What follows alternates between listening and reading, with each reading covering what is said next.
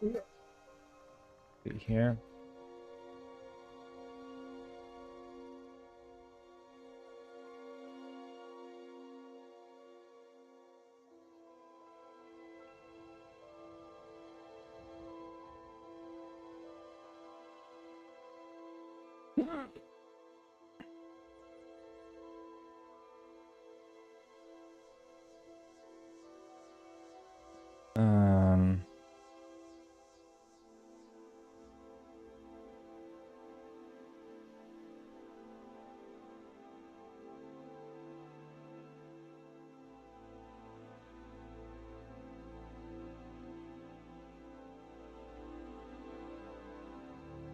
Okay, there we go.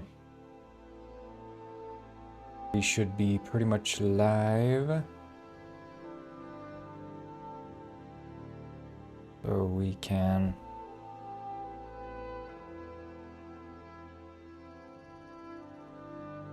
First viewer to chat in this stream. Yes, you are, Potion.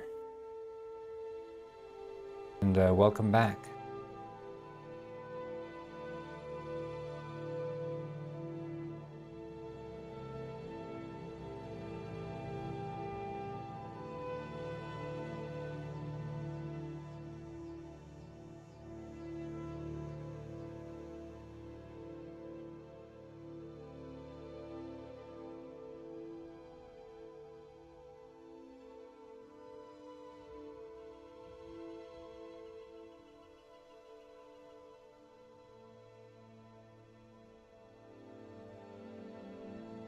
I'm just fixing some errors here. Or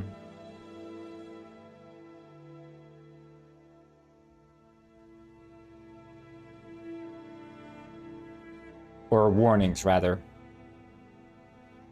But then I'm going to be testing the multiplayer a bit further.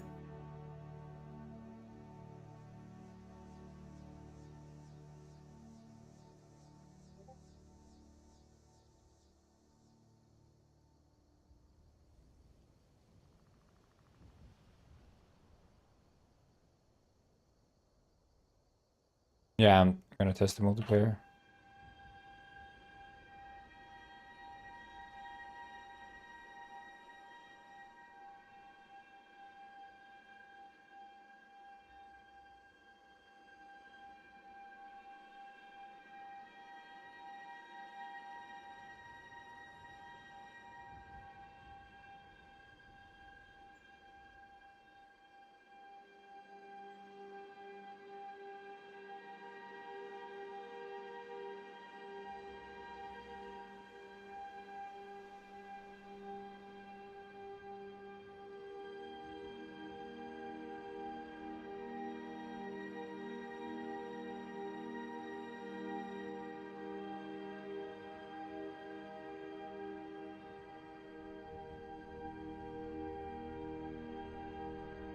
Yeah, being assigned, but its value is never used.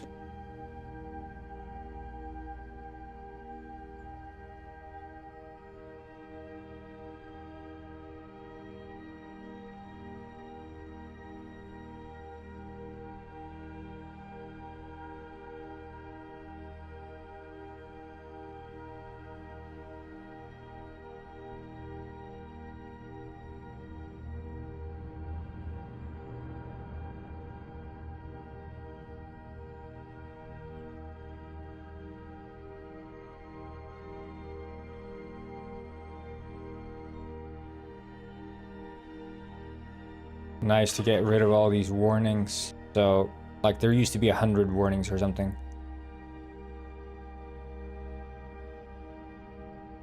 Should enable streamer mode. I don't get the notifications.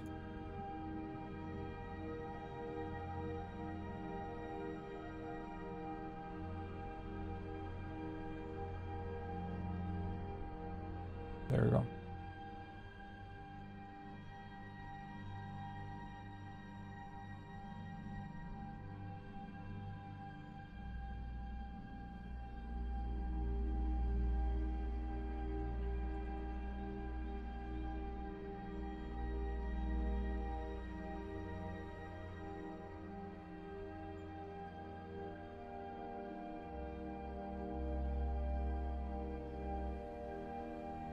Okay, so we'll see now if we recompile what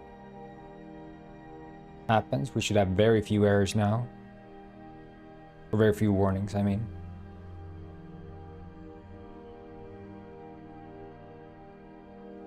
Only 12. That one. Yeah, obsolete.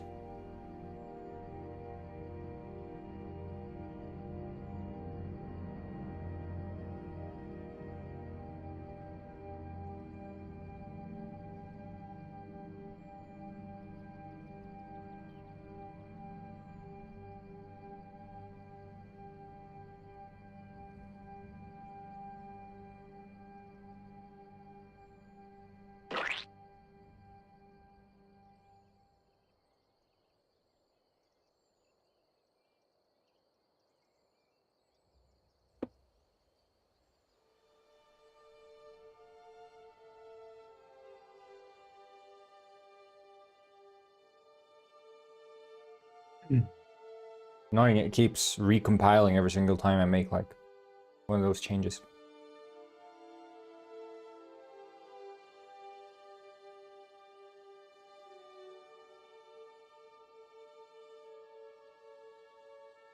I am doing well. I fixed the server browser yesterday, pretty much. I saw there was one error or something. So we're gonna be testing a bit of multiplayer today. Just see that I can like connect and walk around and do shit. And then after that, we will start work on Penguin Springs. Which is like, guys, this is the hype era of this stream.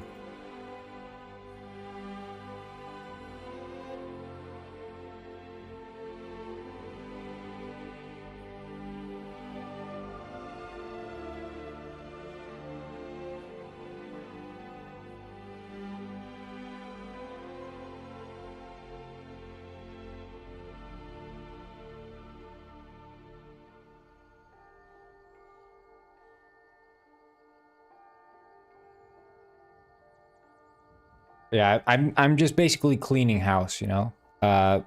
For however long this game has had like hundreds of warnings. So like these little yellow marks here, you can see they pop up soon. Like there. So basically like when you're coding, your code can have oh shit, Skibbity dude is there. When you're coding, there are like different, hello Aaron, there are different levels of, thank you so much Darwin, glad you like it. Different levels of errors you can have, right? So you can have logs, which is just stuff that you log out into the console as you're running the game. And logs can just be informational, but they can also be representative of bugs or whatever. Then you have warnings, which are generally auto-generated by like either the compiler or whatever library you're using. Warnings don't have to be like bad. Warnings can just say, hey, this looks weird. Is this intentional? And they can often catch, you know, sort of sneaky bugs. But they can also be warning you of like, oh, this thing that you're using here is basically out of date. You should probably use a newer method for this, because this is old stuff you're using. And it can also be like, oh, the way you're doing this is, are you sure you're intending to do this? Because this looks kind of weird. And warnings, you know, generally you want to address them, but you don't have to. And then you have errors, which is like, this script won't even run to begin with, because it's just spouting out errors.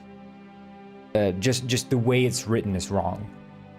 But then you get like these runtime errors, which is basically, the code is written fine, but when it's running, it ends up running in the wrong way, in unpredictable ways that is not allowed to. And errors you need to fix. You're never allowed to have errors. I mean, you can have errors. Sometimes you can code, you can code in ways that expect errors, but generally that's bad practice. Web developers love to ignore errors because the way JavaScript works is that it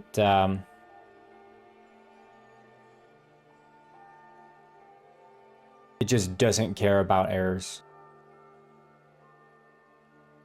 Aaron's been around for a while. Aaron's not.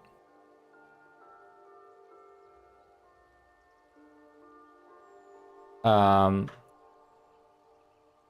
yeah, JavaScript doesn't care about errors. It just keeps running. Because the idea with JavaScript is that basically when you're using a browser,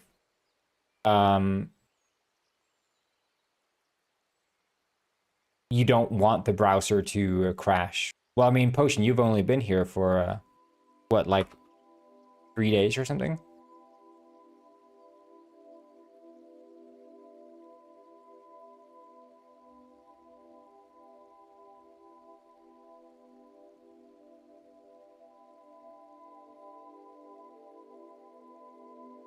Yeah.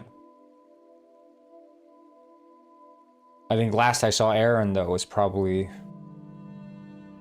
over like 2 weeks ago or something.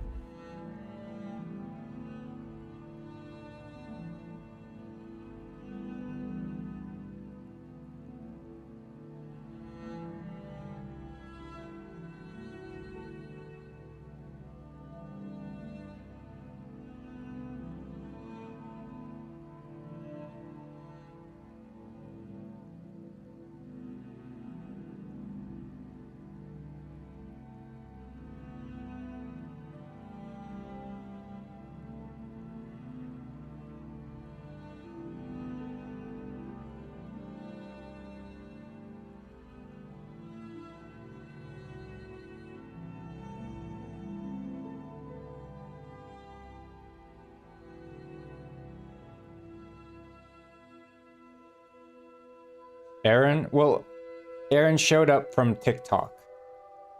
He hasn't, he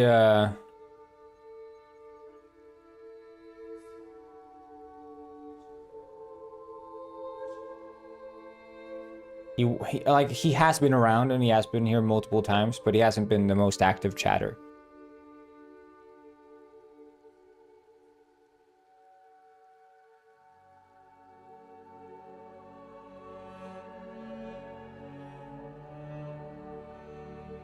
Well, he's not sub, but he is following. Let's not confuse the two.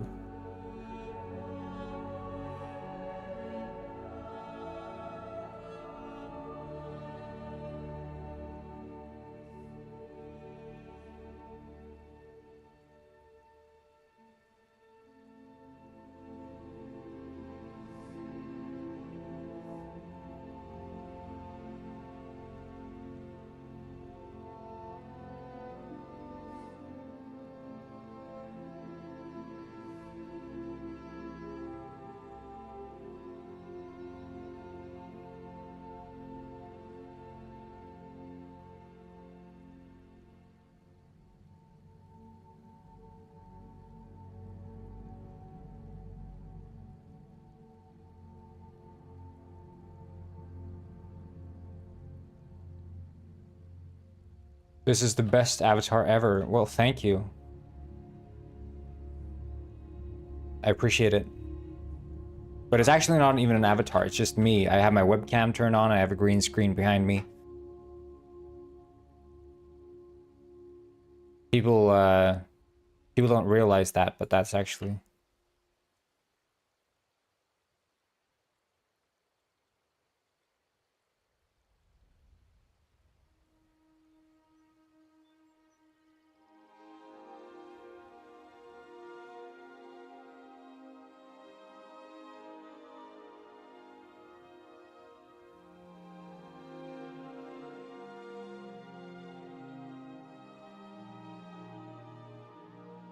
Yep.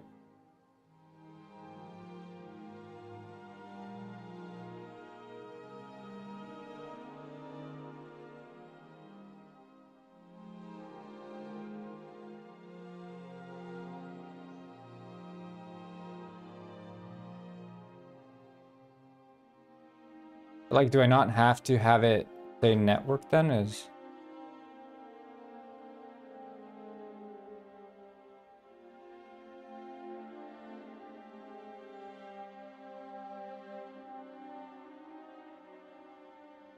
that like implicit?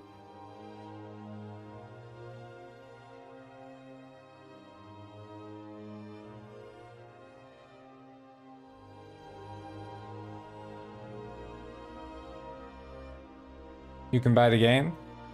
Awesome, dude.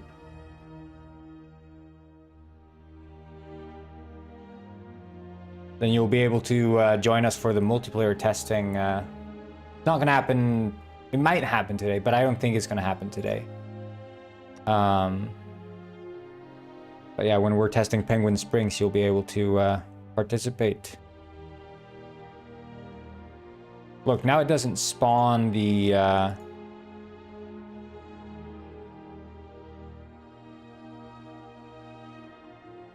async spawn.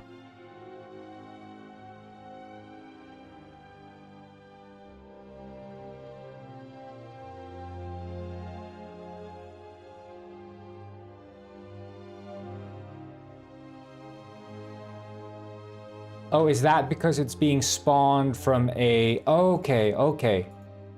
I think I know. That's okay.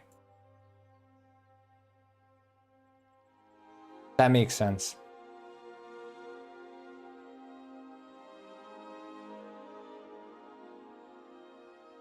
But does this have to be an async void then? Do we await this?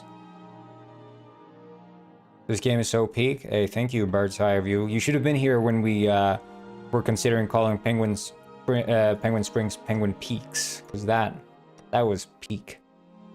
But also, guys, I was talking yesterday at the end of the stream. I don't know. Yeah, so here it says assign clothes, which is not true.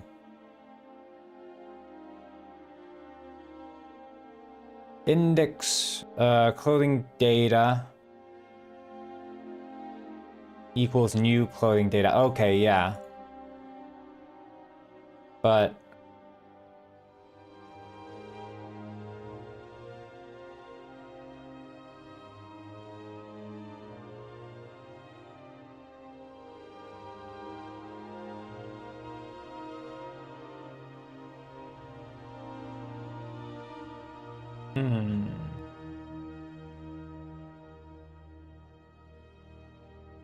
since when are you working on this? I was working 2020. I think I started working. But yeah, so I was talking yesterday at the end of the stream. We were discussing. Well, it was one of the viewers. I forget. Lamanca, I think. Was asking, you know, oh, wouldn't it be like, will I be able to be a singer in Penguin Springs? And I was thinking, yeah, of course, you know, you can newt. But then I was thinking about it just for a couple of seconds more. And I was like, hold on. Like, Penguin Springs is all about different jobs, right? It's about doing different careers, following different paths, and sort of making a life of your own. And I think one awesome career would be the career of musician. But specifically, we'll start out with maybe like singer or whatever. So, okay, imagine this. You pick the career of singer. So you walk into a recording studio or music studio or whatever. And you go in there and you're like, I'd like to record an album. Okay, here you pay the fee for the studio session. And then you can start recording music. You record the music, and then when you record enough music in there, you can release it on like a CD or an album or whatever, and it goes out for sale. And then sort of like, if any of you have played stuff like GameDev Tycoon or whatever, like you put out the game in that game, or you put out, like, you make a game and you put in like different skill points and stuff, and then you release the game, and then, you know, I'll show you. Like, the idea is sort of like a simulation, right? So it's running like, okay, you release the game, and this is like, you know, the sales start going up like this, and then they taper off. So you can imagine the same sort of thing if you release a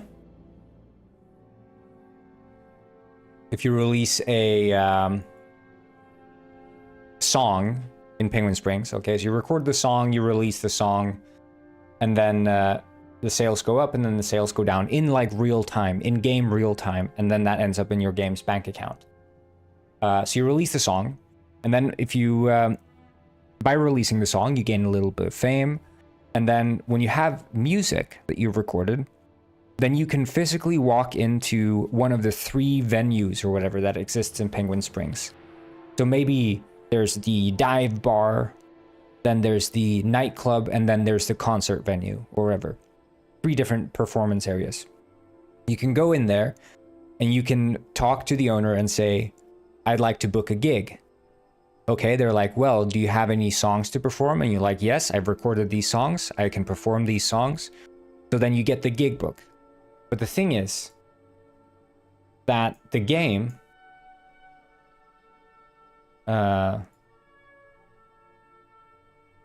simulates a week.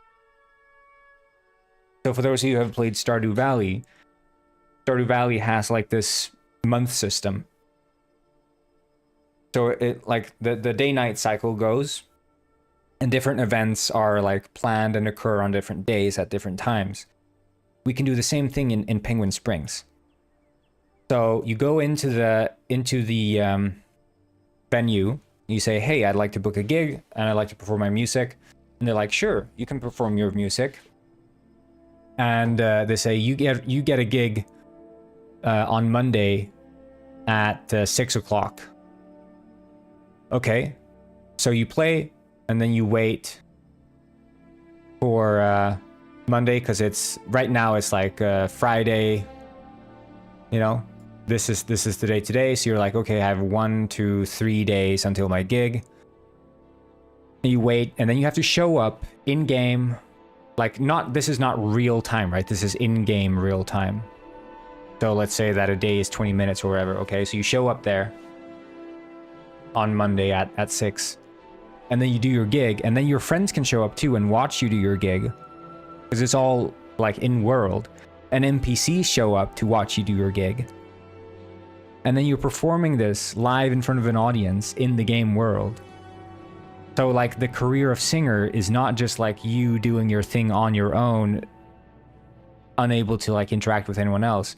It's actually, you know, has a place in the world. And I think that's the sort of strength we can play to with Penguin Springs. And these are the sort of quirky, weird things that I don't think other games want to do. They want everything to be so freaking like gamey, and everything has to be the same. So like in GTA, it all has to revolve around cars and guns. GTA would never add a singing career, because it doesn't fit the theme they're going for. But with Penguin Springs, we can go any direction we want. We can do fishing, we can do singing. And it's like, you might say then, well, that seems like it's very all over the place. It doesn't have a strong sense of direction, but that's sort of the idea. The fact that you can be all of these things all at once, and it's all intermingled with each other.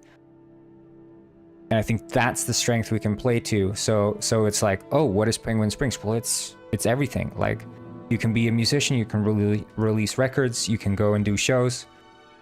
You can freaking be a criminal, rob the bank, rob gas stations, rob civilians. You can be a police. You can be a fisher Gwyn. You can be a delivery driver. All of these different things are all valid career paths that get you to the end goal, which is basically just having a home and decorating it with furniture and decking out your penguin in cool freaking clothes. Like, that's the end goal. And all these other things are like side ways that you can achieve that end goal of making money. I think that's like a cool idea. So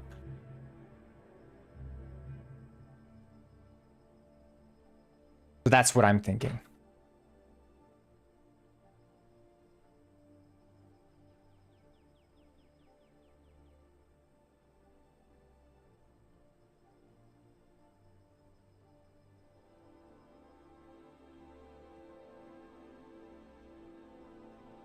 Yeah, well, that's what I'm saying. It's a separate game. It's not a game mode. It's not just a game mode. Like we're trying to make this a separate game. Yeah, enjoy the game, Potion. Have fun.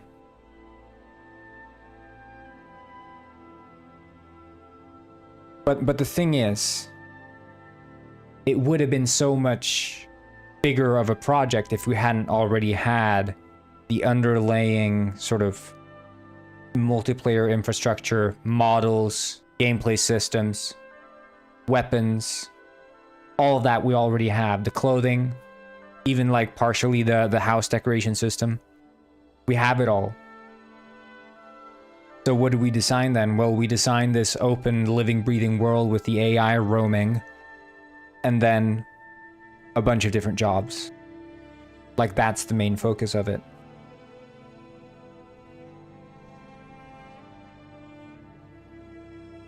But of course, like, as with anything, and I'm a realist when it comes to this, well, that would be the dream, right? A never-ending product. Like, that would be the dream. If the game is a success, that would be the dream. To have a project you can keep working on and keep adding stuff to.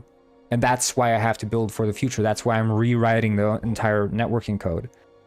Like this, I'm laying the foundation for a project I can work on for a long time. That's why we're upgrading to Unity 6 as well. Because we want to have a project we can keep working on for a long time. And we'd release this not as a finished product, but a living, breathing product that keeps evolving based on sort of how the players engage with it.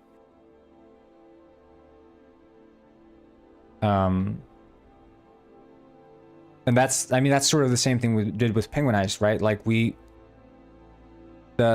Penguin Heist was day one is very, very different from what Penguin Heist is today. Like the entire blueprint system is, oh, thank you, Awakened Death.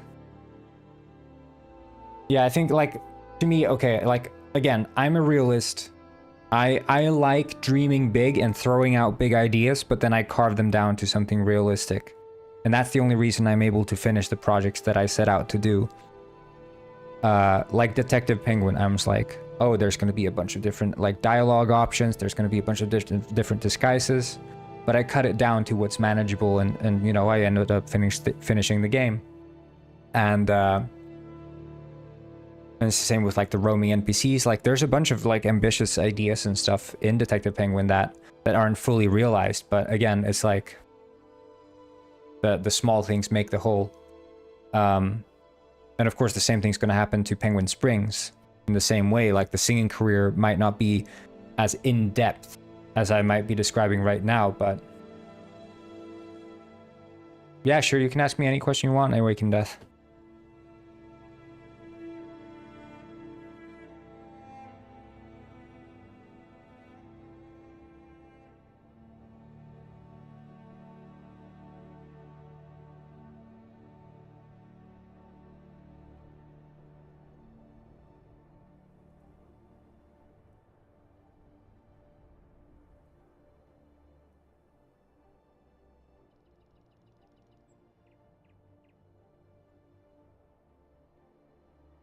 Sup, Birdball, sup?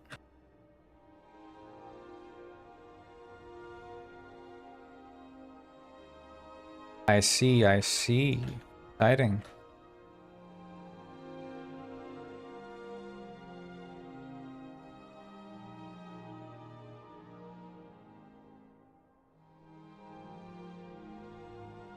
But yeah, I think like the most important part, and what I realize more and more, is you know,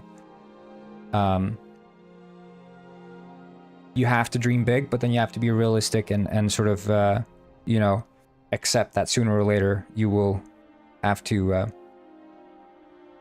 kill your daughters, as they say. The famous writing term.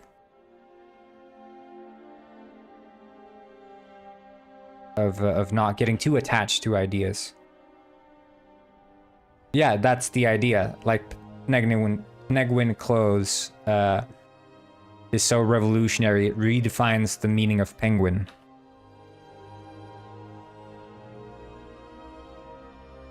That is the idea.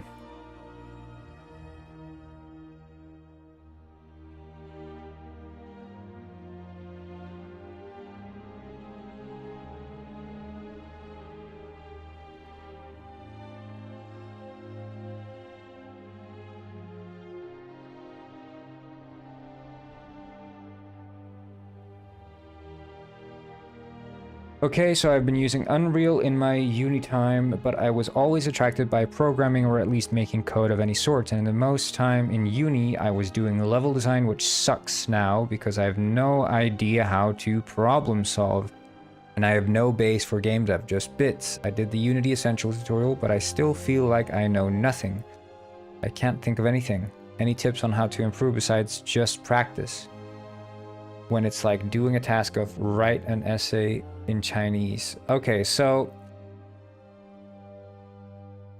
like just practice is essentially what I would recommend, but to be more specific is just practice by completing projects of small scale. Okay? When you're learning a language, you don't start out by writing essays, right? That's not the first thing you do.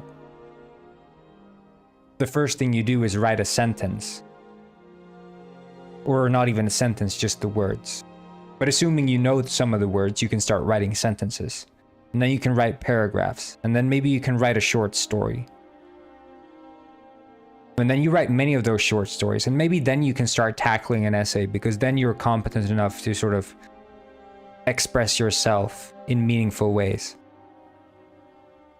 But too many people who make games want to write the essays right away, right? That's the first thing they want to do. They like, I have this dream game, and that's why I'm going to get into game dev. So I'm just going to start writing this. I'm just going to start making my dream game, and that's what I'm going to do. Which doesn't work. Because they haven't yet learned how to express themselves in ways that allow them to even phrase a single phrase of what their dream game's supposed to be. So what I say is start making small projects, reasonable size. And when I say reasonable size, I'm say projects smaller than you ever think, like way smaller than you think they should be. So literally just make Pong. Make Snake.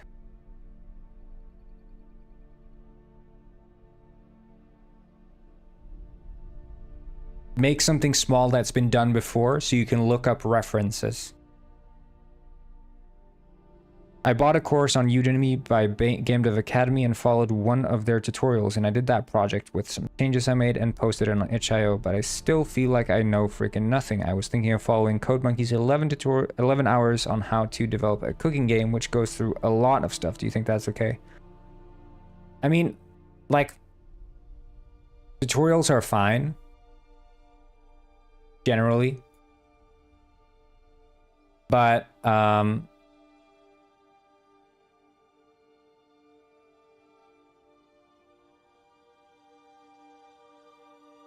I think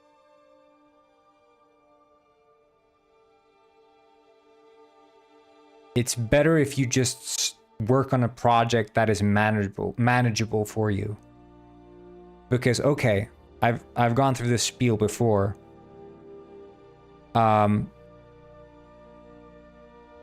Where if you do something, a small project, let's say you're making Pong. Okay? Well, what is Pong? Pong consists of 2 paddles and 1 ball, right? So, and then a wall surrounding those, right? So first you make, okay, let's start by assuming you make it a 2-player game. Well, you make one controller moving the paddle up and down for each player, and then you make the ball go around and it bounces on the wall and it bounces on the paddles. That already is a bit complex because you have to deal with like the angles and you have to make it correct in that sense and the collisions and all that, yada yada. Okay, so you got that up and running. Fine, okay. Now you can start challenging yourself because you've made Pong, right? You've made Pong. But what can you do next? Well, okay. I'll wait for the ads to finish. I'm not sure what is in here.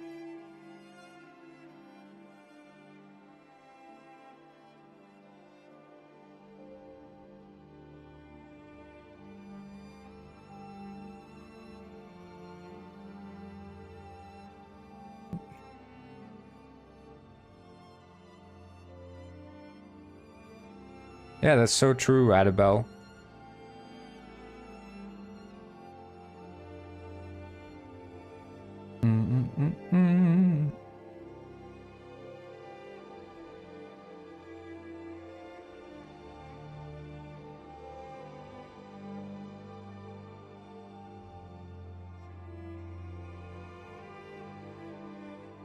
Cobgwin, yeah.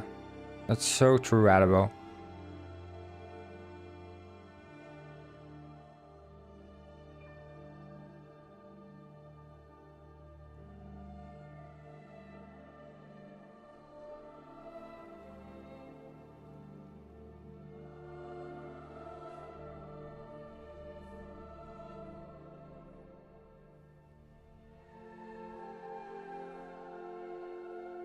Yeah, well, you did well.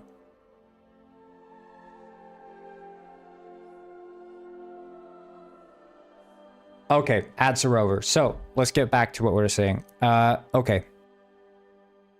You've made Pong. You've made 2 different player controllers, controlling each paddle individually, up and down. Ball is bouncing. If the ball goes past one of the players, it adds a score. Now we have a scoring table. And then the ball resets and starts going, okay? You've done that. That shouldn't be terribly difficult. But if it is difficult, then you shouldn't be making any other game more complex than that in the first place, right? If you can't make Pong, you probably shouldn't be making any other game. So, assuming you've made that, well, what can you do now? Well, okay, let's start by adding sound effects.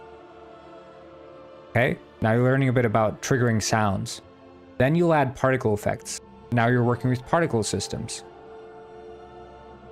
And then, okay, maybe that was easy. Now you make an AI. Now you remove one of the players and you make an option to play against an AI. So now you're working with AI. And what do you do then? Well, you add a high score table. Okay.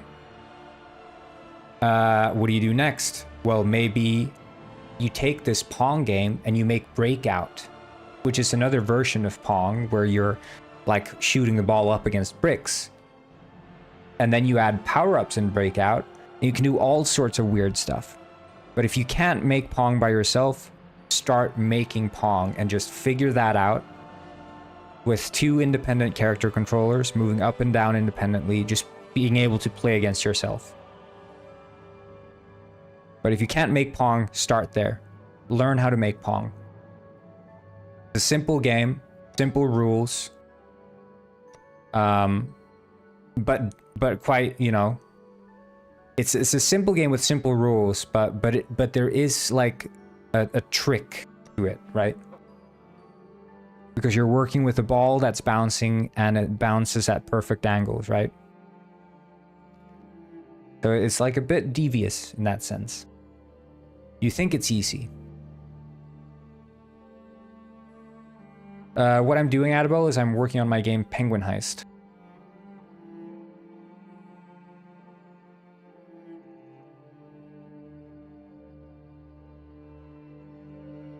No, well, like, when you're doing a tutorial, like when you're making Pong, think about the problems you're solving. Don't follow a tutorial for Pong.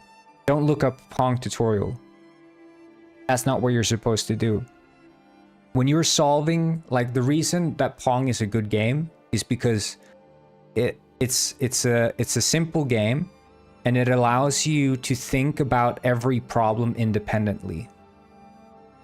And that's the key to game development, is being able to turn an abstract idea into discrete problems that you're solving.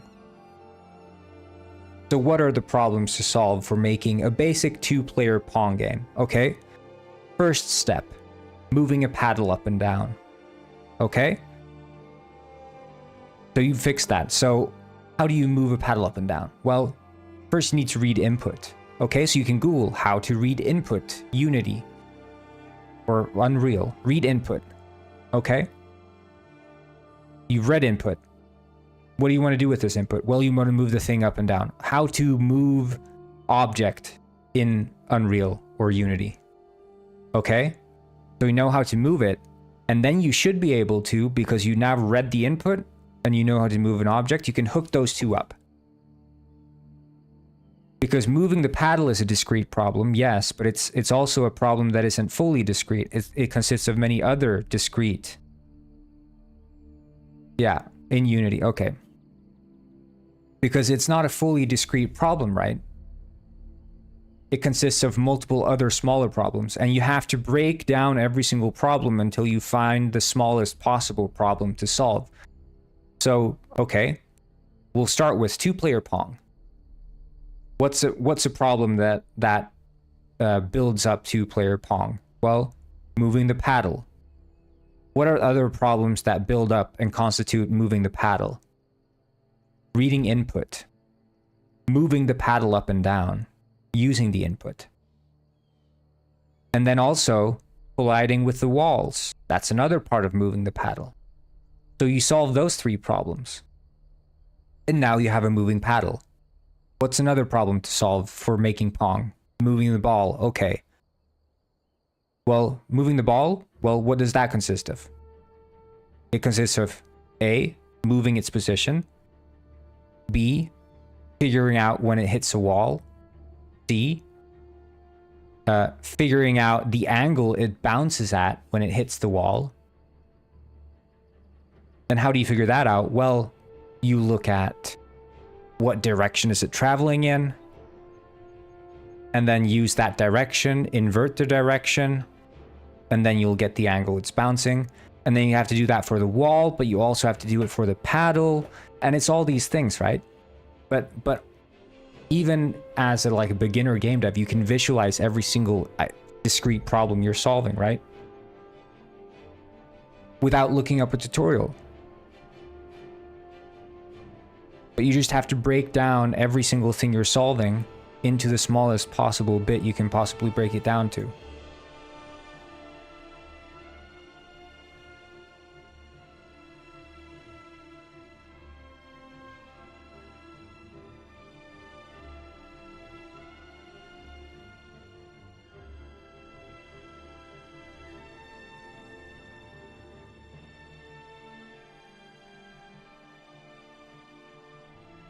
Yeah, well, I mean, that's the thing. Like, the more you do these smaller projects, the more you're able to instantly recognize what sub-problems you need to fix or solve in order to achieve solving the greater problem.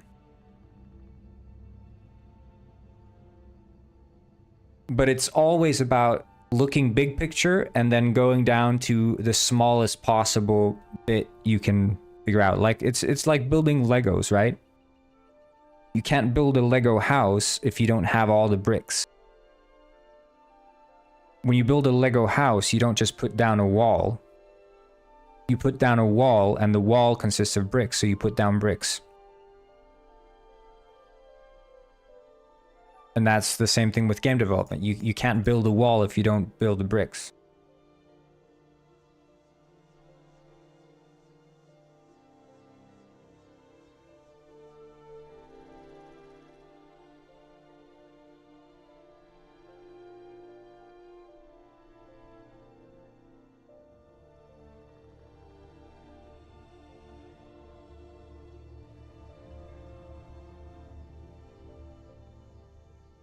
Alice Sverige said, "Take small steps. It's not smart to overload yourself with a big project, one step at a time. Rome wasn't built in a day. Take it from me. Rich Rick." So true.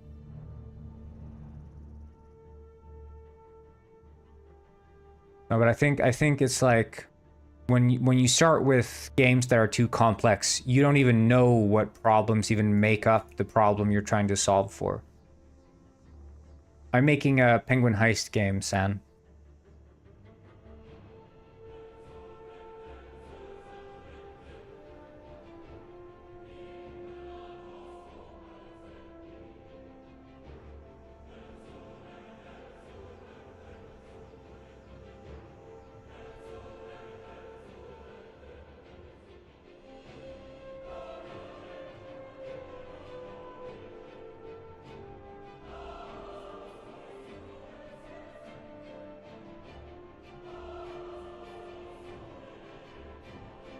I don't get it.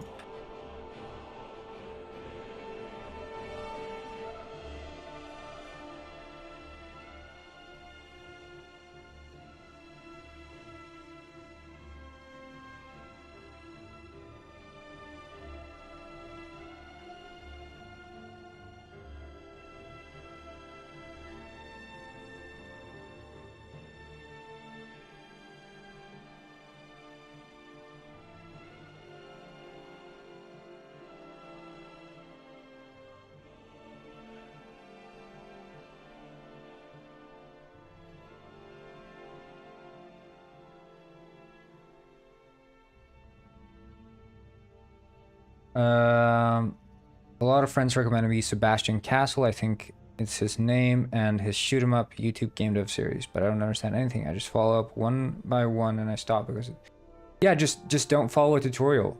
Like I said, like make Pong, because with Pong you can recognize the problems, you can recognize the sum of parts that make up each problem, and then tackle each of those sum of parts.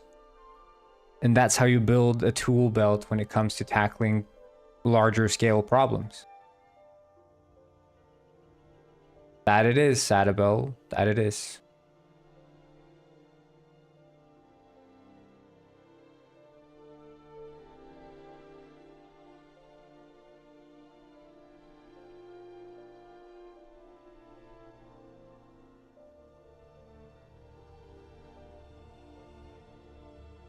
Wait, Penguin is...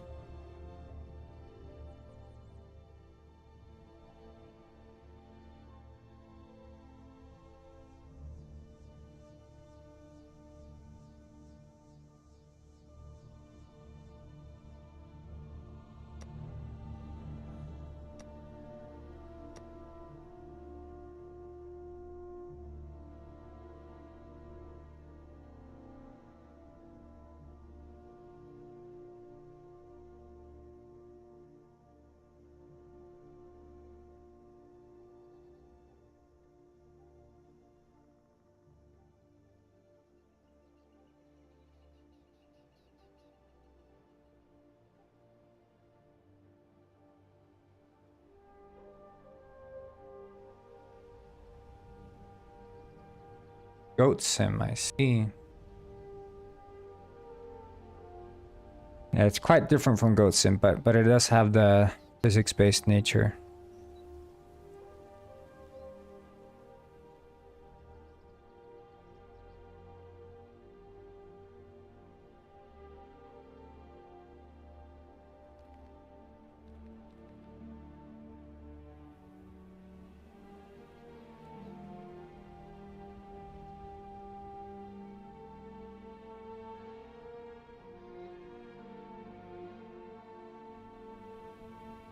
Wait, so this one launches. Okay. This is Fernando Miguel. He is really good at dancing. Awakendeath has learned to dance. Thank you so much for the follow, dude. Yeah, definitely just, you know, go into it, dude. 1 second.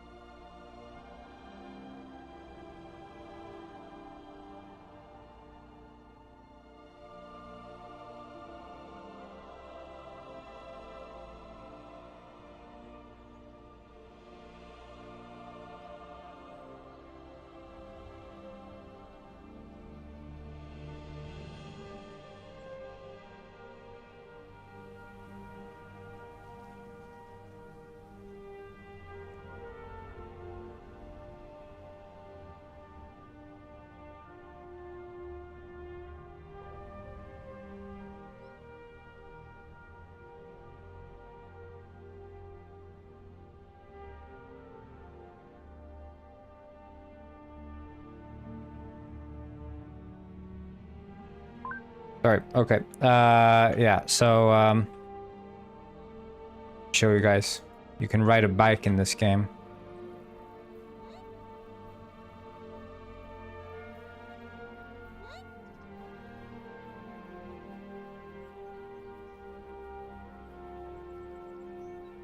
What do you think about this? This is called peak gameplay.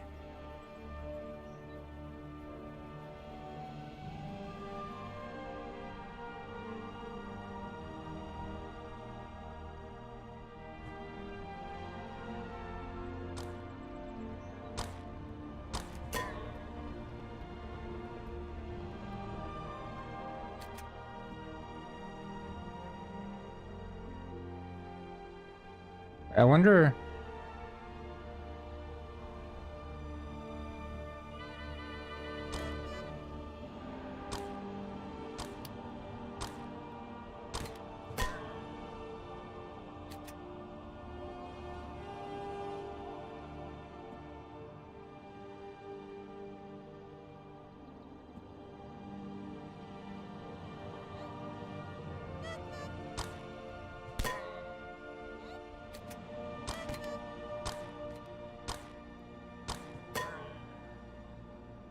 Hell yeah. Since 2020. But it's been, you know... I was working for 6 months plus now on a detective game, a spin-off.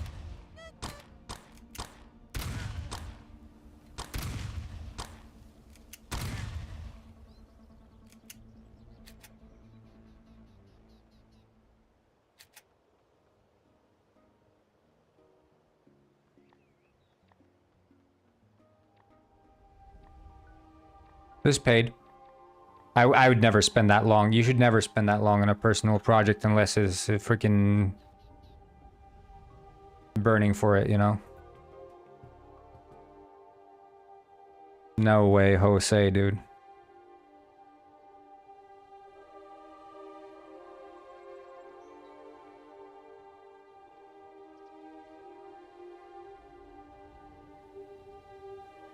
I mean, unless, like, if game dev is strictly your hobby and you're only doing it because it's freaking the most fun you ever have,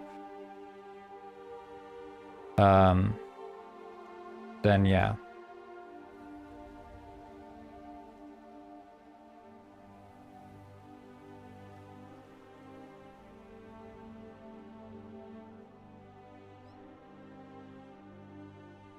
But I don't think anyone has that much fun doing it.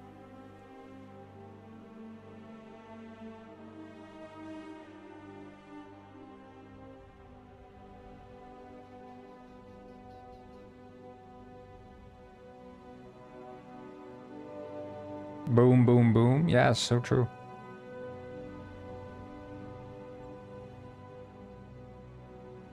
How hard is it to find a job in game dev that pays? I don't see a bright future for me as a junior because I'm constantly fighting between Unreal Engine and Unity. I don't know. I've never worked a job in game dev. I've only ever done indie.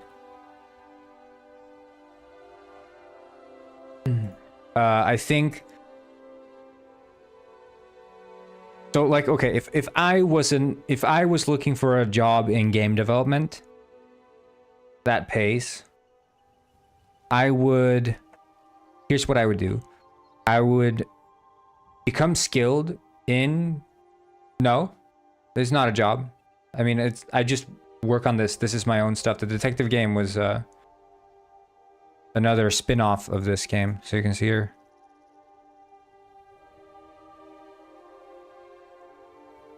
This is my spin-off game. Also same universe.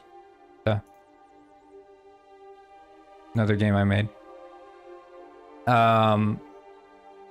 So if I was trying to get into specifically, like, 'cause the thing is, okay, in general, unless you're living in like a Nordic country, game development companies can be quite shit.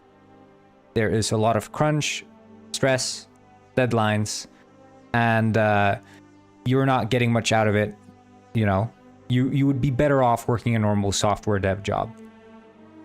But if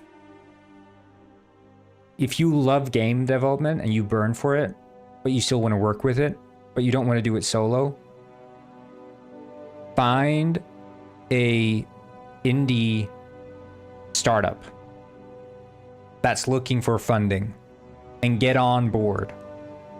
Take the risk, find one that like is working and get on board. But build up the skill in order to prove that you can actually get a spot with that company. And hang out in like local indie dev circles. Don't go remote searching for like, oh yeah, I'm a remote dev, I can work on revenue share. Like, don't do that. Hang out in real, rounded indie dev circles. Look up what's in your town or the big town next door or whatever, you know? Look up what sort of indie dev circles are there. There you're going to find people who are working for real companies, working real jobs, working in real startups. Speak to them, see what they're up to, get an idea of what the indie dev environment is like, and just get on board with it, you know? Don't just sit at home, learn Unreal, and hope that someone's gonna freaking magically discover you, because that's not gonna happen. You're gonna have to put yourself out there, take some risks, and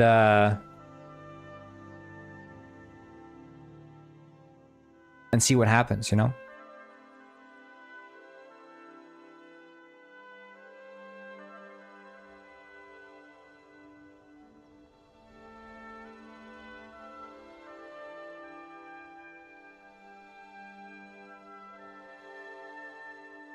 Not sure why research station wasn't starting.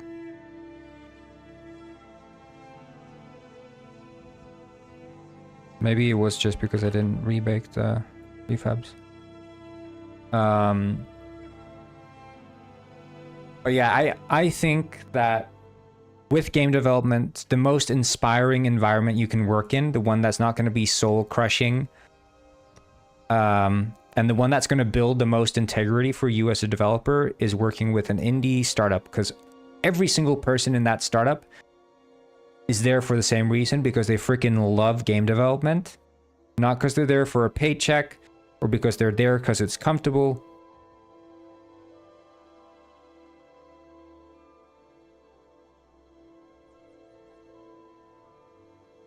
They're there because they freaking love it.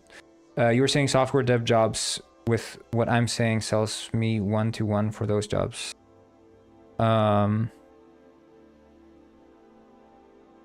not quite sure I understand, but if you're working a normal software dev job, those are generally way less crunchy, way less stress, more relaxed, and less volatile. Game dev is very volatile, extreme crunch, generally underpaid because there are so many happy amateurs ready and willing to take your position at the, you know, flip of a switch. They'll be like, I'll take his job. I meant with my programming skills, 0 skills, I bet I can land a software job. You mean bet I can't, right? So true, Doc. Newt to you too. I'm not sure why it's yeah.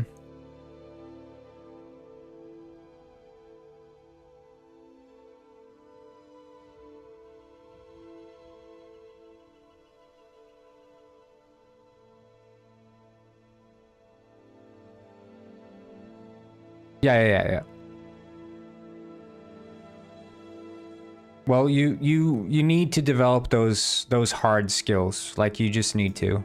There's no way around it. There's no cheat code. And any sort of team worth its salt, any sort of software developer worth their salt is going to see right through anyone who's trying to like fake their capabilities, right? You can't fake capabilities. Doesn't work.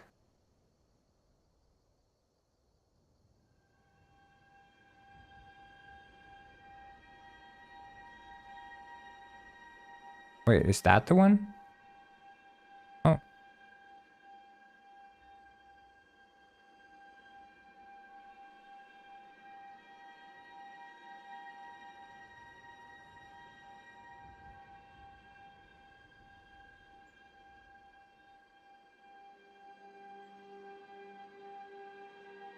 So yeah, you need to just have projects under your belt, be able to like the most important part of being a game developer and working with other people is being able to solve problems freaking independently. You have to be able to do that. If you can't do that, no one's going to want you. So you have to be able to say, okay, I have a question. How do I make this ball bounce against the wall? And be able to look up the solution to that problem. And just embrace the fact that you don't know everything and be able to look for the answers.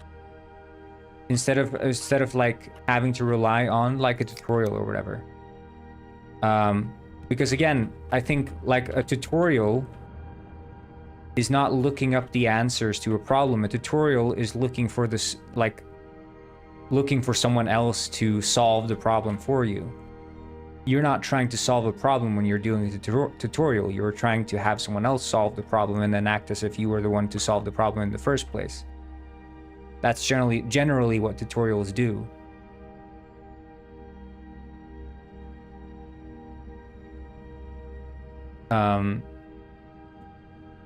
That is not to say like you can go into tutorials with a learning mind, with the intent to absorb knowledge, right? You can do that. But let's be realistic. Generally, that is not the approach that people take when they go into a tutorial. They do a tutorial because they want to have the end product of the tutorial. They don't care about actually necessarily even learning anything when they're done. They're like, I want to do the tutorial because I want to have the FPS controller. I'm not doing it because I want to learn every single step required to make an FPS controller and then be able to do it on my own the next time.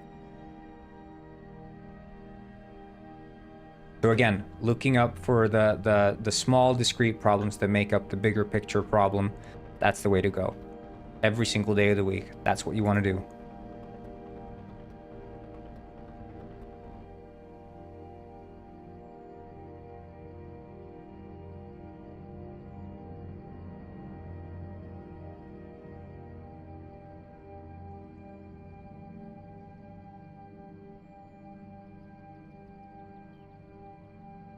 And that's why I'm also skeptical with regards to like using AI as a way to propel your development career. Because again, it's like, unless you go into using the AI as a learning tool, you're just skipping to the answer part and you haven't learned anything coming out of it. You haven't become a better software developer because you used an AI to write your, you know, shooting mechanic, I mean. Like, you haven't become a better developer because of that. You just cheated yourself into thinking that you're a better developer.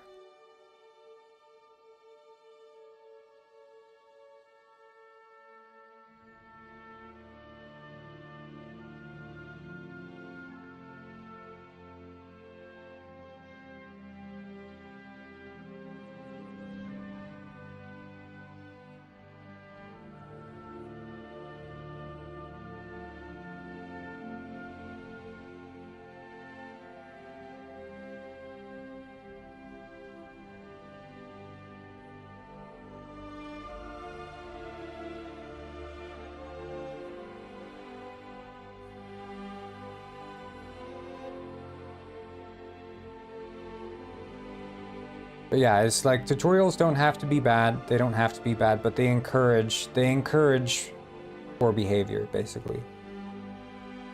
Or at least they make room for it. They make room for the worst tendencies that us developers have, which is choosing to take shortcuts. Prioritizing end results as opposed to learning.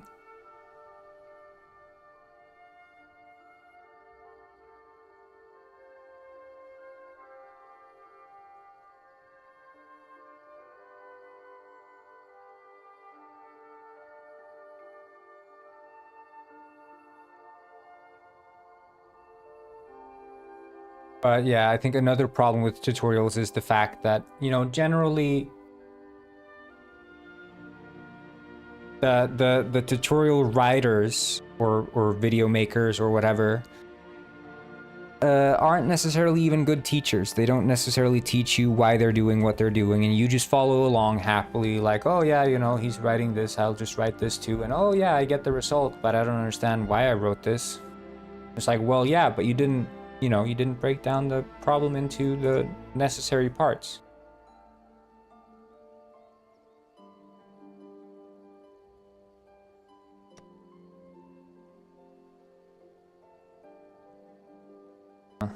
There's something.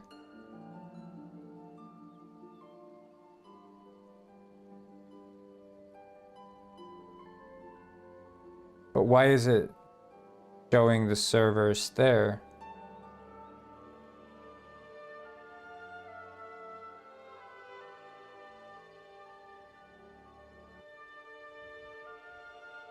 Maybe I need to restart Unity.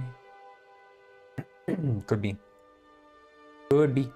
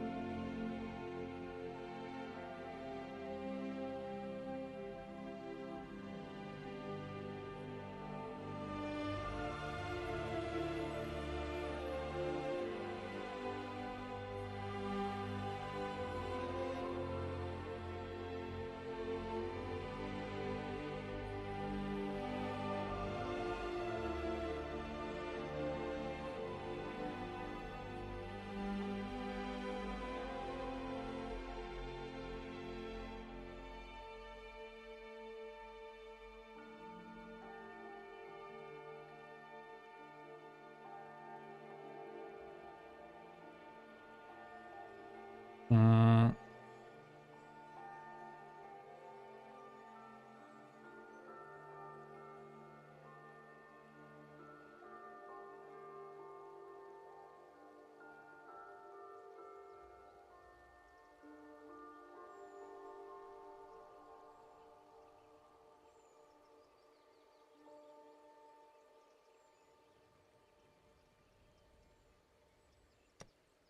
Okay, yeah, nice. So it is showing the server list. Let's see now. I should boot up Synchronize there, host game, test.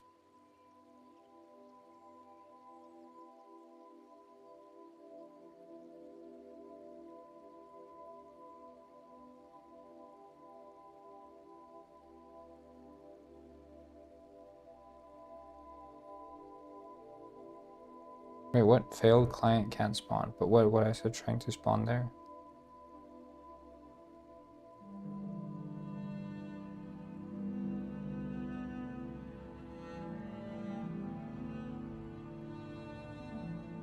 Oh. Okay, yeah, my bad.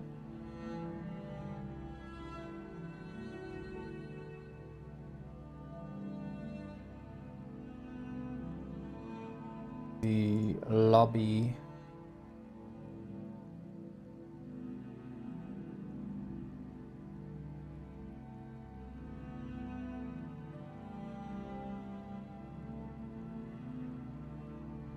Wait, do I not have anything in the lobby that listens for?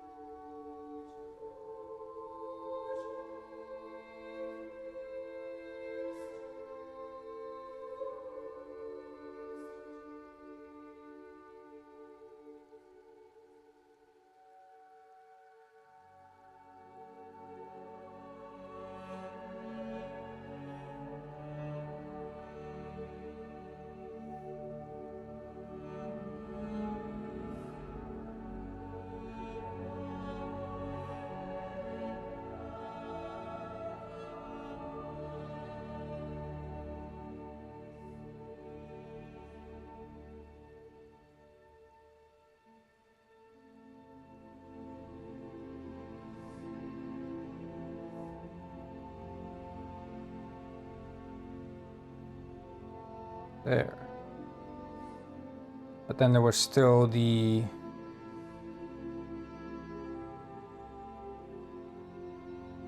loadout planner.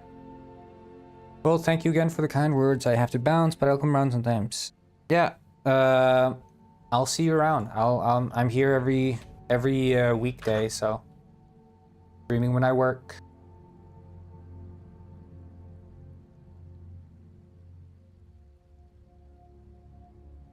I'm using Photon Fusion, which I'm really enjoying. I used to use Photon Bolt.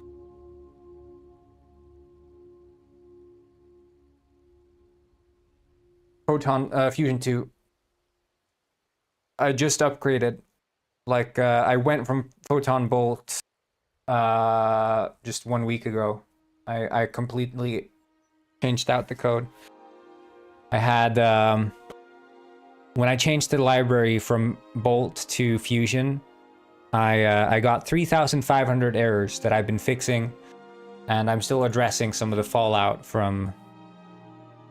Hello, Beyond, and hello, Charles. Penguin. I'm still addressing some of the fallout from that transition. But I mean, supposedly, I mean, looking at the, what is it, Fusion to, like, performance or whatever. Like, there's a graph. Oh, I should look at this.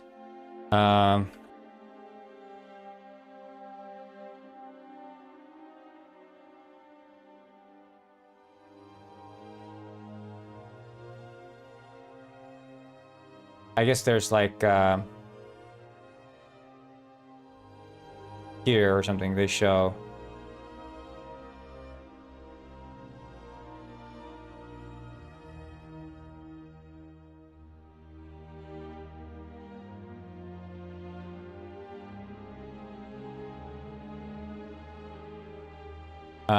Like this, which is quite interesting to me.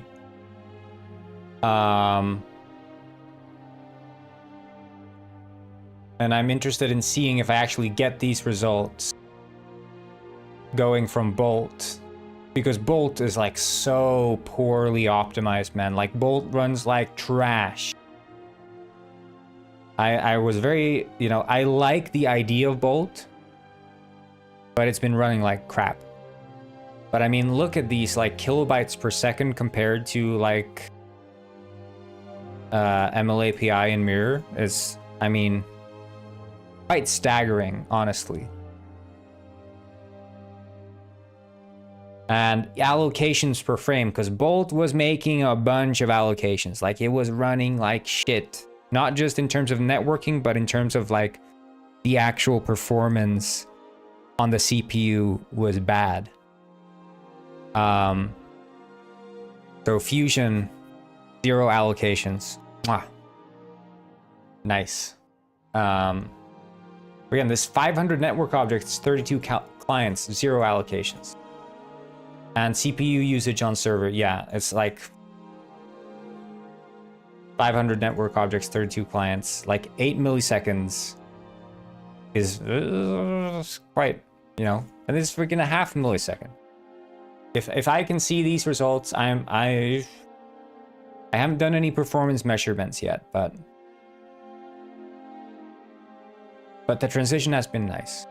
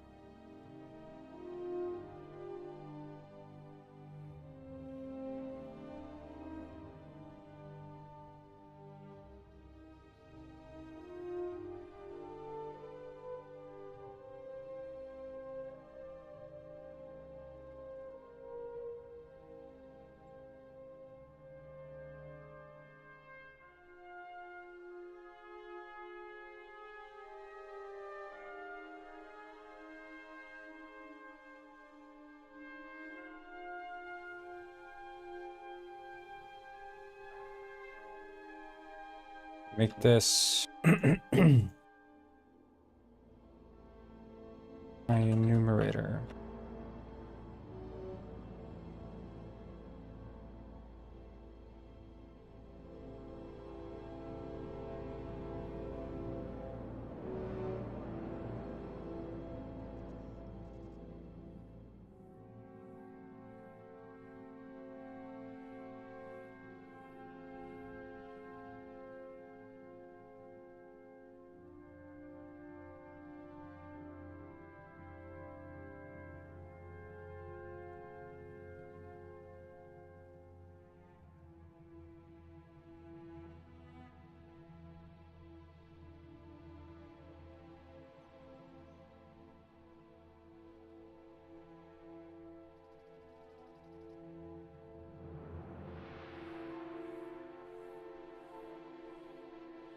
And then we do a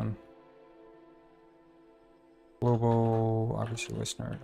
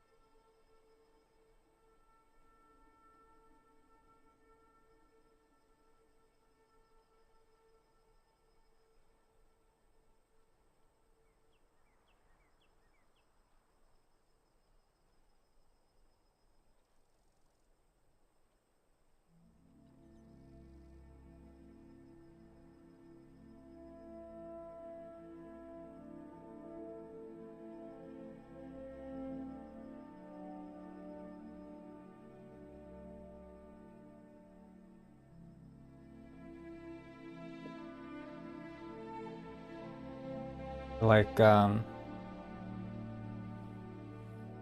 loadout, yeah, state. Hello, Nightingale, what's up? How do you do? It's just this one then. Loadout.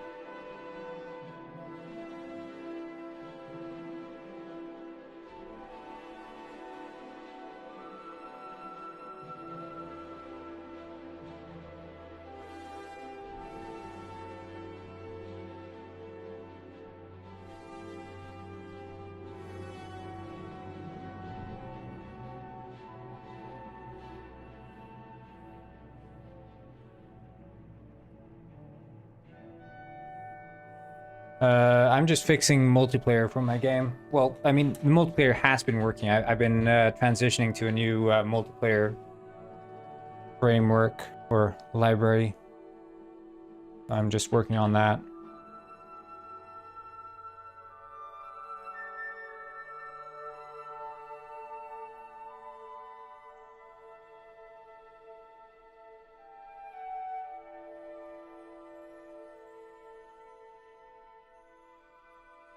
Wedding.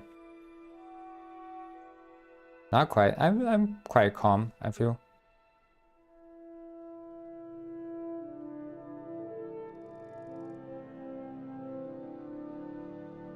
Quite chill.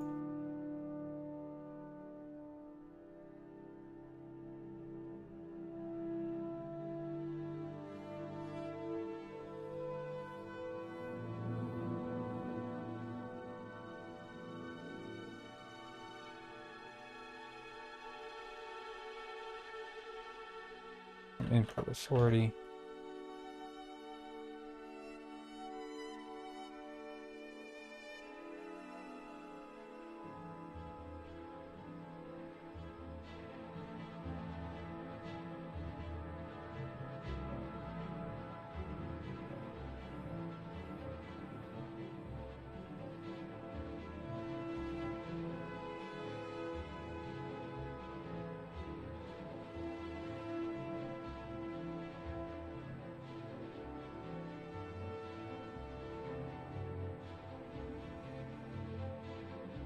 I wonder, can I like Does it have to be?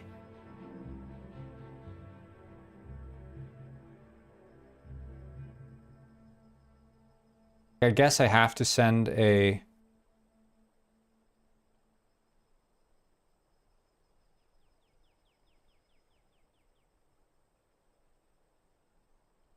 Like, can an RPC take a...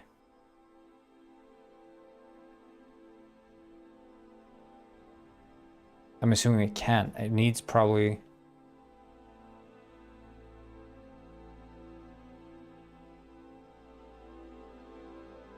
Yeah. We'll do public loadout data is in I network struct.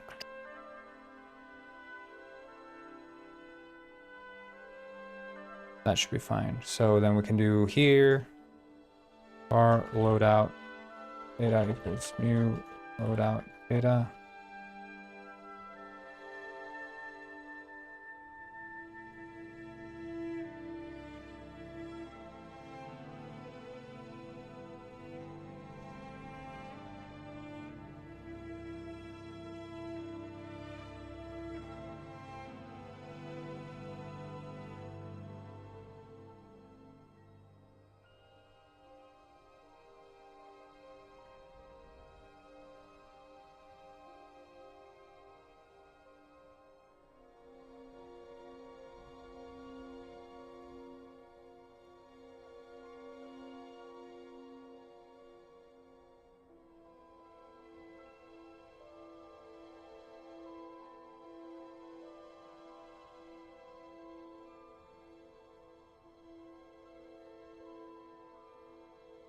Data.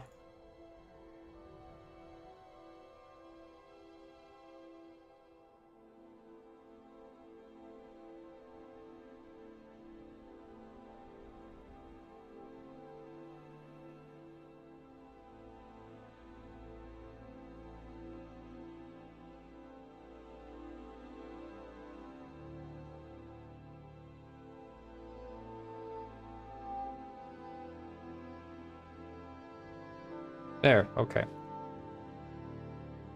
think that should be fine.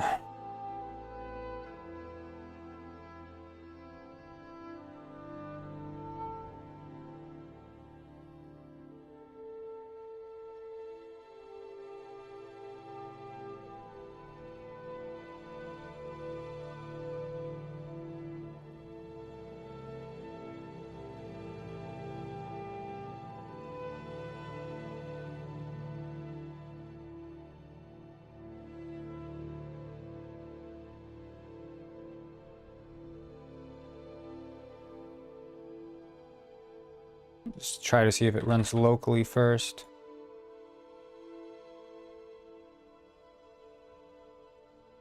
I guess we could synchronize it and then check.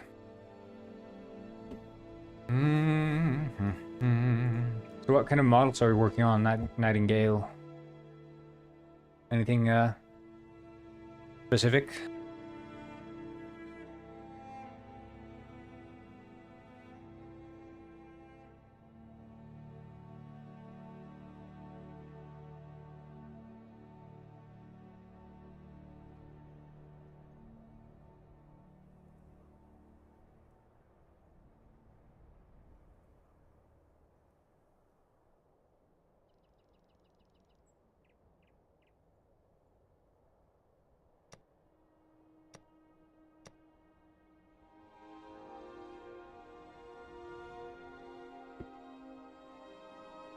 Yeah, there's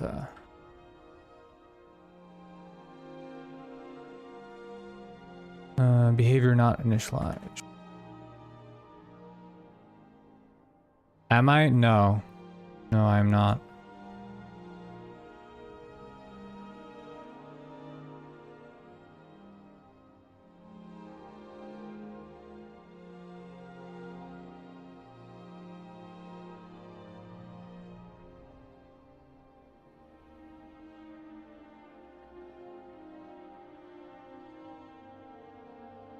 Like a box with syringes with glowing liquid injections. Nice.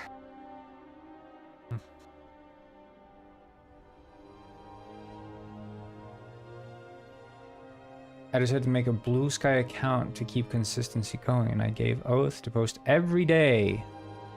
Nice.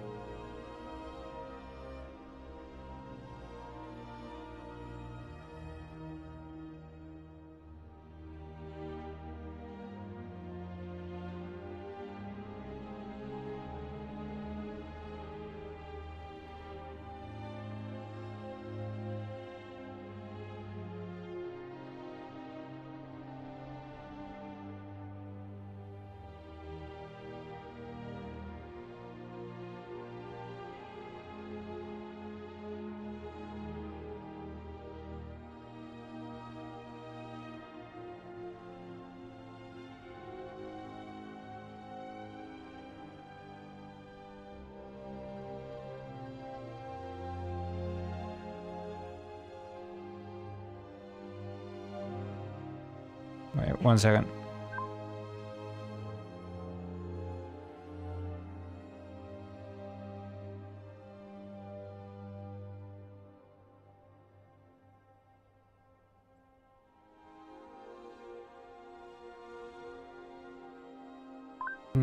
Let's see. Wait, maybe we can do...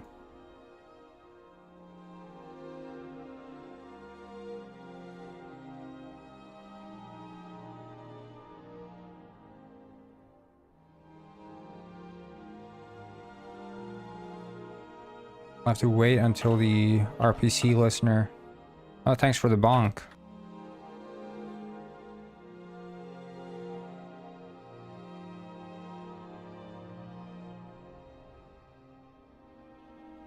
Yield, wait until...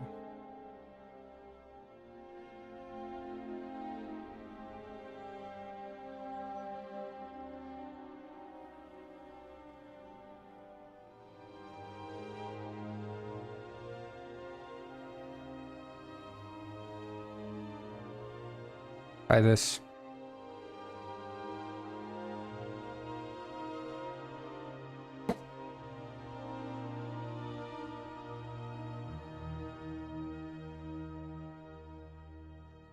Yeah, we don't celebrate that in Iceland.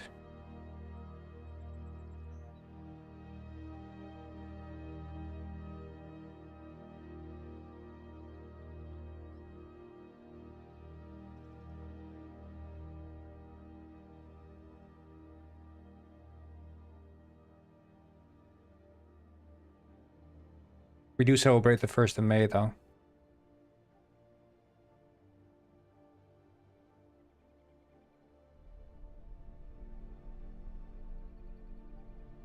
But didn't like, oh yeah, I guess because it's an I enumerator, we didn't recompile it correctly. Okay. Well, we don't have summertime, so that's already a bonus.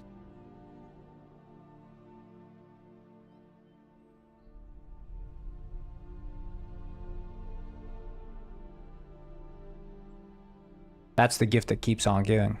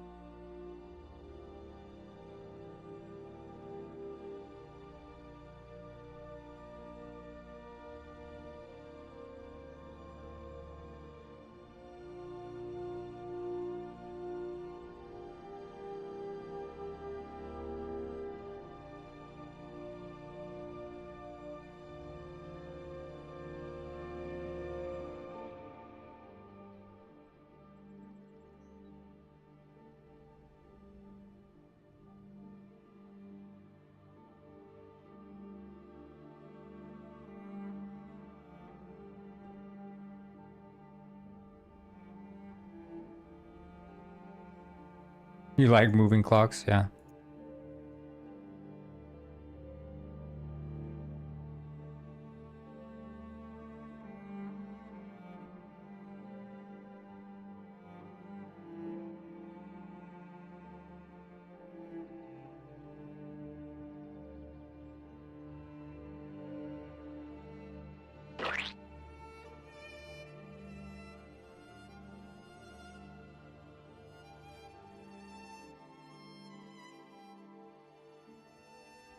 There, this ought to work.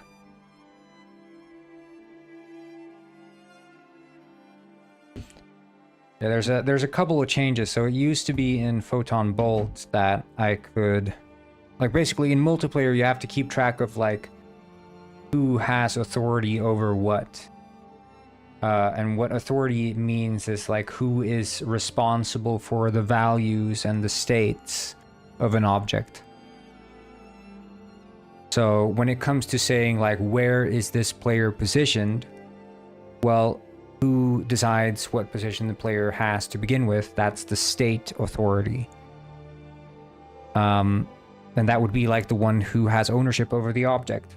Then you can have input authority, who's allowed to like do changes to the state, but ultimately they don't have control over the state, but they can do changes. So they can say, hey, I'd like this player to move one step forward. So they send that command to the state authority. The state authority executes that, makes the change to the value of the state, and then sends that on to all the clients. In Photon Bolt, clients could have state authority if they wish to. In Photon Fusion, that's not allowed. Clients are never allowed to spawn any objects or have state authority. So I have to change some things. Because I used client state authority a couple of times to synchronize like the data of the loadout they had.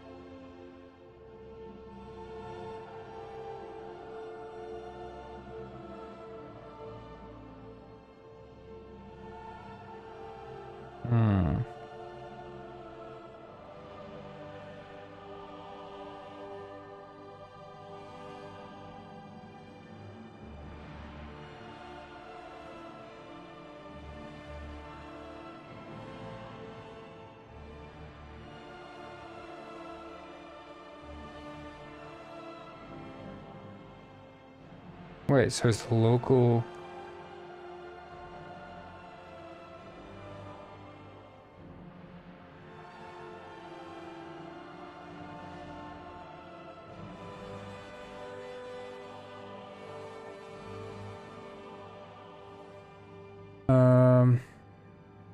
returns a player reference for the local simulation.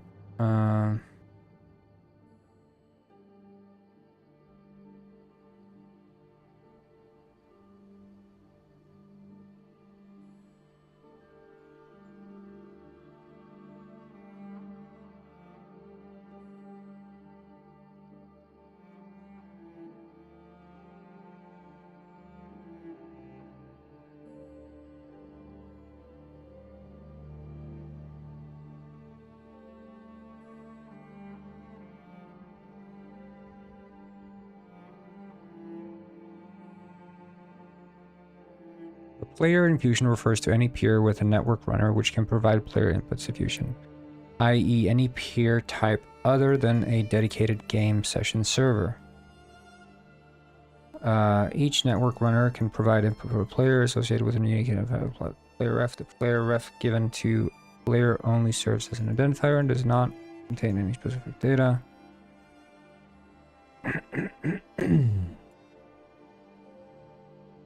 Player count is determined by nullable.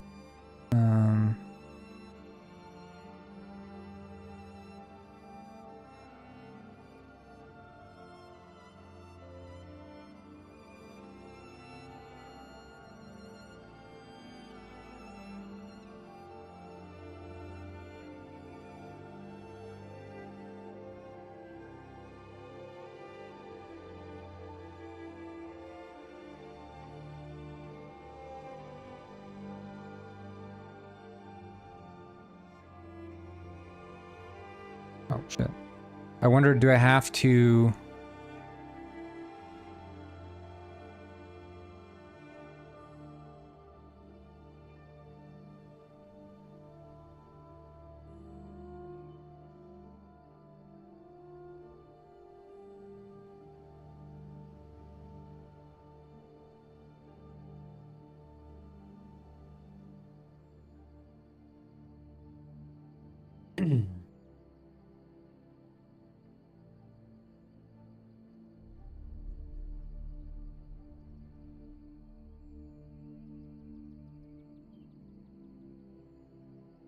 Is it the loadout planner instance is not set?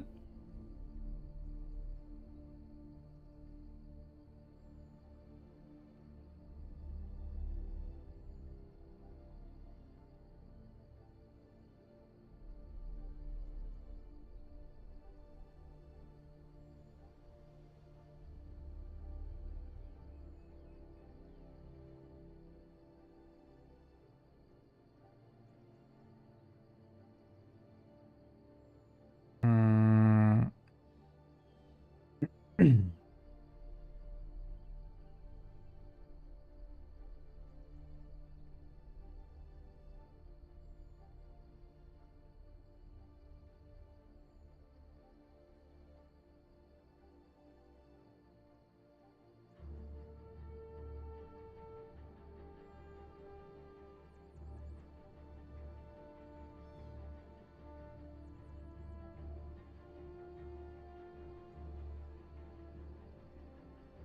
Yeah, I mean, the local player is correct, so... Like, there the loadout planner is not... And they're the lobby manager instance, but where are these called from?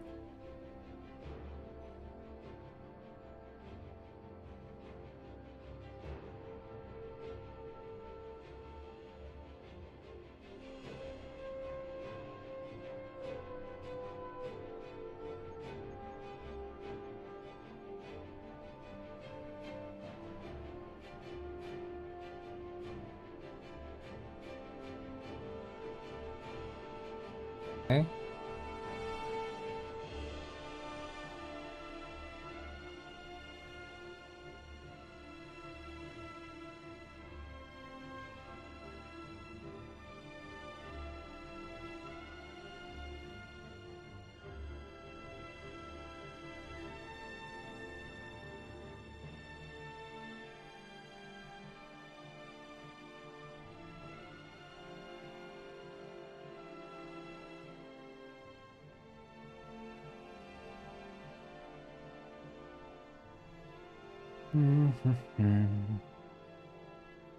Just gonna see here what happens if I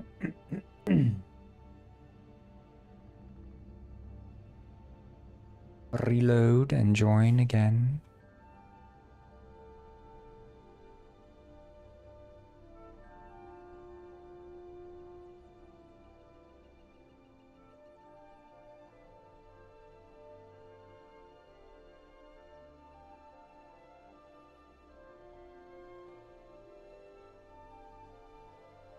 Just running some shit on my laptop.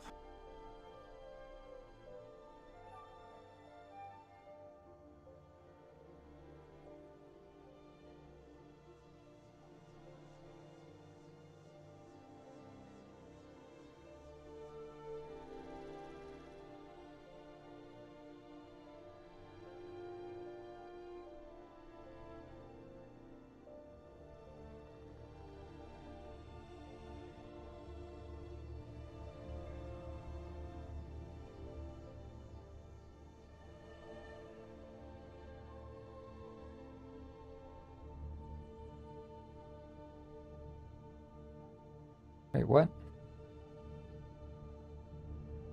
Says yeah,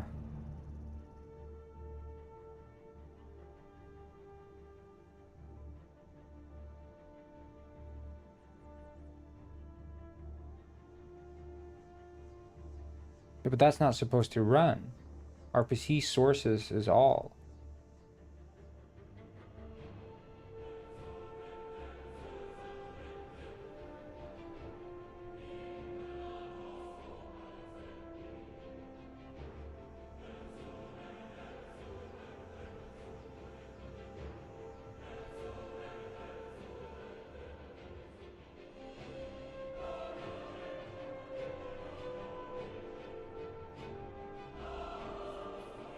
Yeah, that's not even supposed to run for me. What?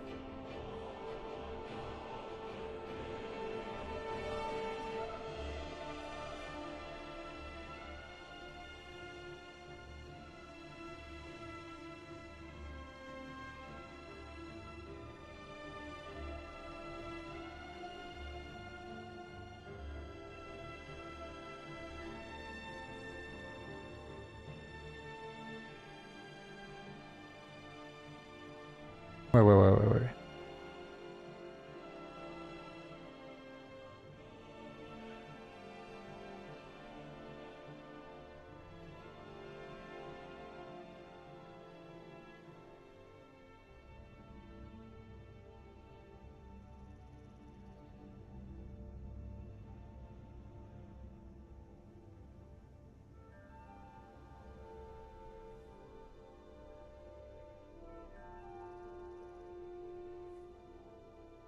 Like it's not.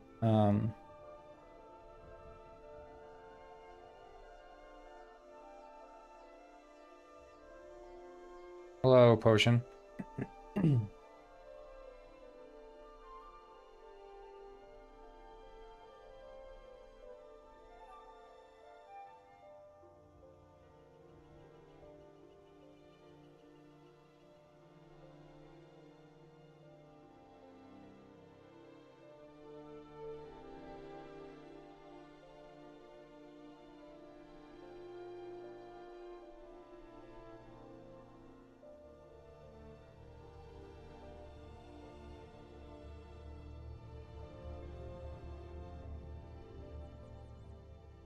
You should join the Discord and well, you were in the Discord, but you should ask in the Discord, I think.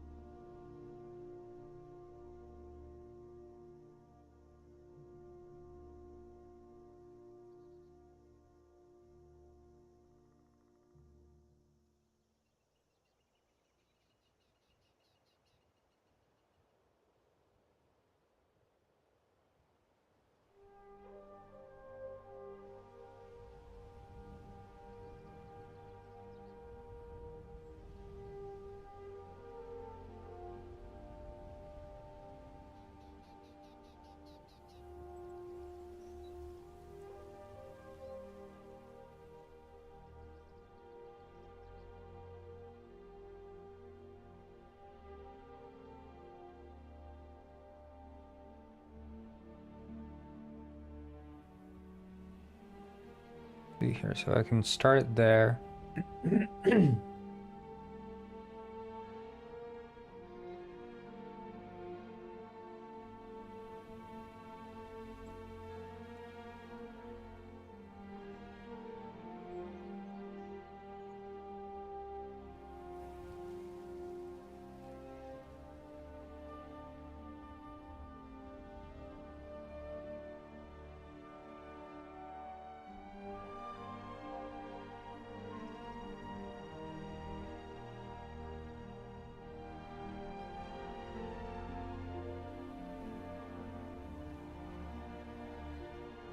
Wait, oh,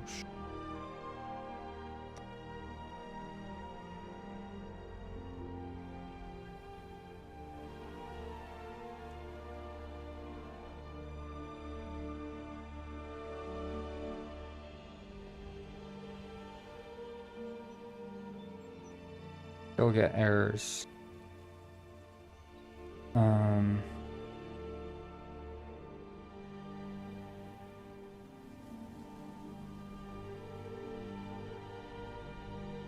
That's weird though.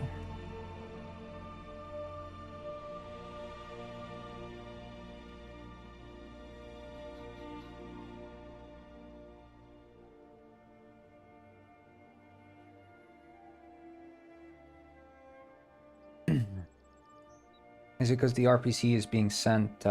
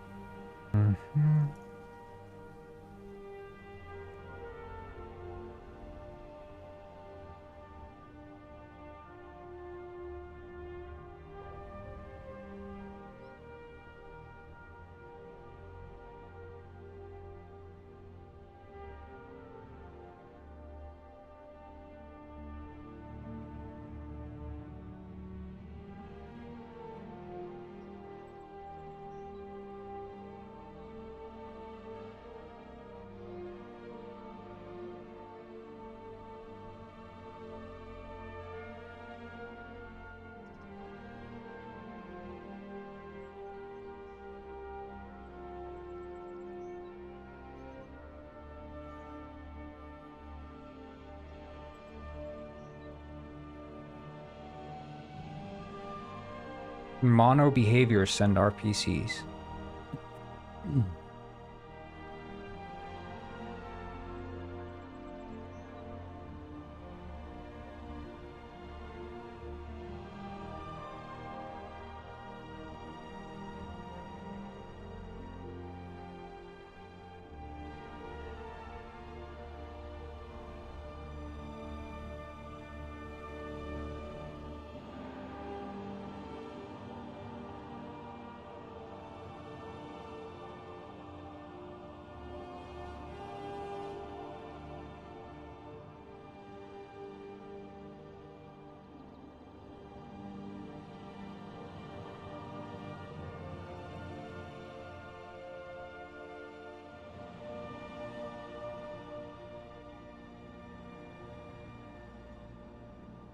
Oh, there is a source. Okay. Well, that would have been handy to know.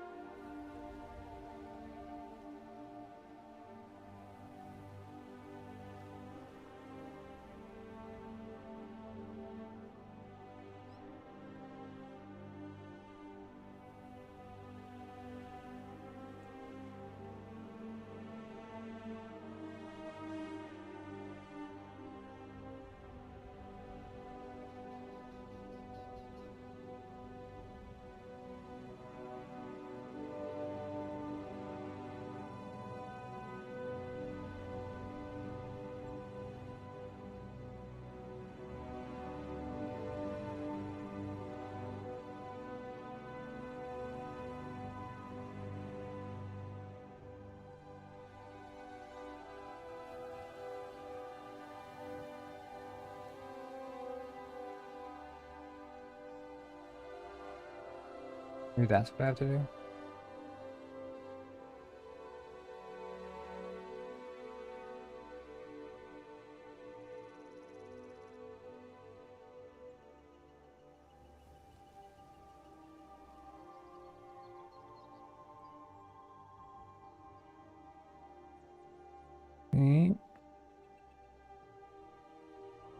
Okay. No errors.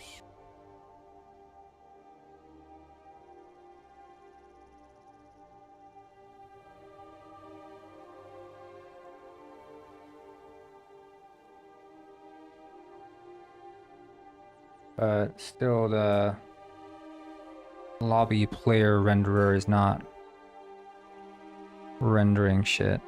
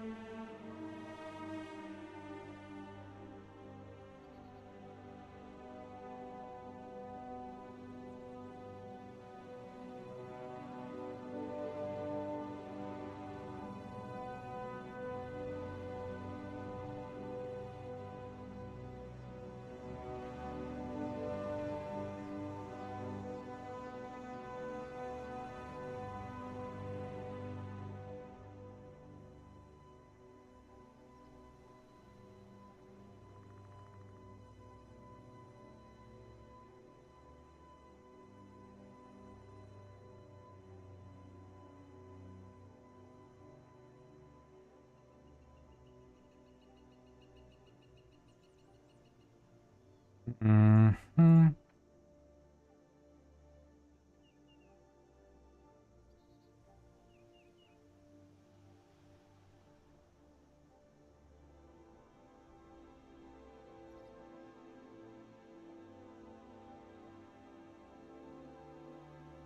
On player instance.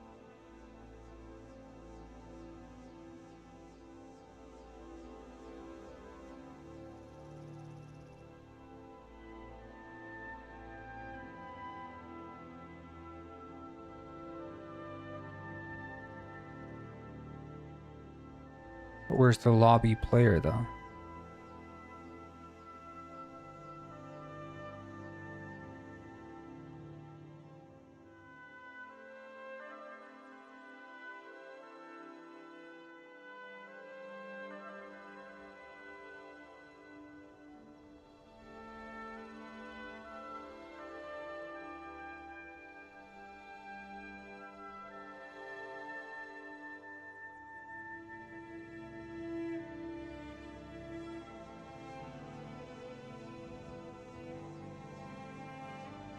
That the issue?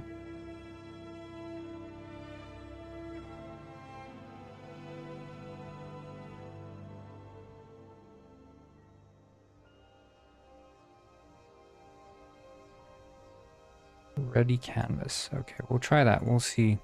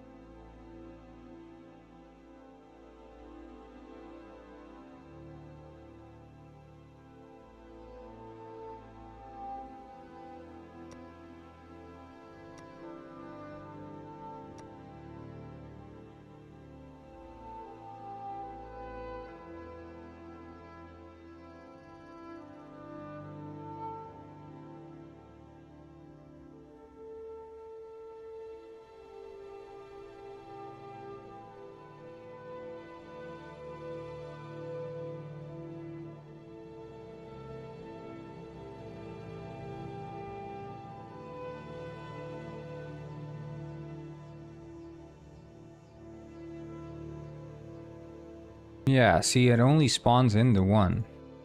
It's almost like I don't even receive the event. I could add a debug spawn player instance. So we do debug.log.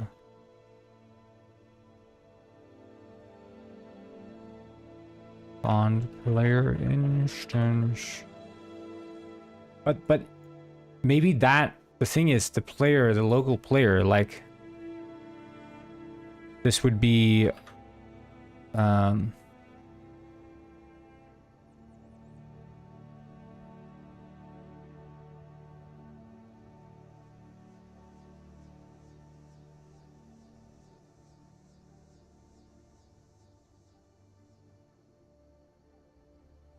like, would that be it? Because it was being sent to itself almost.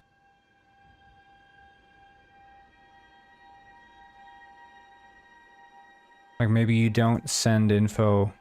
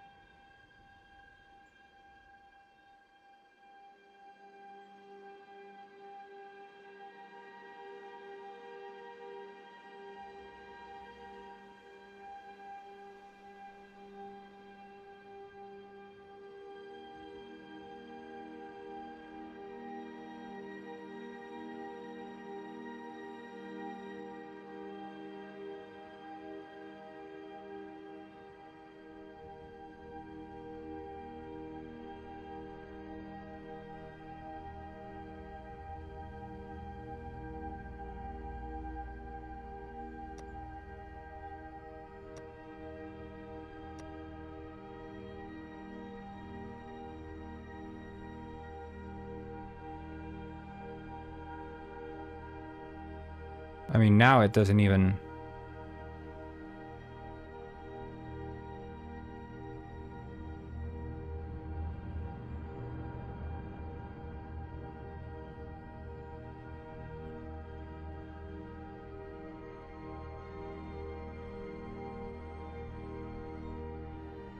Yeah, I mean, the input authority and state authority is none.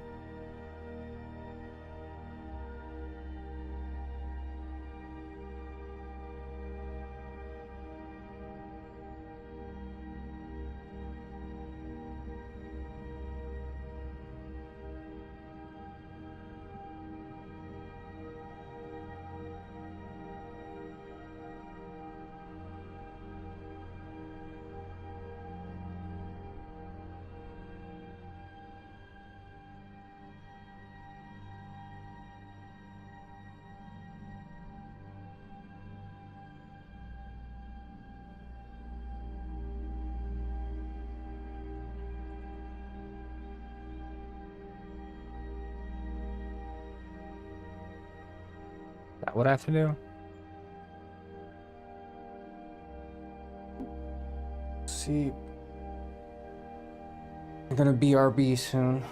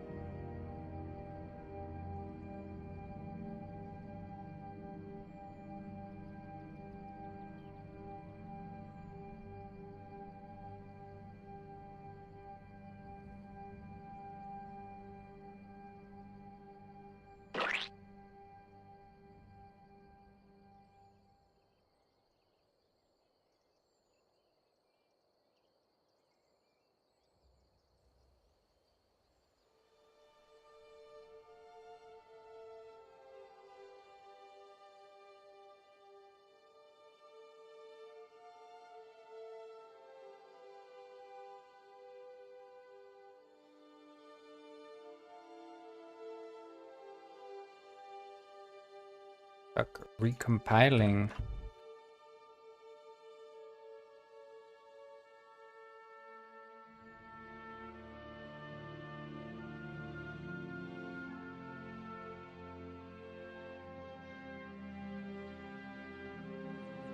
People are gonna panic, you know. I just have to keep telling them the same thing. I'm used to it.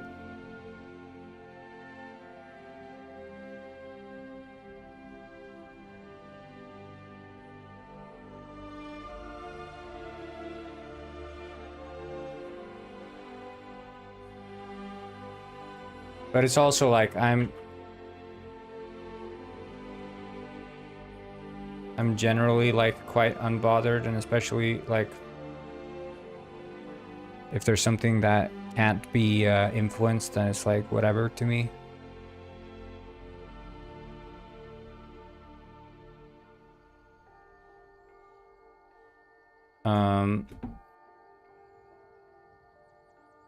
You know, things just happen the way they happen. But I am gonna take a quick lunch. See if just want to see if the thing launches as it should now.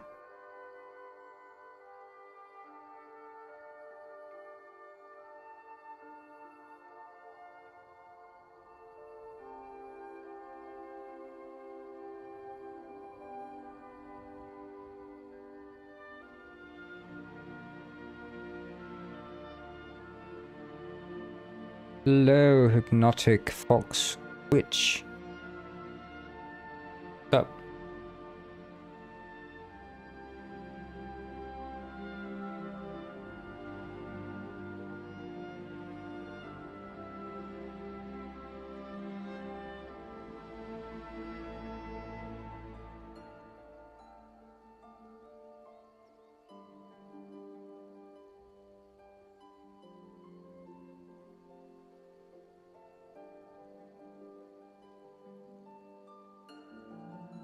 Let's see if this runs.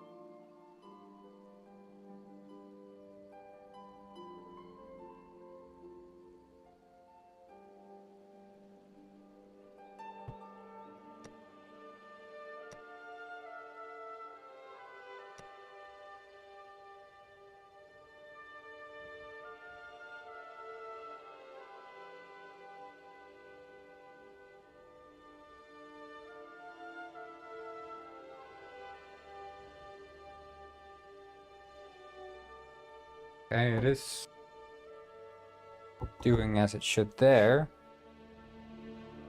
We'll see now if the client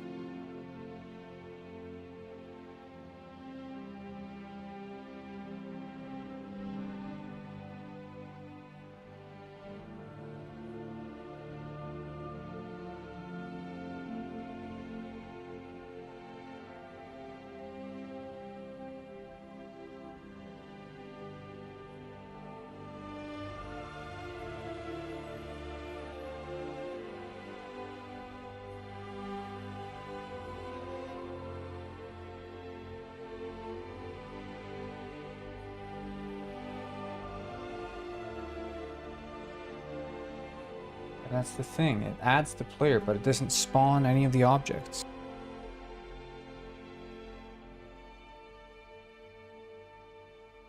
Like, this is never called. Called for me.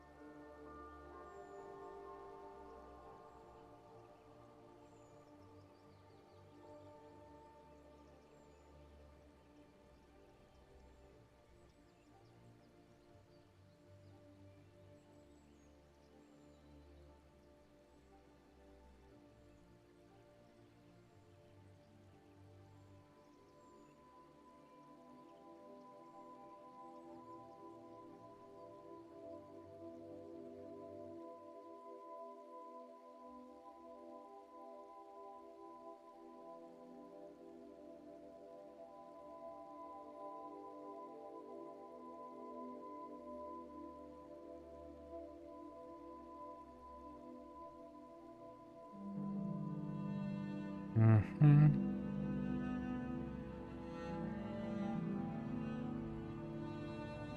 See.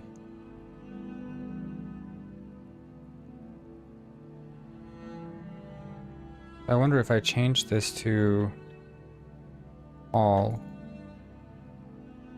1 second.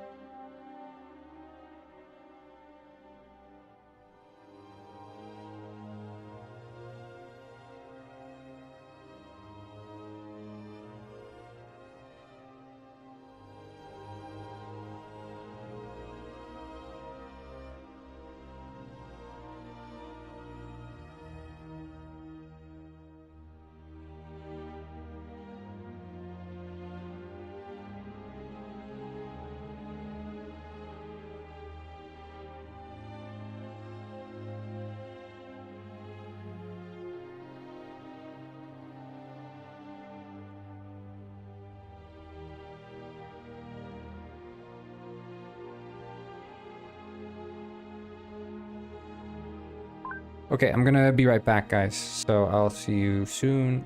I don't know, I'll just go into freaking Penguin Village or something and show you guys that while I'm BRB.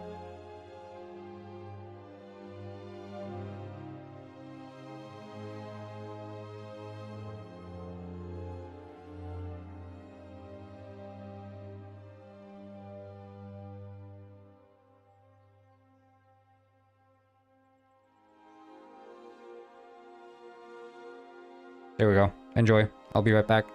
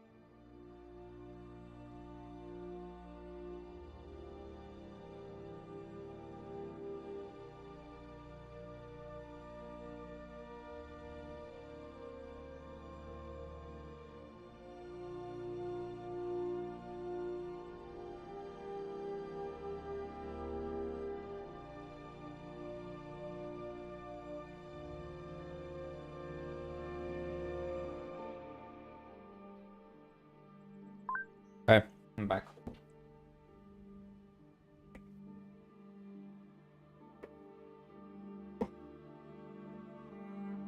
Let's see what the issue might be.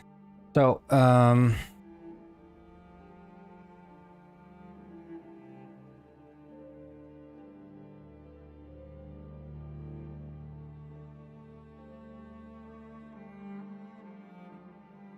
like the player, is that it?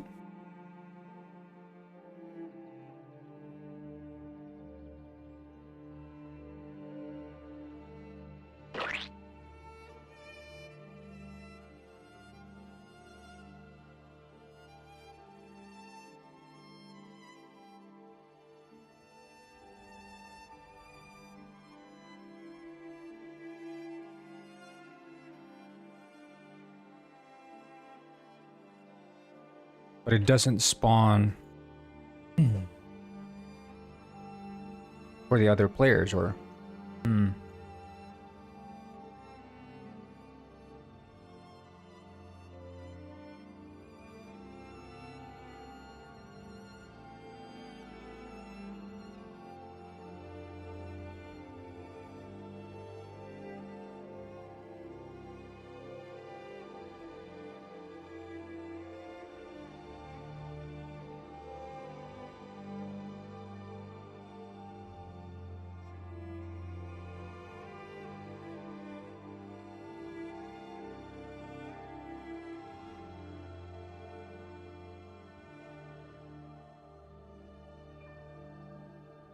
go to init and we'll see see what happens.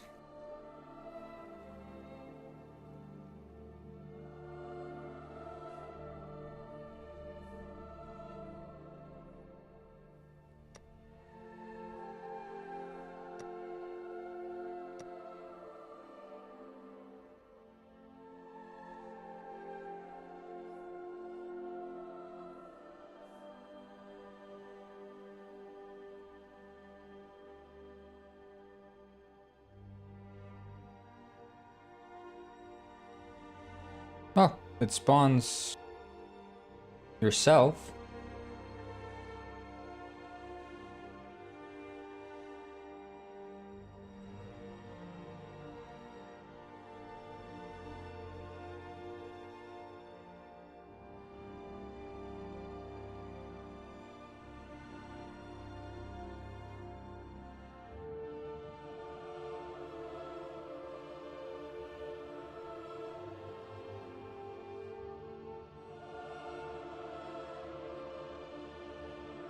Right, the player object exists. And the lobby player also both exist.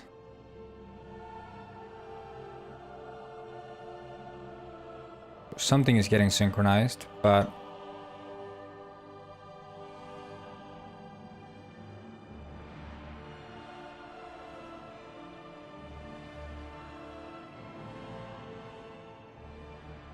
like his on changed render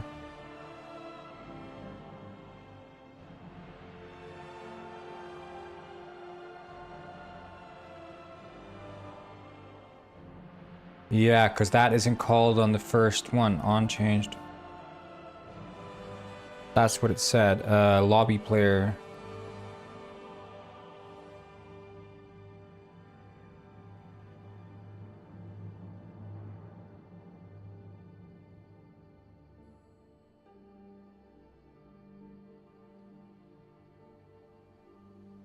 So we have to call that in spawn. If I leave now. Yeah, only server can disconnect players.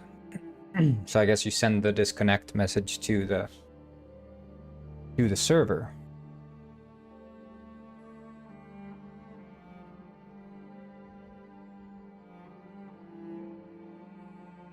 You know, there should be 2 of me in there. Technically.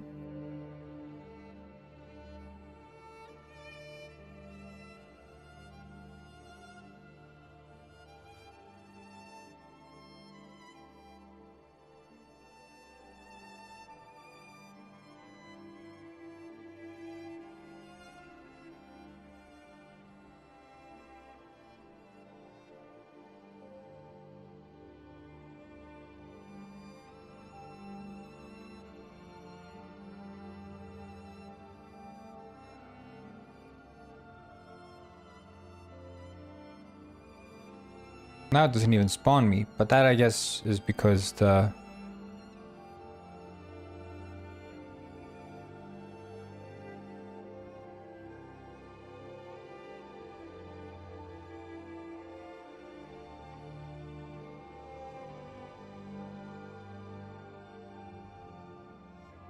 They're on message.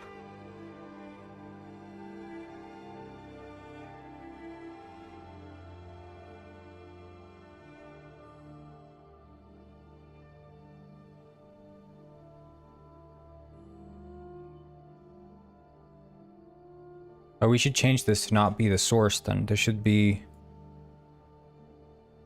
Oh, of course. This guy hasn't taken the...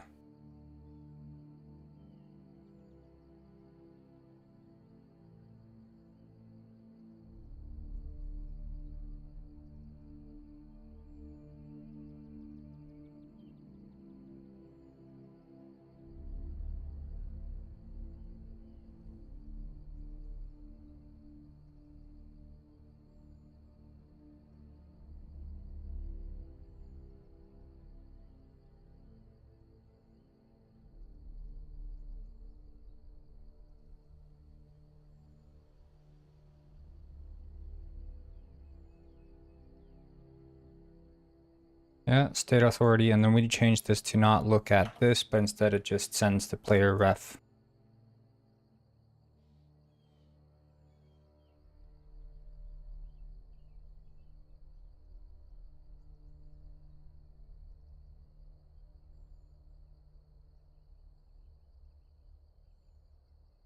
Like so, and then...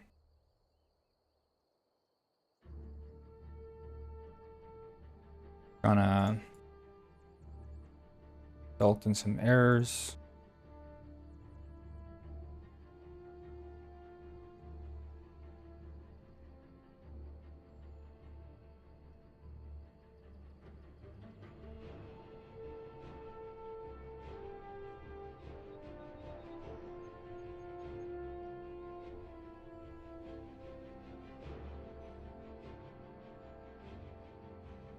There, and then we synchronize that.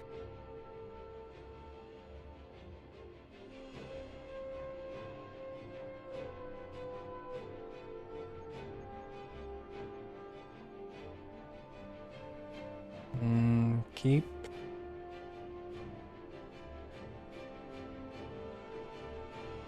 Yeah, because of course we received the state changes from ourselves, because that was updated. Right, okay. So probably we're just, yeah, we're receiving the state changes, so to speak. Just not, because there weren't any deltas, we weren't receiving the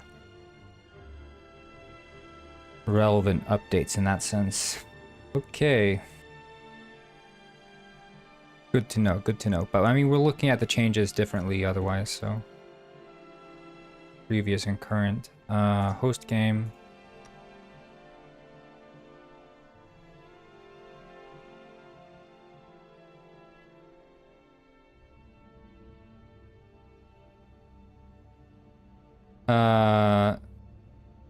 Yeah, Vonky, I don't care.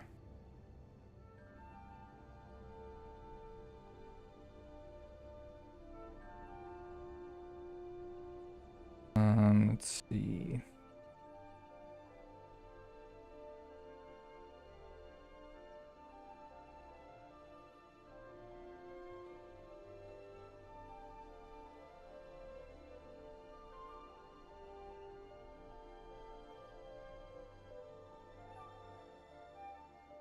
Yeah, thank you, Vonky. You can leave now.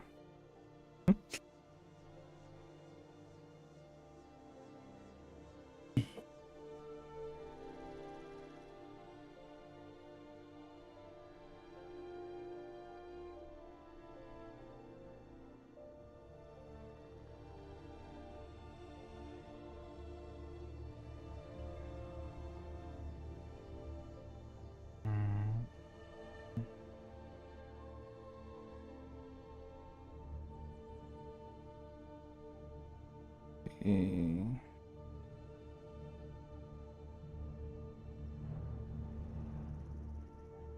Why is it not sending the state?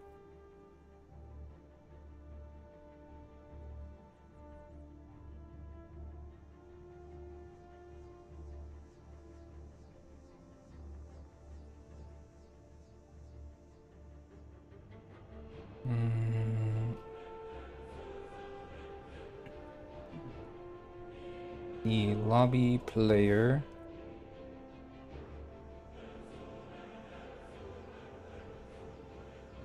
We don't have the info on that. I'm gonna see.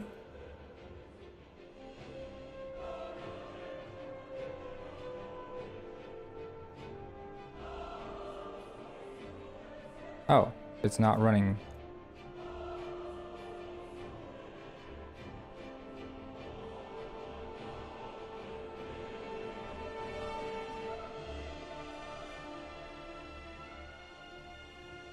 But then we can just do render there. Now it should be.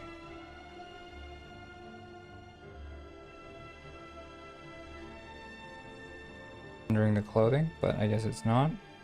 Hello, Sai. What is up?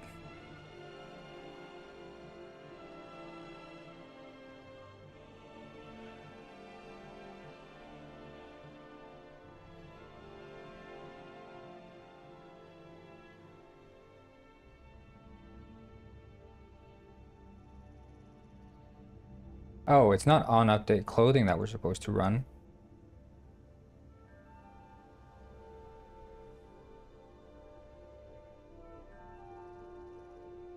That's not what we care about. We care about rendering the players.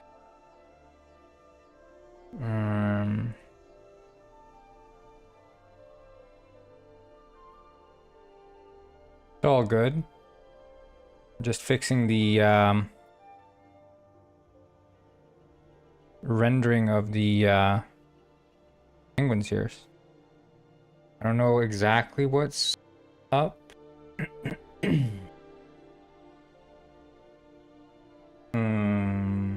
Right is in simulation. Okay, yeah. So that's the issue. Always the is in simulation, but we're not interested in that. So I'm just gonna do like a project-wide is in simulation. Replace with is valid.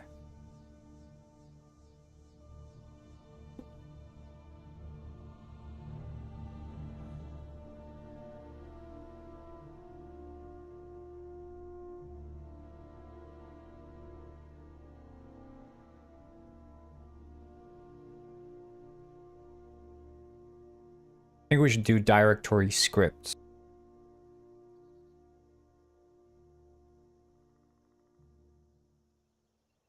Then we should be able to do replace all. Yes. Shouldn't result in any errors. Nope, okay. Check in.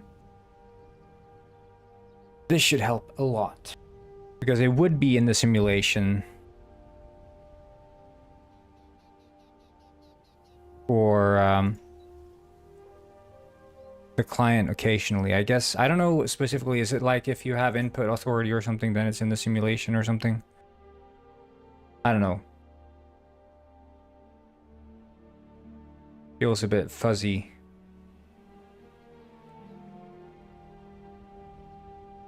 Merge, keeping the incoming changes.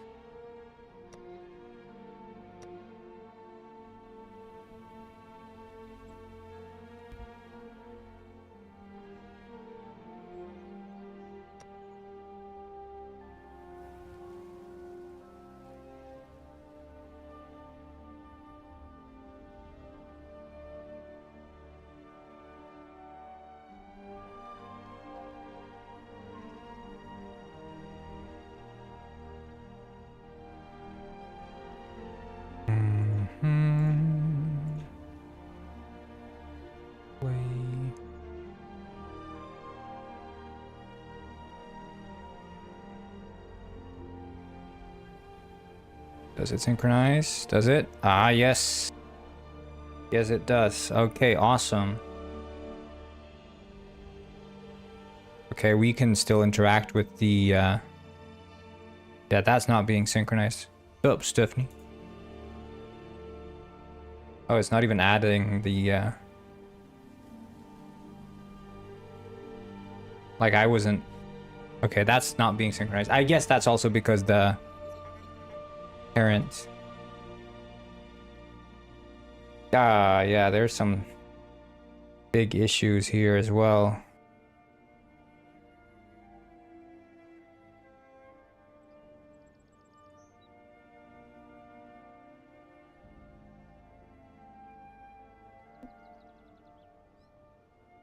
Wait, what was the issue with that one? I'm so scared. How come?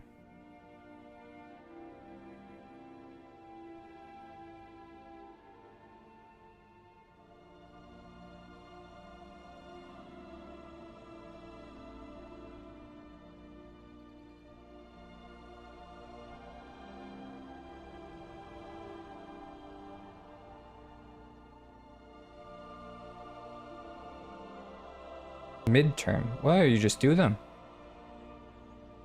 Go get him.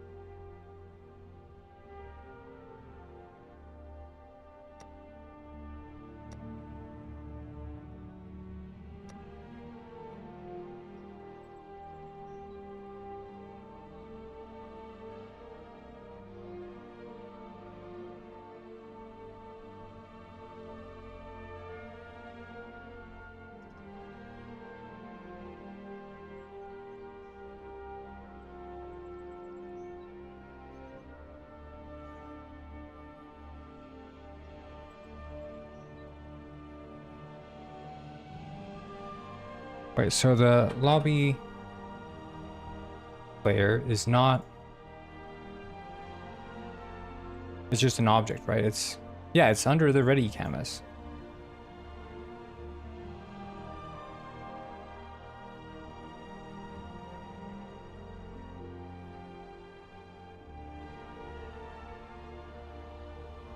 But for some reason...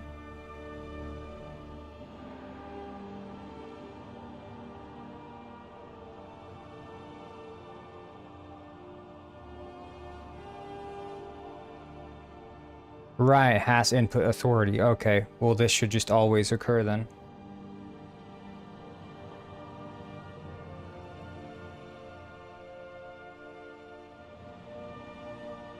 And then here,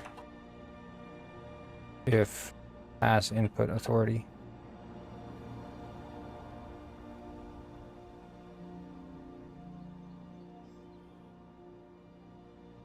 Mm-hmm.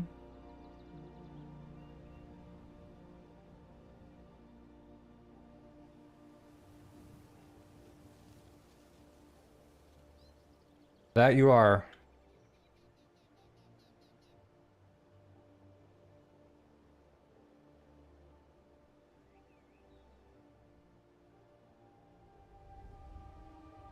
One second.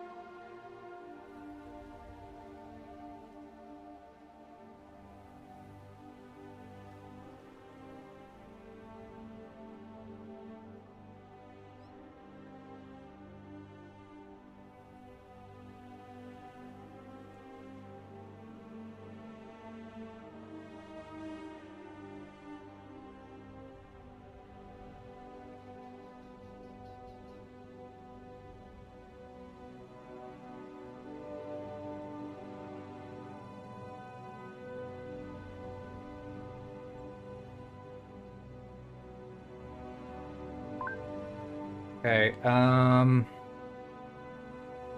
I wonder if the global RPC listener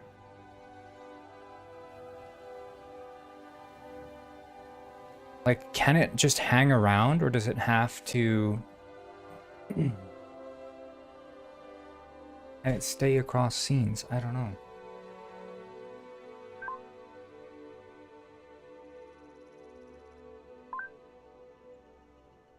And Corngwin, look for something positive in every day, even if some days you have to look a little harder.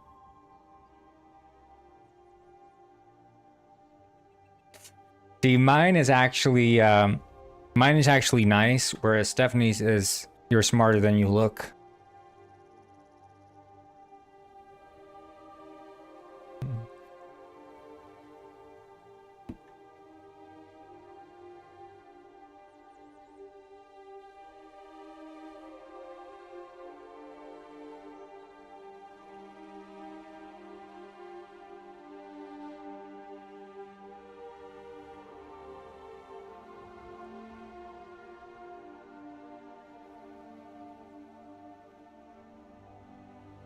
Well, you might not be smart, but you're smarter than you look. So no matter how ugly you are, at least you're smarter than how you look. Or is it like, or no matter how stupid you look, you're still smarter? Yeah. So no matter how stupid you look on the inside, just know that you're smarter no matter how stupid you look on the outside, know you're smarter on the inside. The richest penguin on this Hey, side of the equator. I'm rich. Alice_Varia cheered 35 bits. I'm rich.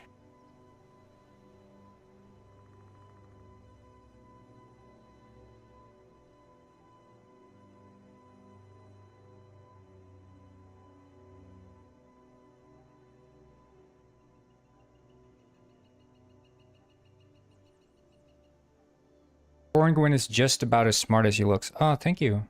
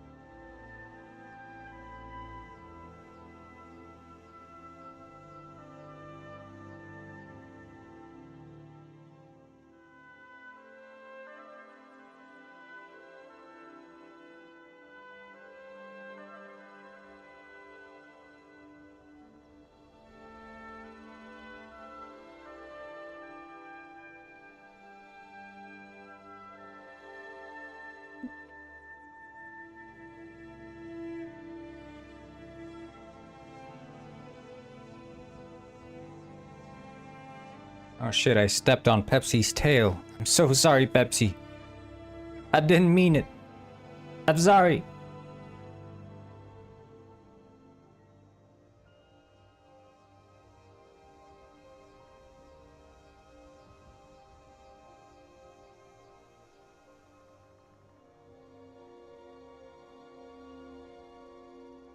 I'm so sorry. Corngwin, did you watch the new Stephanie video? No. Well, Pepsi's smiling at me, so he's probably okay. Or at least smiling as best as he can. Watch this. This is Stephanie.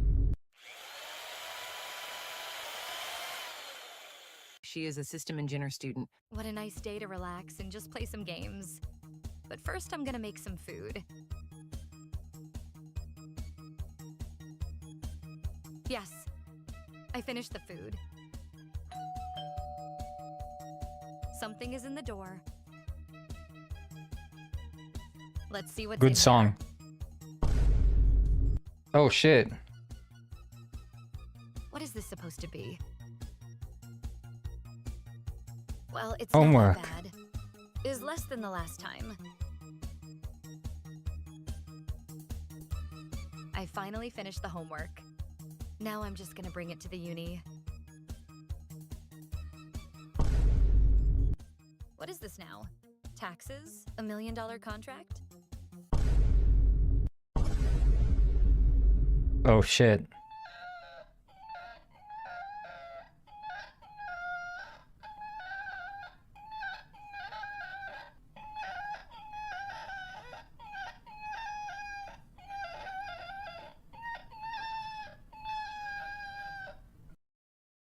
I love the penguin scream. It's a good one, Pat.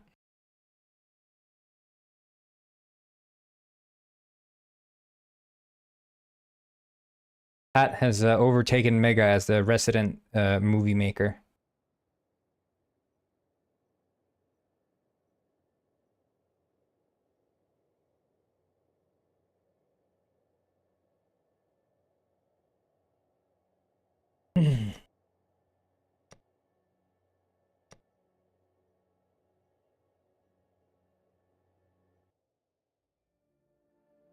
Pepsi is like he's laying like I'm doing standing desk now because I feel like I'm developing calluses from sitting so much. No, but I'm standing up and it's like if I take one single like half step back, I'm gonna crush Pepsi's tail again. He likes to play with fire.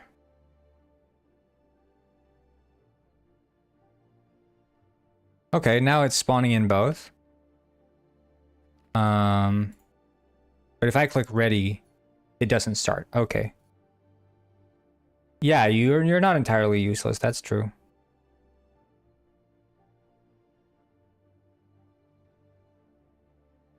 Okay, the ready thing does not synchronize. I guess.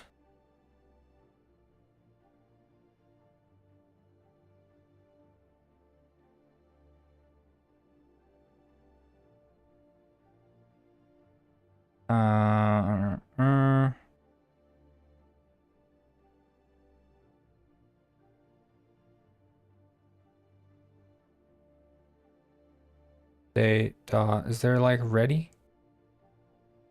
Okay, yeah, if has input authority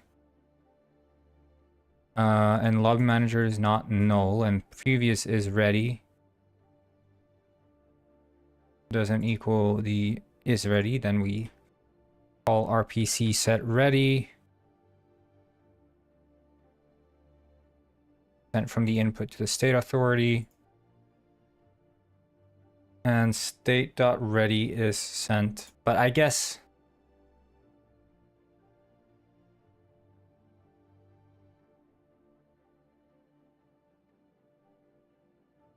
is this one still identical? Like, yeah, add listener is ready equals value.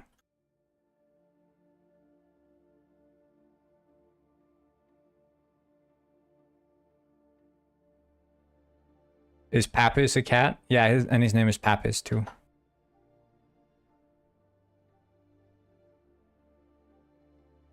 Papis.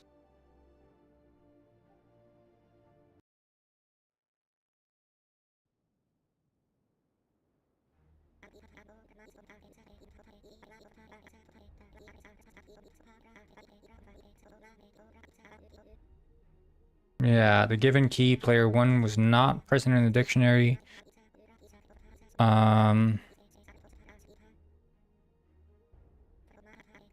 Right, and where is connection assigned? Create player.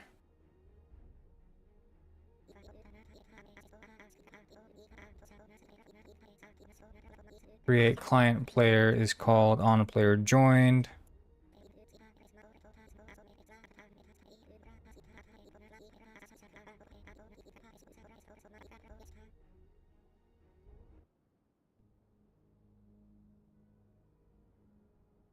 Like, am I not updating player infos with it?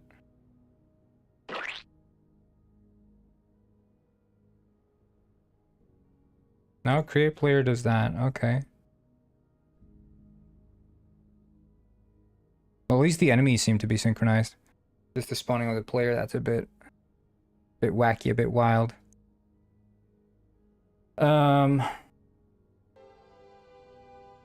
Players.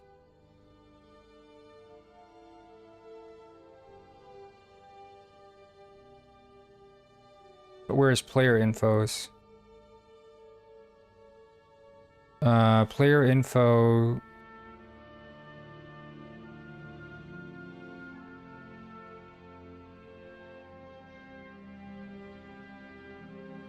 Yeah, player info equals new dictionary.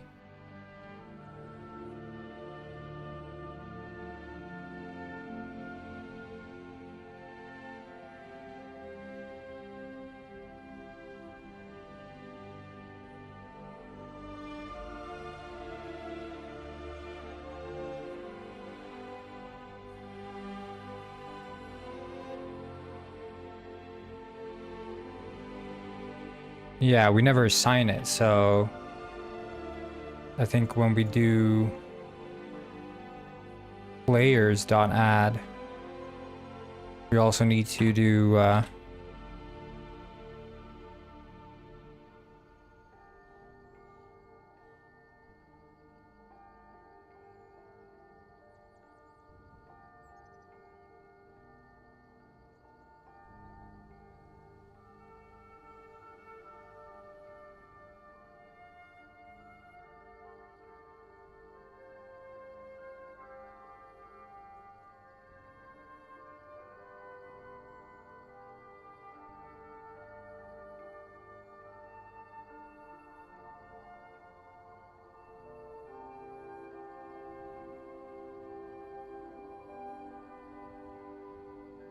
yeah, okay, so that's the issue here. Okay. On update clothing doesn't change it. But really, I guess what we should do still is equals new player info.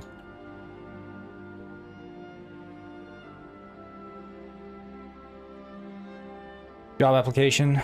Was that the one you did like a long time ago that you've been waiting for, or what? The one you were talking about going for an interview for?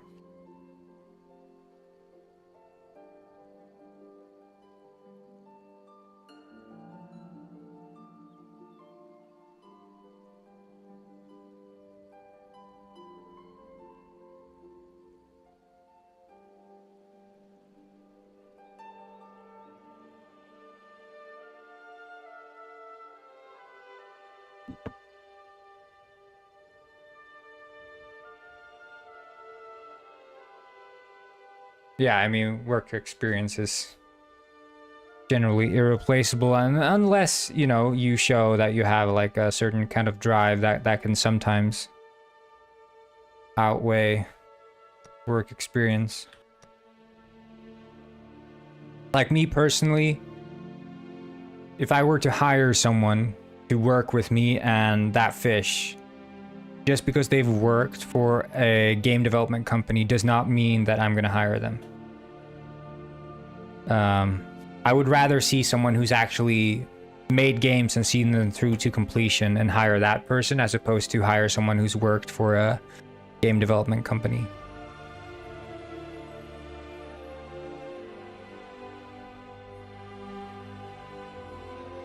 But for software, I think it's completely different, right? Then work experience, I think, weighs much heavier because, I mean, you're working for a traditional company. They're going to want to see traditional work experience.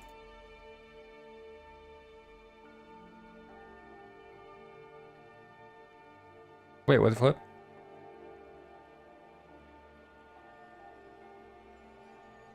Why am I... Huh?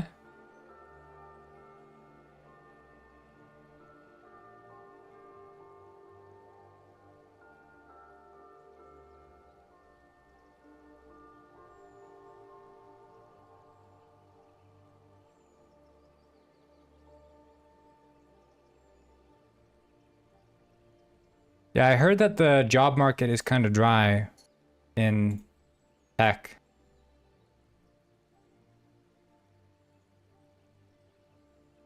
But I mean, it's also so many people who just go into tech because they heard it's easy job. So I mean, that alone is going to make the job market saturated.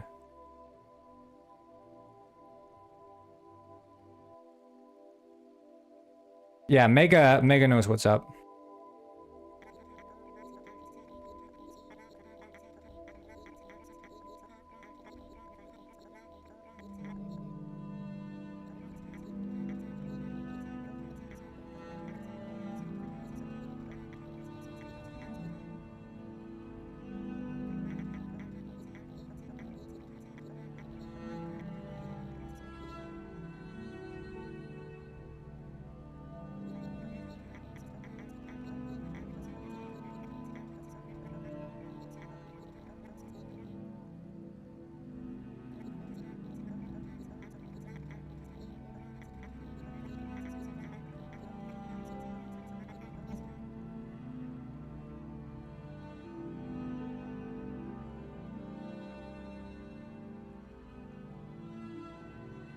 Yeah, I wonder if I even need the player infos.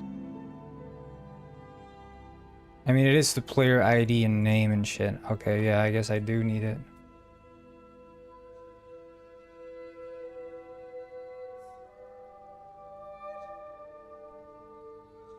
Yeah, here, I mean, I am adding the player ID.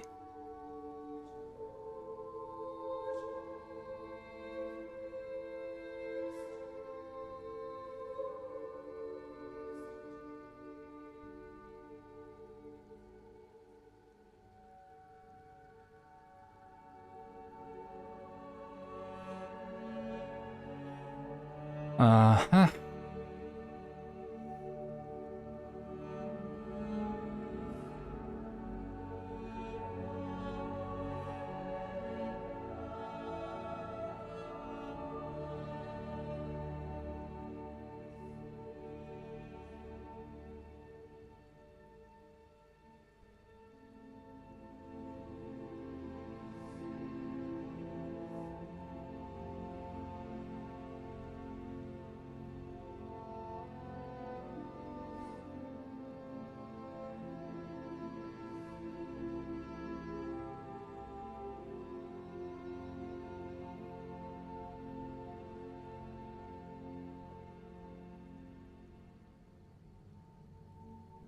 So if it doesn't contain the key for the player ID, then we add player ID.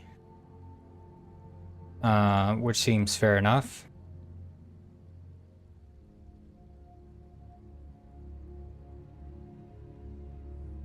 But the error we get, the given key player 1 was not present in the dictionary.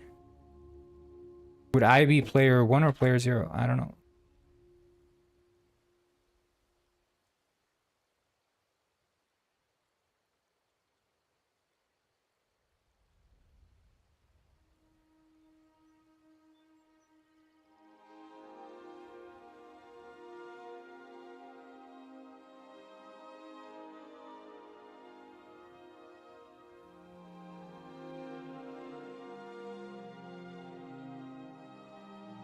Wait, no.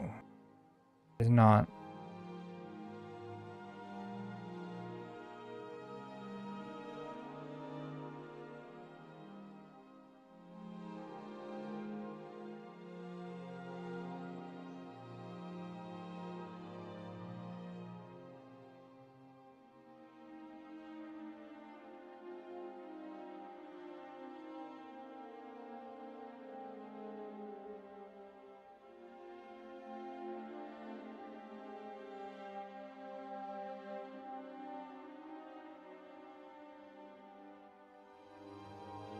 Here, it calls the on-scene load.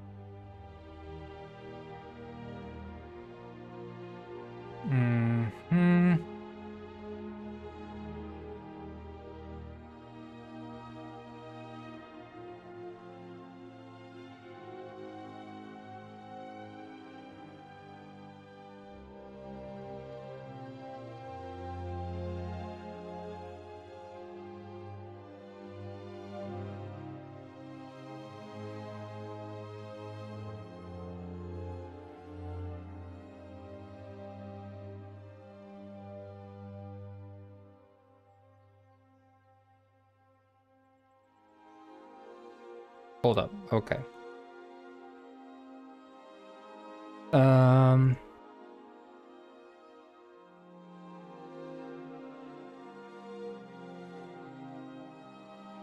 So on scene load.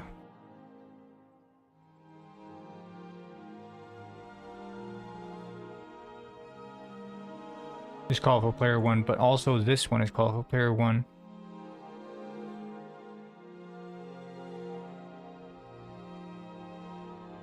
Like this one is sent to me from another player. RPC spawn client is awaiting spawn. On scene load done.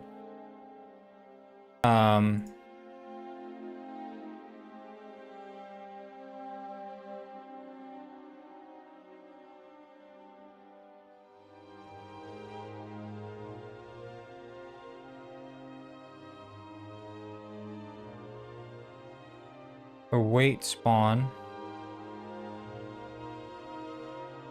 And then we await that. And then we send the local player. So we'd send that spawn client, player reference.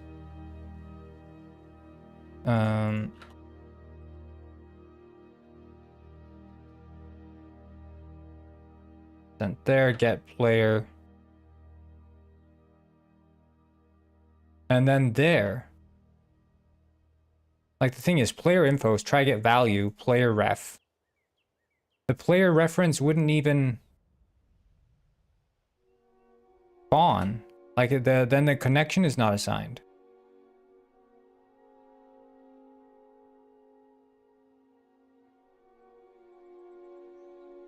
Wait, player object.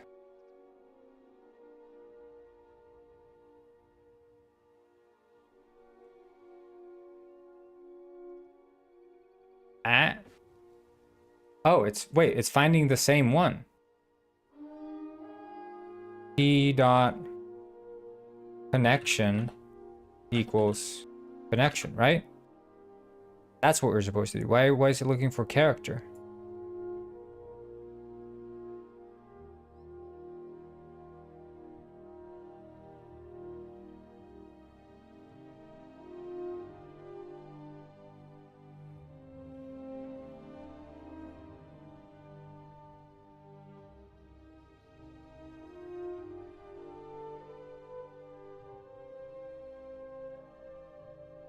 I kind of like working on these big projects where I have to like dig through, 10 different files and jump across them to see like follow the trail and then find out the error. I kind of like that, like solving a multi-step puzzle.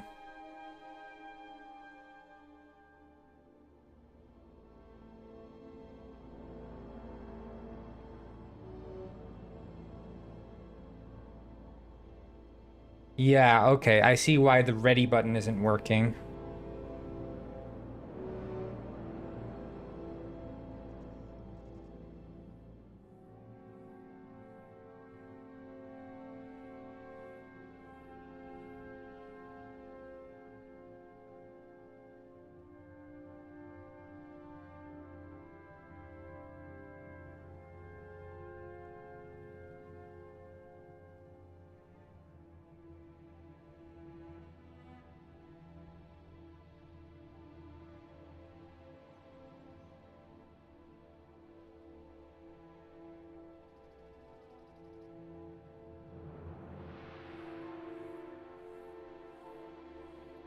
Okay, anyway, we can just do plan hash down.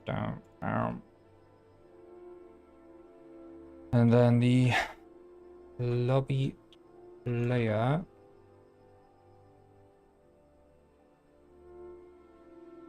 This one.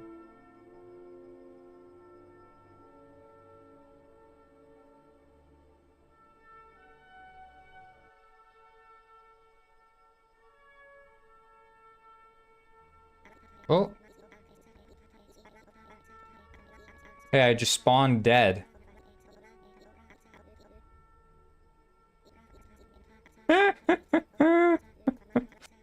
Oh man, I'm just spawning dead. Like my character is broken.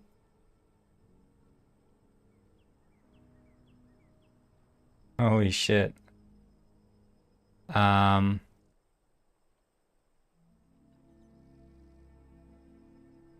Yeah, okay. See here, game manager, server player, dot spawn. And the server player connection is never assigned.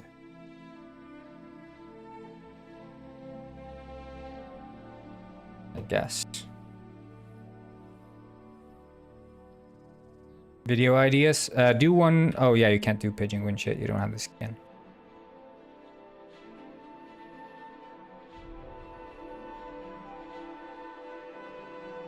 Do one with Bro Y. Did you do one with Bro Y yet? I think you did.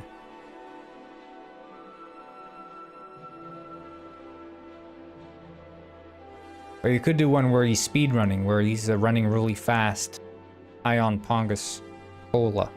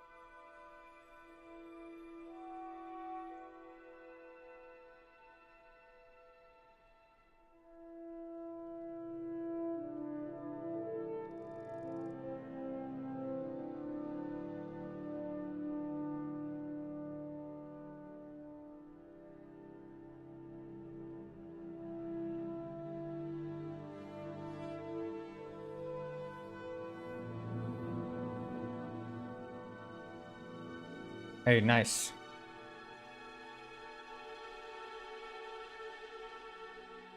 What on earth?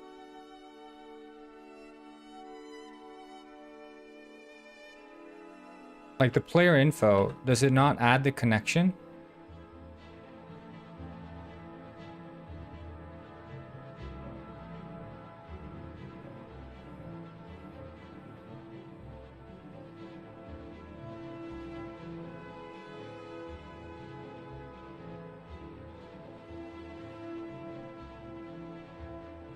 Yeah, the player object.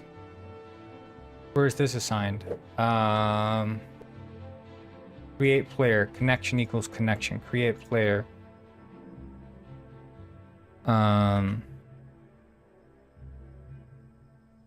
Create server player. Get runner local player.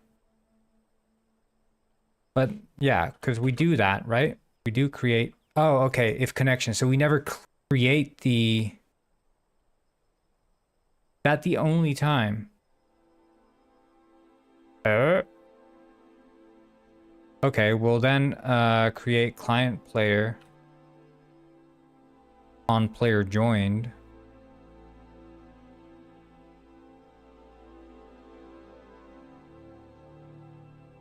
Yeah, there's gonna be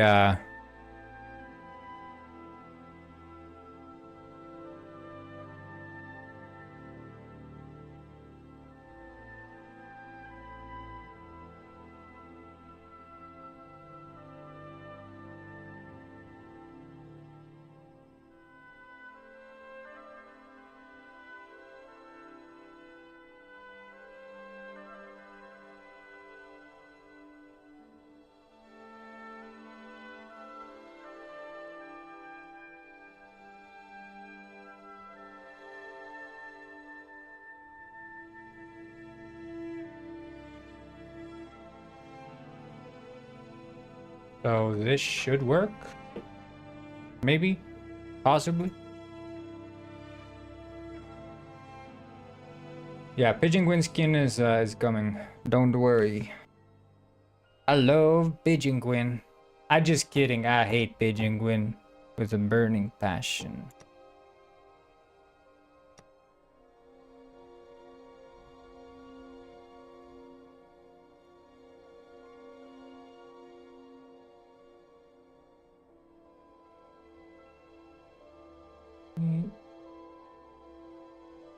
What? Disconnected by client logic. Oh.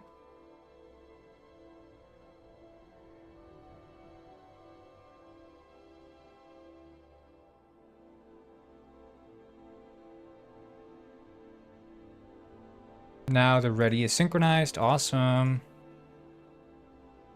Wham bam mama slam. But yeah, still some issues to work out here.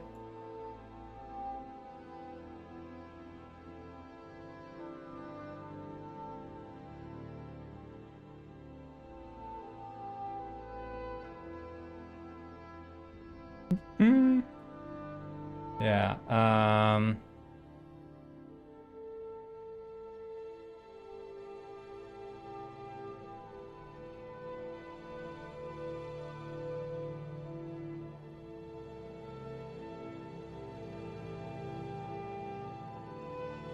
see here, the player info stock count. I mean, we do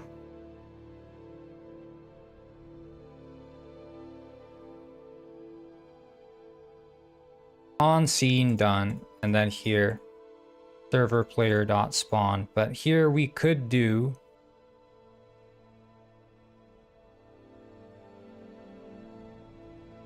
create player or create server player.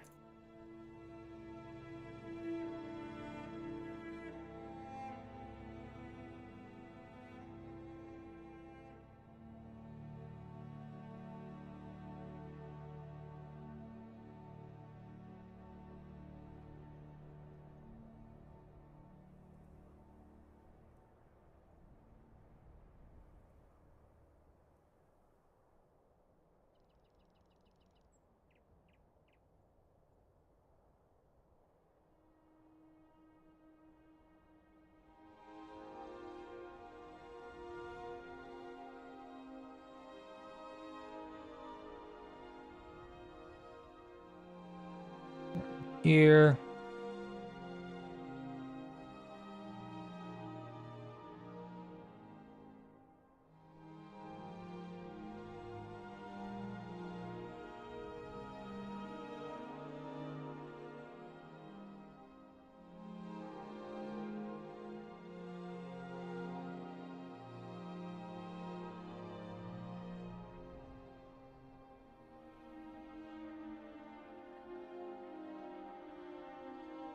The squeak sound, I probably have it, unless I deleted it. It might be that I did.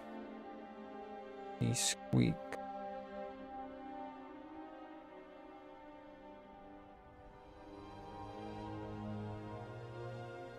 I have it. I have it.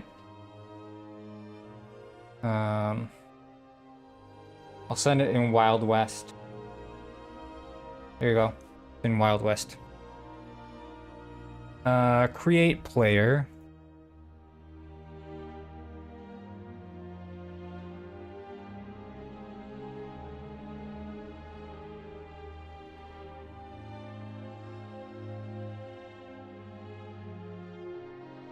Like here we do player infos.add.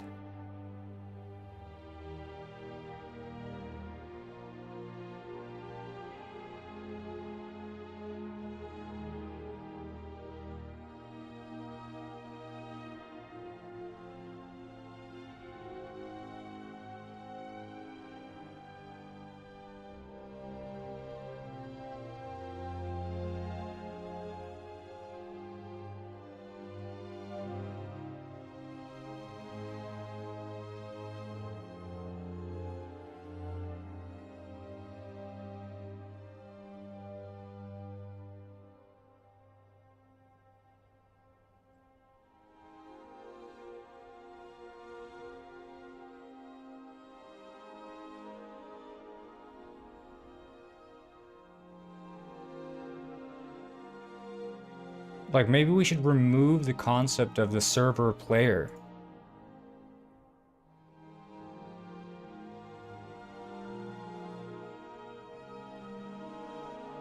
Like, that could be the issue.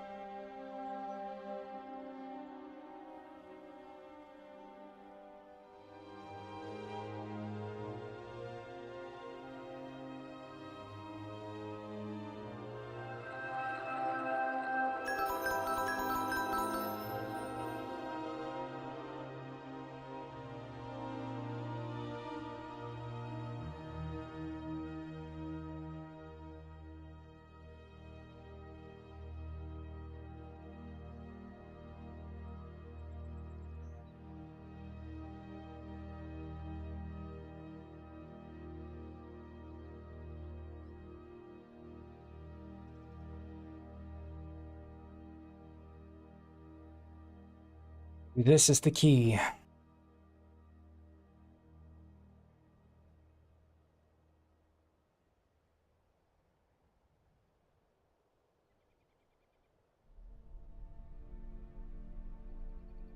Just gonna see that actually launches for me in the first place. I don't know what that means, but that's probably a good idea.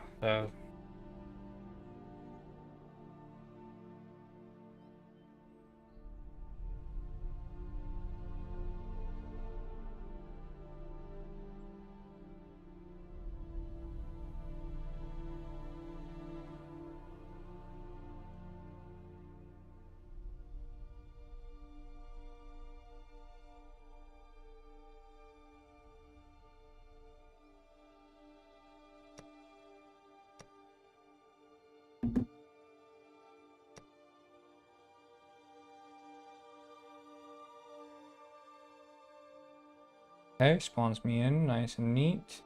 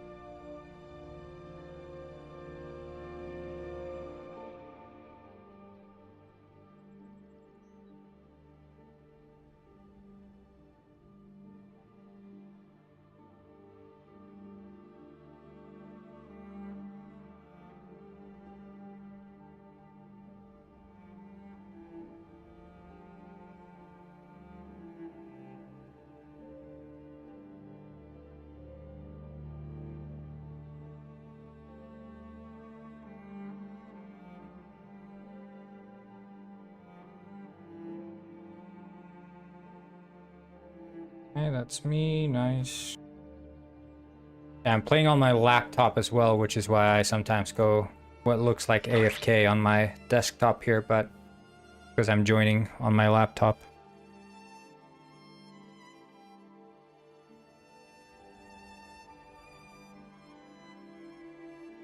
Yeah, I mean, shit's freaking whack, dude.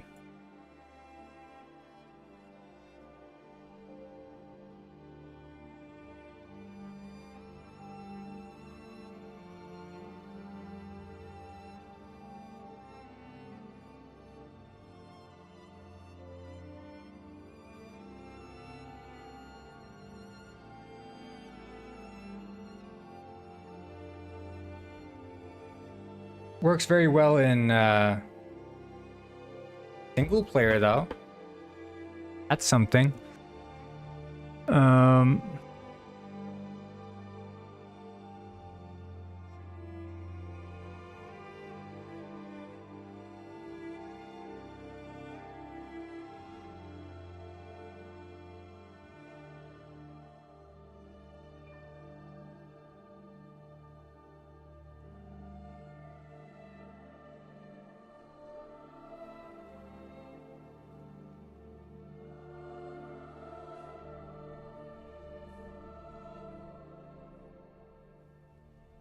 So on scene load done.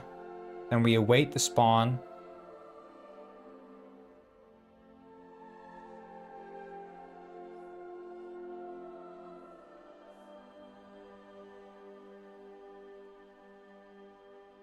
Make sure it's valid. And we tell the game manager to spawn a client.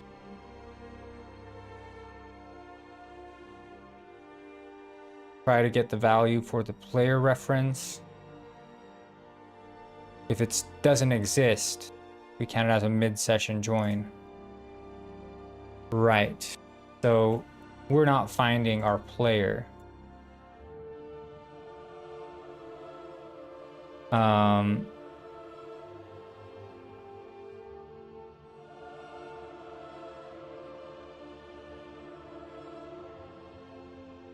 So let's see here. There dot add initialize player if has input authority. Then we initialize the player. But is this never this attach routine for the player instance?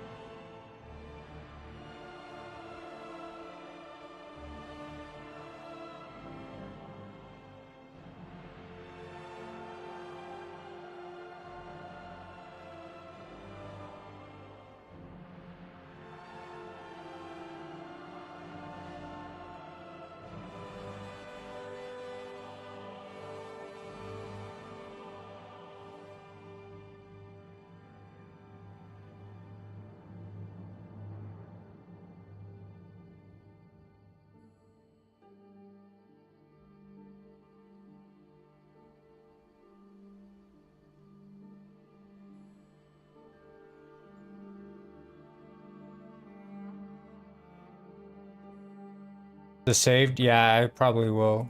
I probably will. They're still earning my money. I'm gonna look over the clips though, because maybe it found some better ones now that I've been playing Penguin Heist. A bit more action, a bit more violence. Maybe I can post one where I'm beating a penguin up with a shovel or something.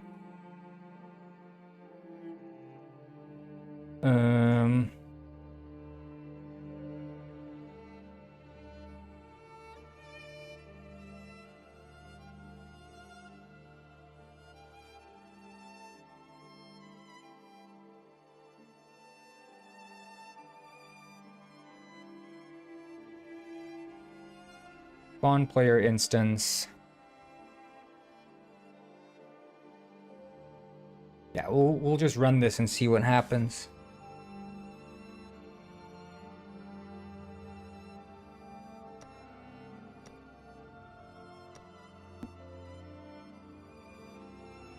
So it should spawn player instance player 1. Okay? And spawning player instance player 1 would be in the lobby player here. When we're spawned, then we wait for the attach routine. Then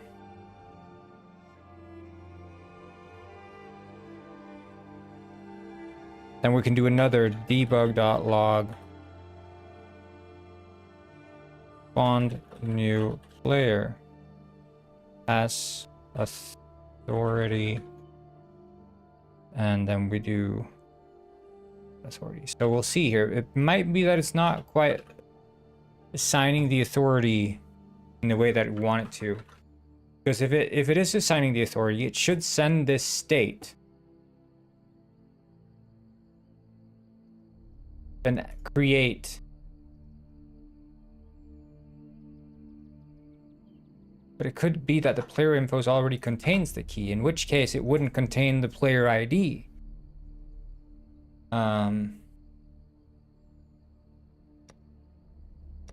See.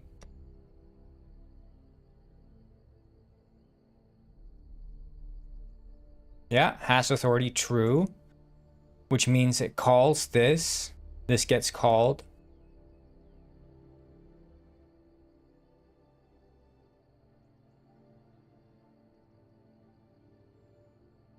Wait. Player infos. That might be the issue then. So player infos. Aha. Because it's running in start, so it never really quite adds itself. So really it should be running in awake. That would be the issue. So it never finds itself. Because that would be a change I added later on after I did all the tweaking for the client. Yes, I'm a genius.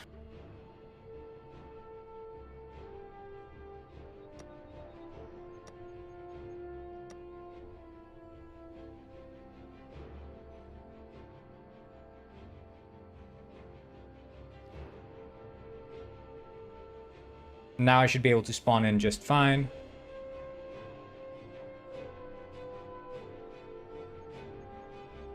Except I do spawn underwater. Slightly problematic. Not sure what I'm here because of. Is that like the spawn point is?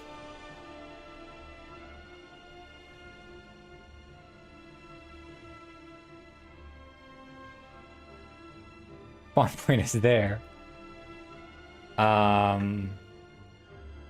Interesting. The spawn position is the game object defined with tag transform dot. Yeah. But seemingly that is not quite what happens.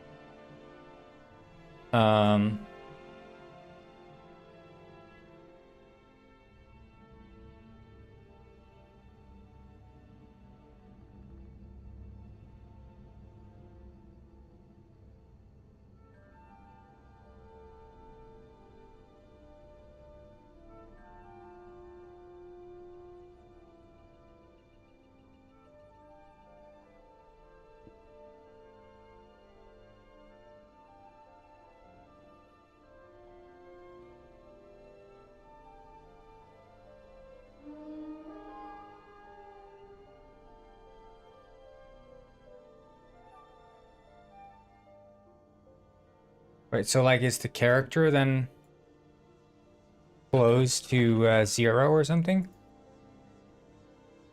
I mean, this is not close to 0.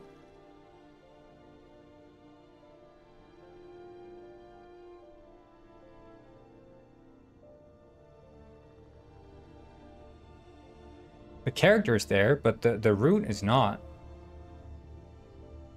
The root is far off. What?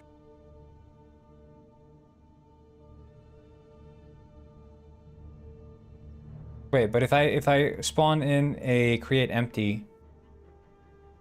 Okay, I mean that is quite close to 0. Assuming we spawn down here at 0, 0, 0. Are we getting warped to 0 or something?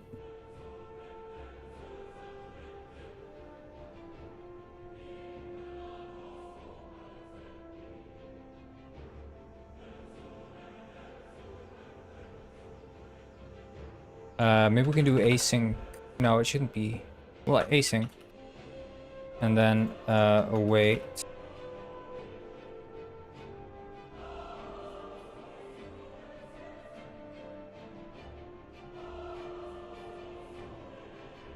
On async. And then character.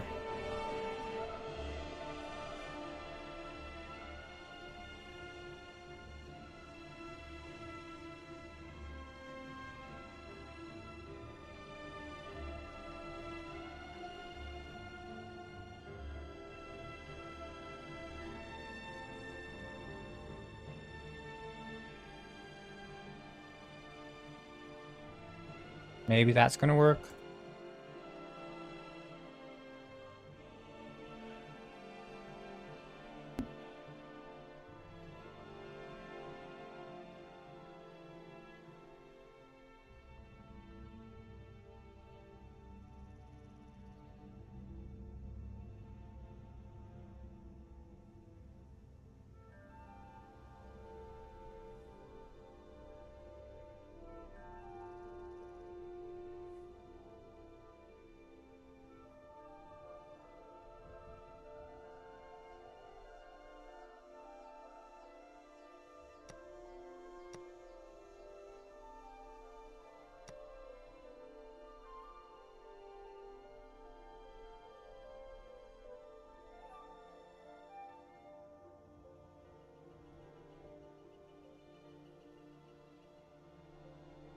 I don't understand Russian, I'm sorry. Assuming it is Russian you were speaking, of course.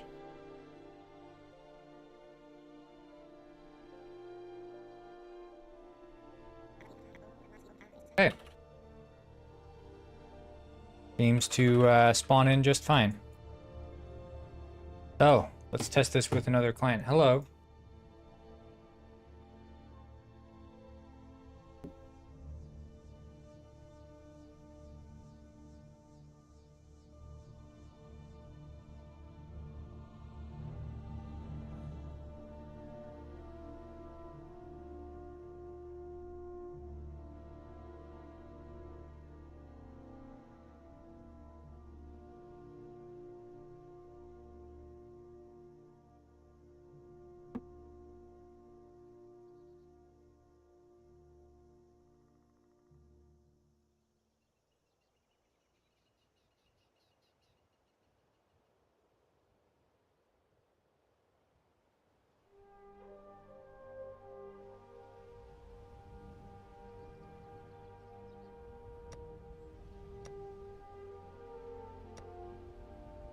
Dooba dooba dooba dooba.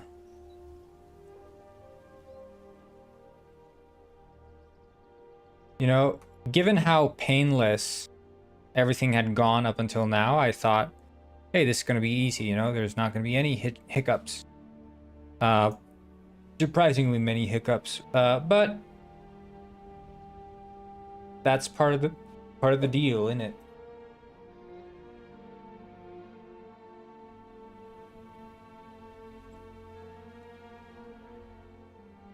Okay, I have spawned in. For some reason, I appear under the water.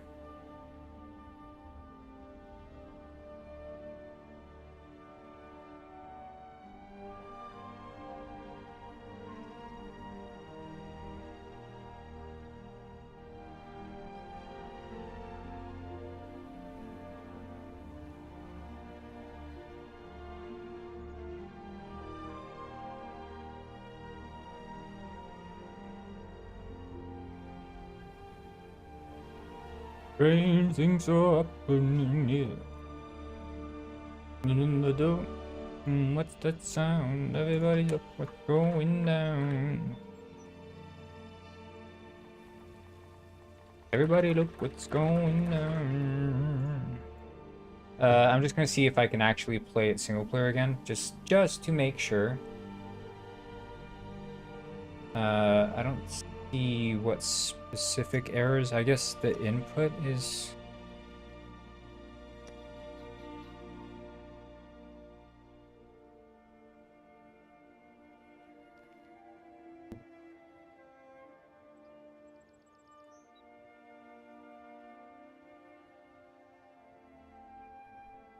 Yeah, okay, so we can walk around in single player, but the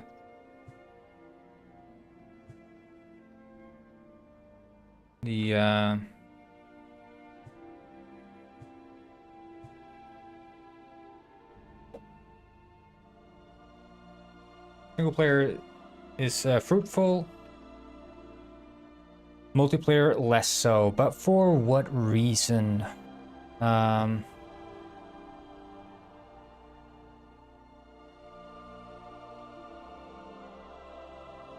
Let's see here. So when we spawn a character,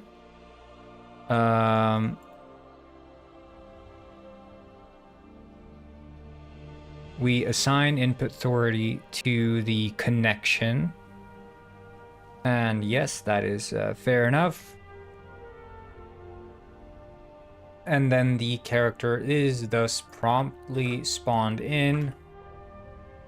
And during spawn, we check if we are in main menu or not. We set the entity. We initialize the controller. Aha, that could be part of it. We don't want to do that. We want to do it if has input authority, we initialize it.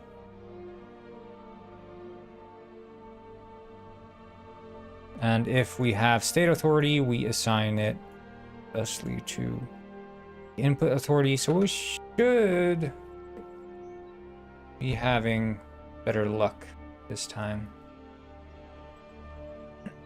Because we're receiving input from potentially ourselves first, and then, yeah. Yeah, maybe tomorrow is more Penguin Springs. Maybe I was overshooting. I was like, oh yeah, I only need to fix the server browser, then everything's gonna work.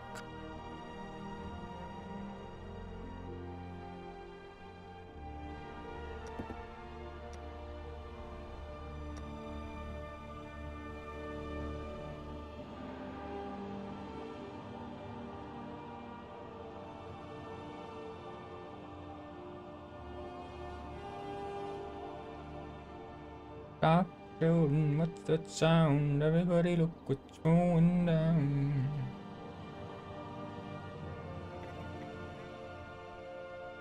Okay, I can control myself. Ah, shit. Yeah, I started the game too quickly. The mid-session join is not quite implemented yet, so I was too hasty. Well, you know, sometimes it goes just as planned, and but that's very rarely, you know. I think, you know, look, at the start of this, it didn't go as planned, but that's because it went way nicer than planned. I thought it would be a mess and a half to translate all this multiplayer code, but it turned out to be very simple. Now I'm just having some other issues. I keep like hosting a server or something. I don't know what's going on.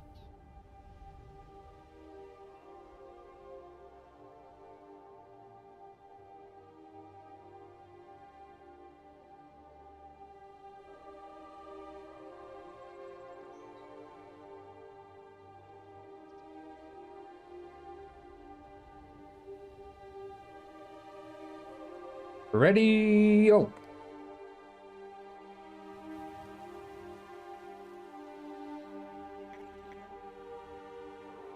Okay. Yeah, I mean, there is a little bit of a struggle there.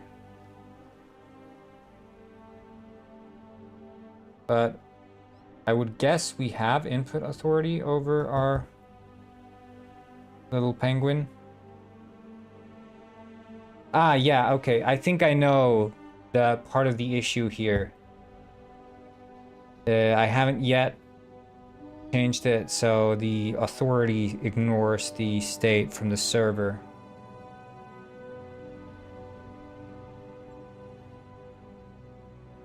That makes sense. Okay, so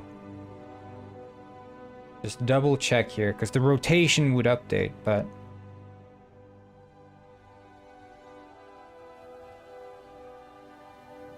like you can see here, like look at me, I'm punching now. I'm gonna punch. See, I can punch, but then it cancels out. Okay.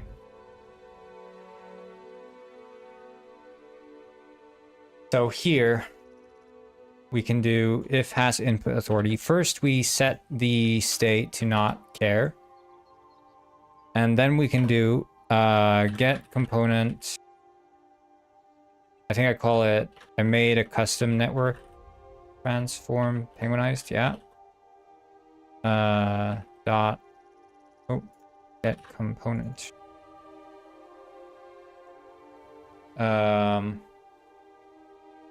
are transform,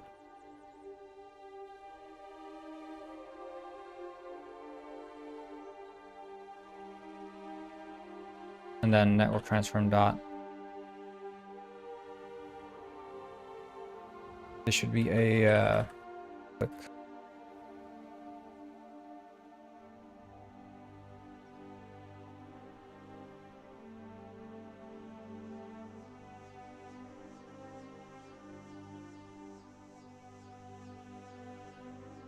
There. So that should have the stuff needed. Synchronize this. Gonna go grab some water. I'm feeling a mighty thirst. Just give me a second.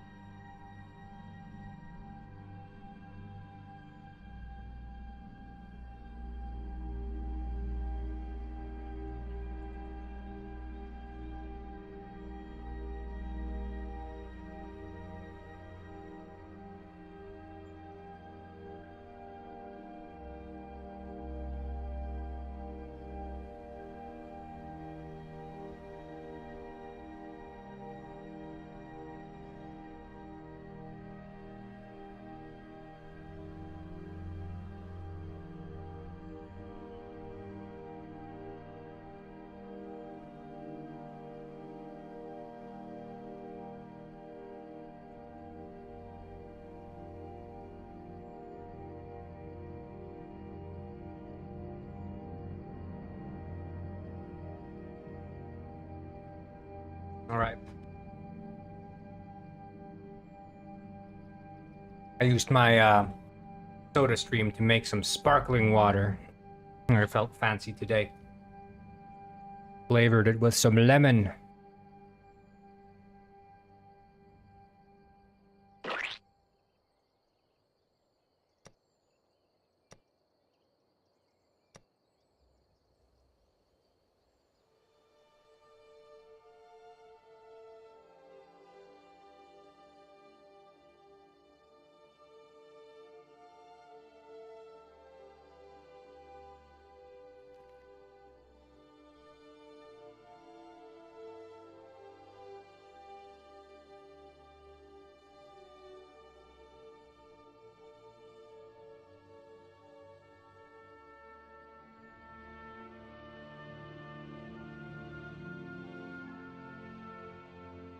Ready?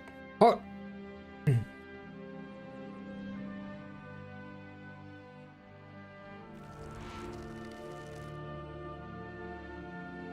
Ah, shit, man. Boy, what the hell? Boy, what the hell?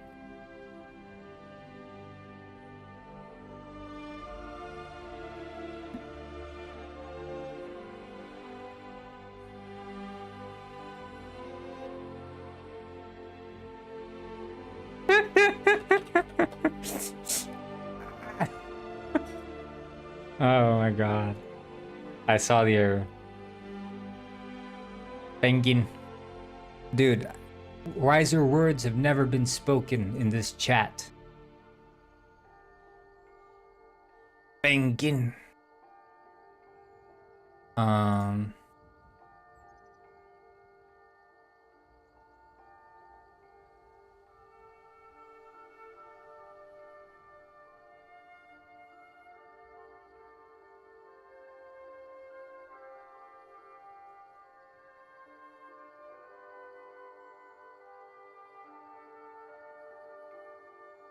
Oh, did I already accept the change?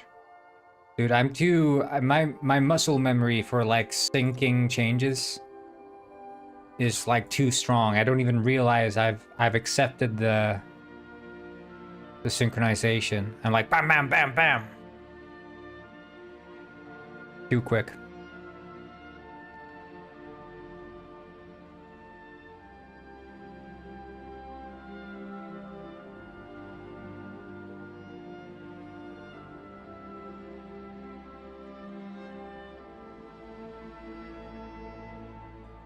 Okay. Yep, here I am. But some things...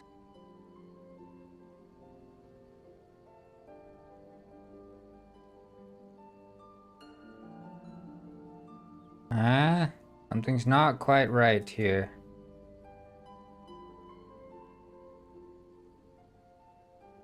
Something's not quite right.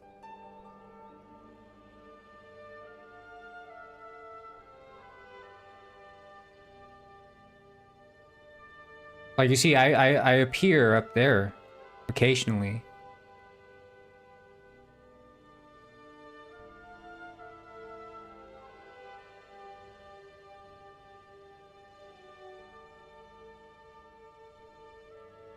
Yeah, it's something with how it's synchronizing the transforms.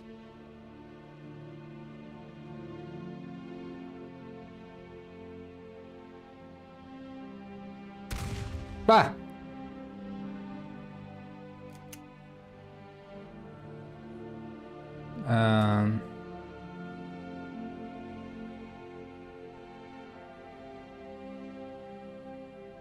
Engine clone.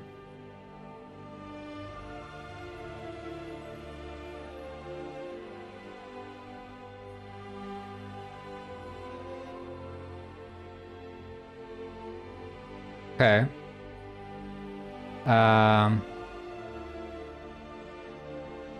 So we do have player authority.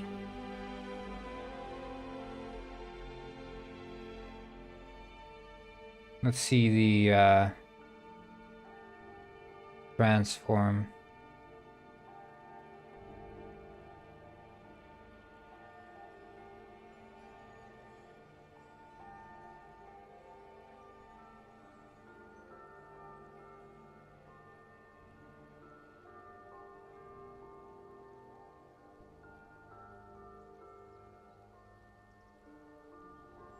Wait, what?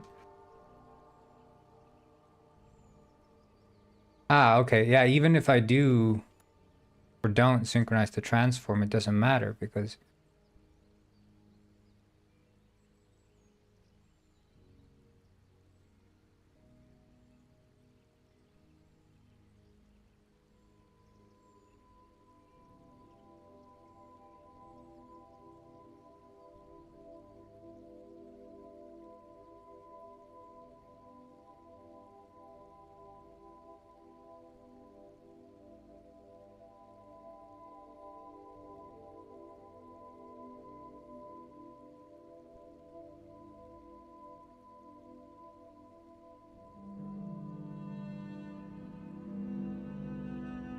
so instead of having sync position, we can do sync transform. And then else if sync transform. Then we'd render it.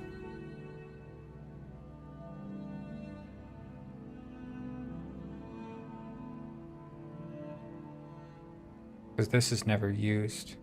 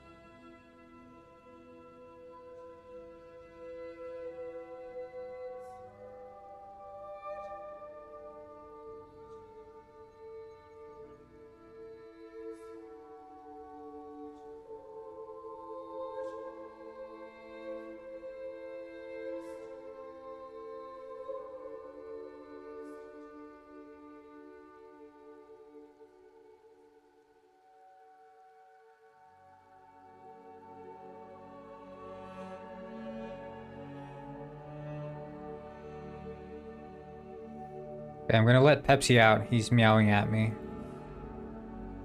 Oh yeah, Pepsi. Good times. 1 second, I'm just gonna let the fella out. Potion said, "Do you receive money from people who buy your game?"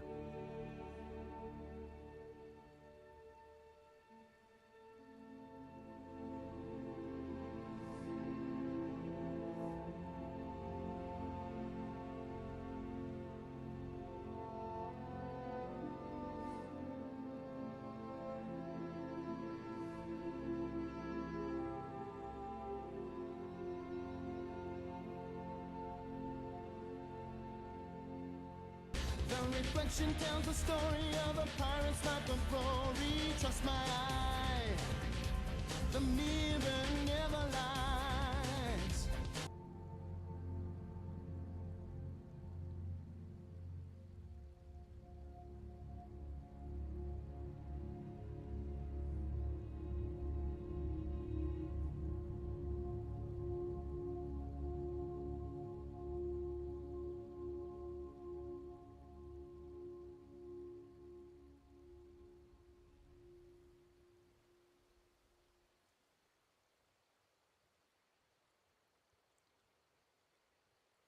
Auga, as Robert says. Yeah, did you guys hear about what Robert said about orphans the other day? Man. Couldn't believe it. Couldn't believe my eyes.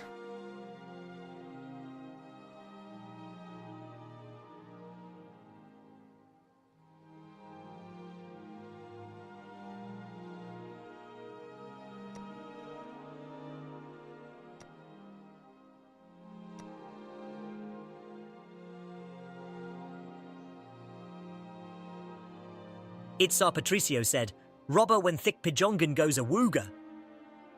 Yeah.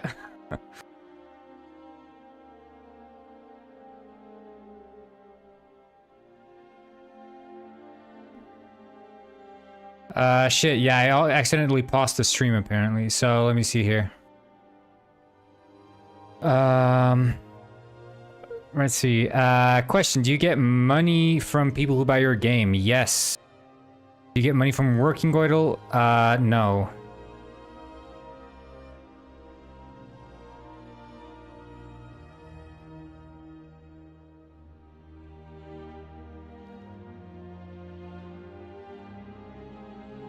Yeah, I accidentally had the stream paused like an idiot. Sorry, guys. Turns out I'm technically inept. Yeah, I do receive money from people who buy my game. Cash money, cash money. Who's with me?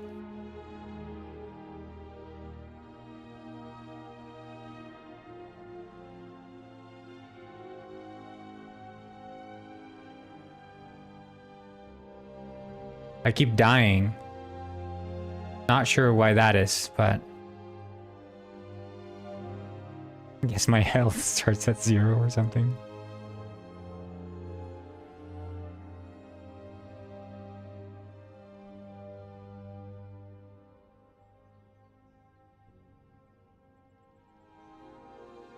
Look at him. Let me go. Let me go. Yeah. That's me. I'm dead. I can still punch though. I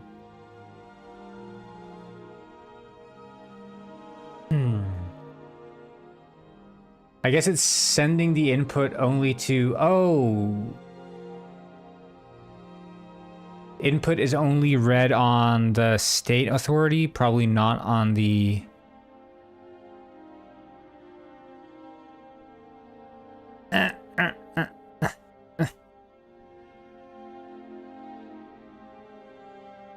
But not sure. Yeah, you can't join me. I'm testing a different version. See.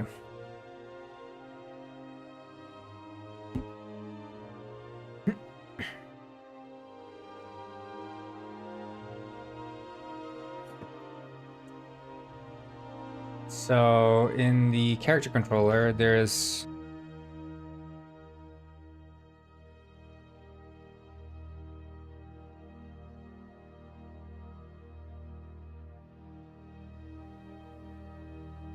here on input.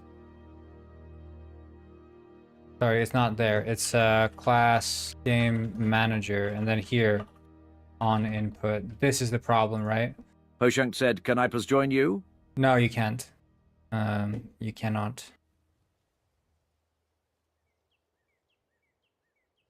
Right, so controller state. This one runs...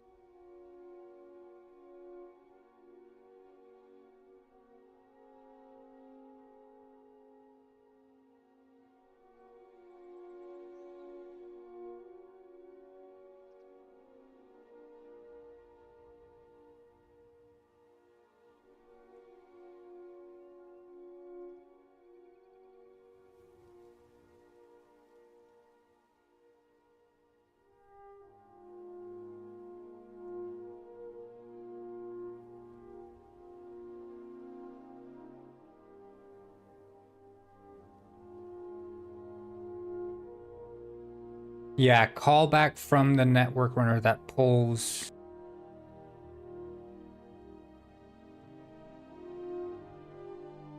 Yeah, but this is running though. Yeah, C is Stephanie.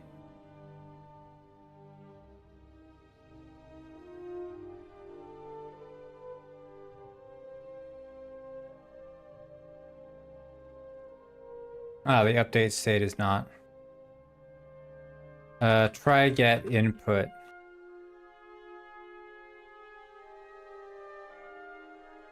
Yeah, get input there. So this is the problem here.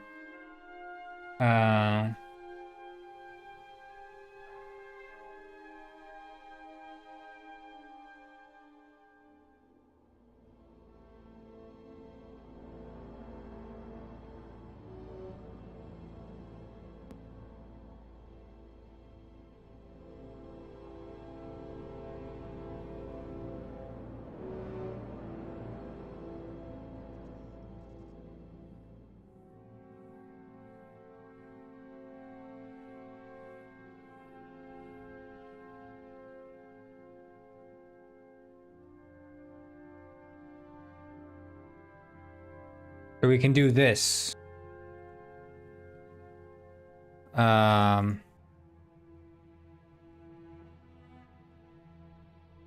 Yeah, so this is for remote clients.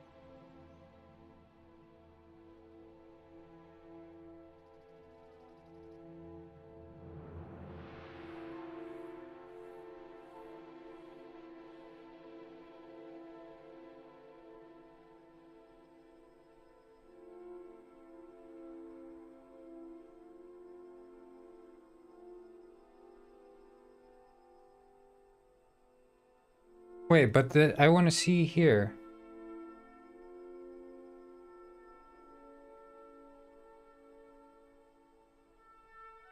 Okay, so we are getting input. Okay, never mind then.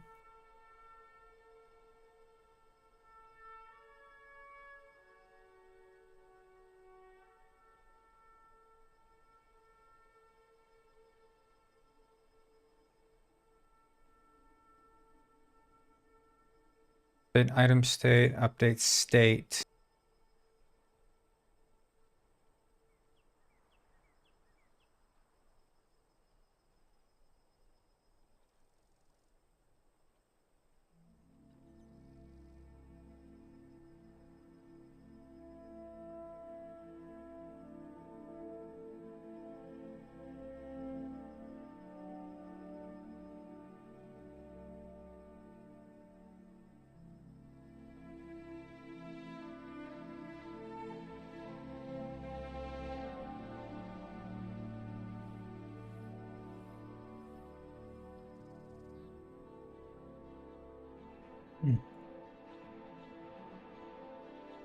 State authority.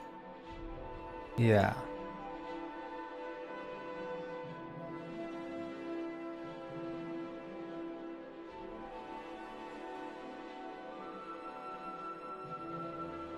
Is there like a fixed update? It's If up, it isn't Patrizio valid, said. return. I forgot to record something before starting the edition of the video.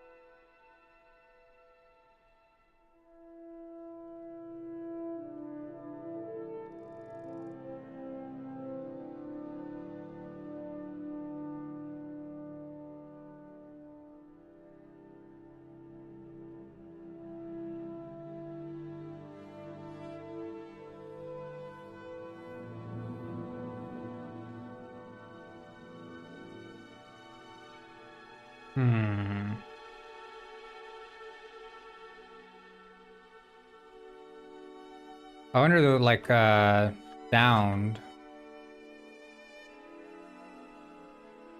State.health.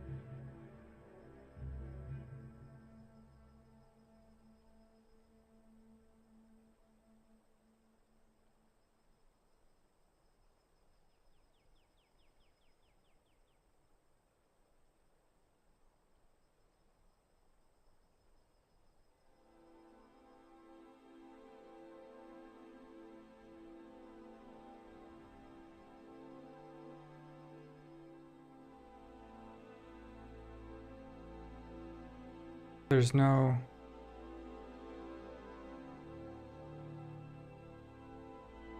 Like, is the max health never assigned for...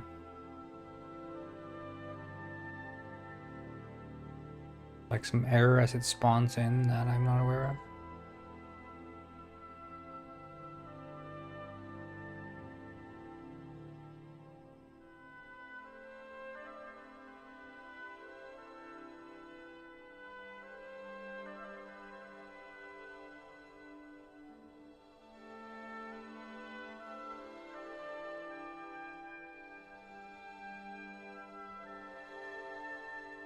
I know we're gonna have to start up and see.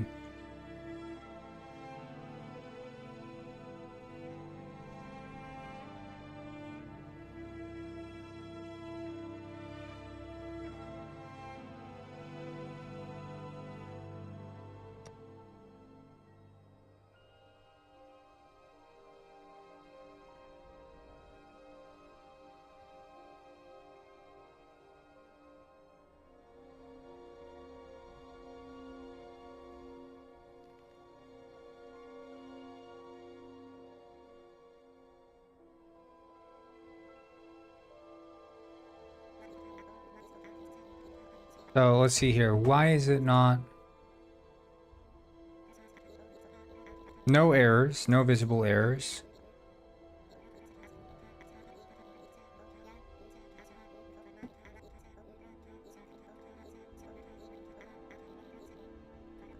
And the max health.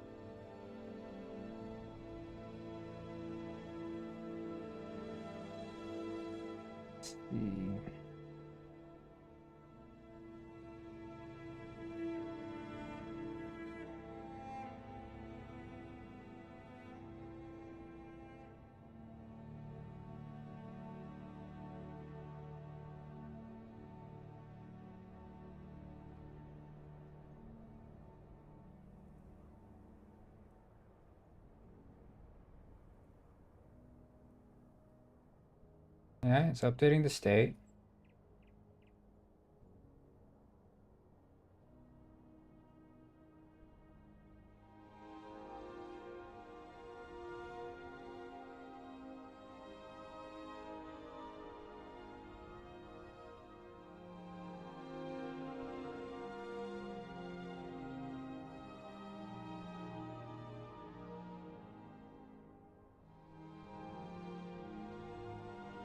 Like, why is the state health always 0?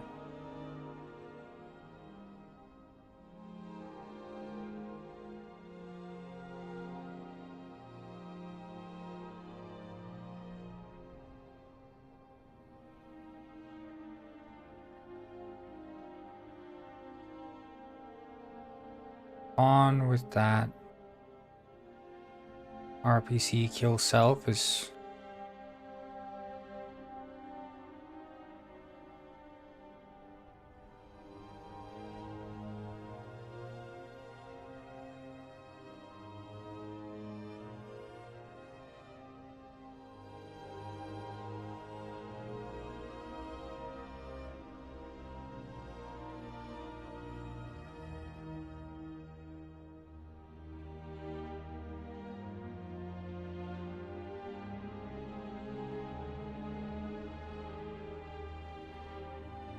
State health equals... It's less than its state on health plus... Otherwise it's max health.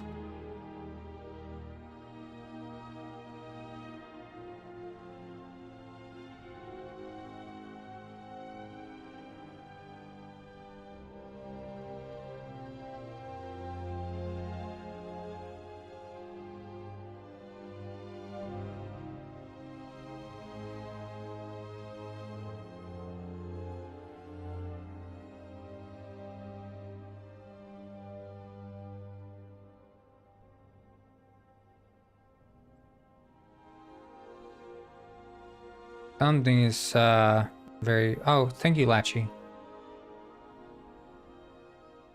Something very off.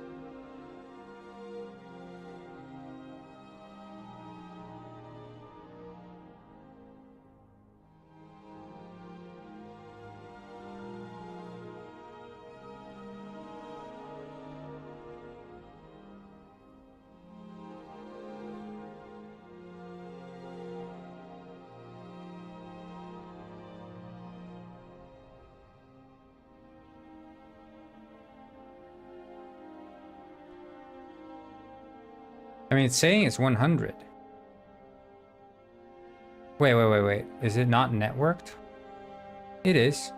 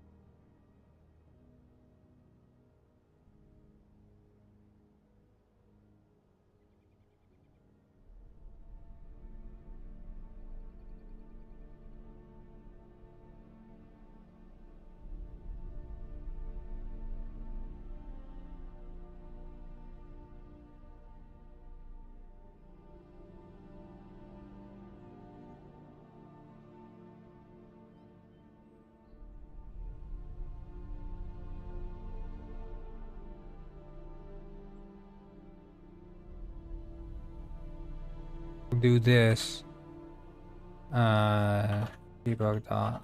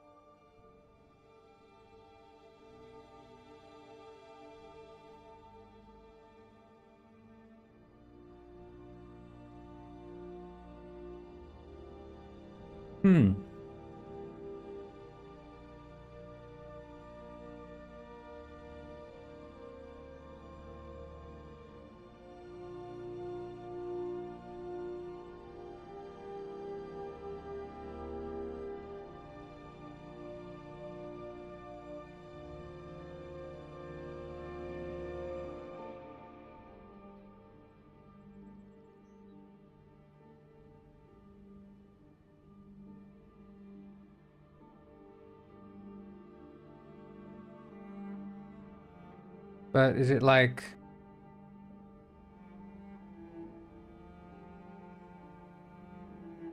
being triggered locally or something?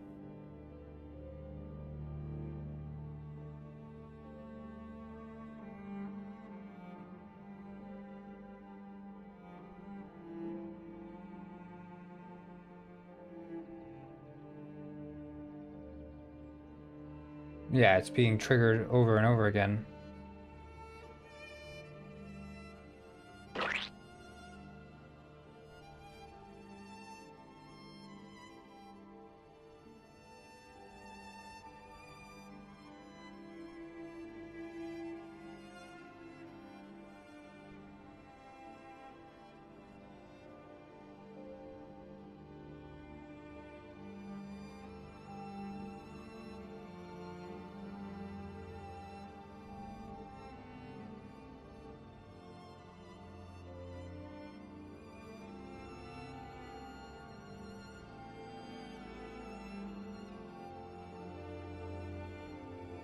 But then is that not being synchronized then? Is that the issue?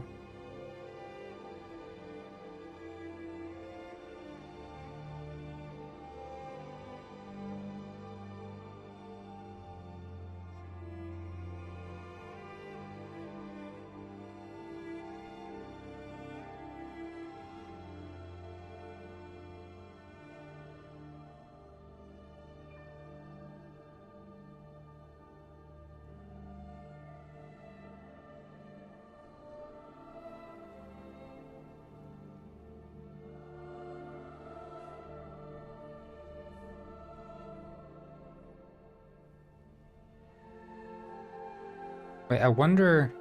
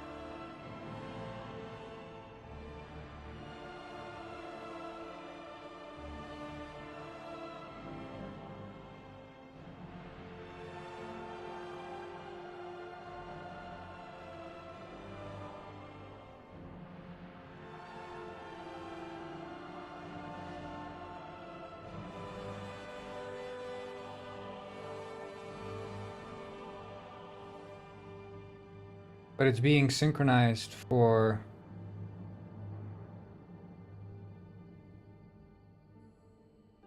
Or I guess it isn't synchronized. But the enemy is being synchronized and that's being pulled from a state.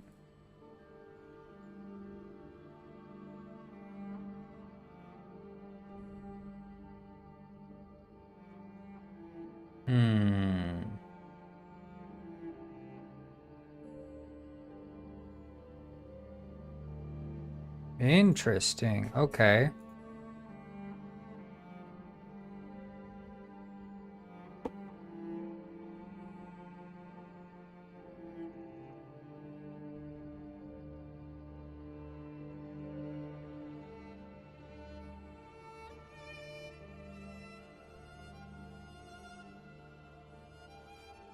Wait. Is that the issue? We're overriding it twice.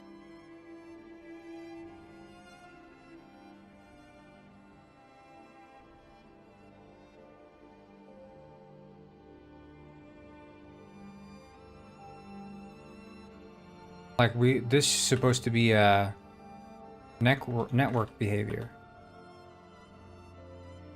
which acts as, which gets the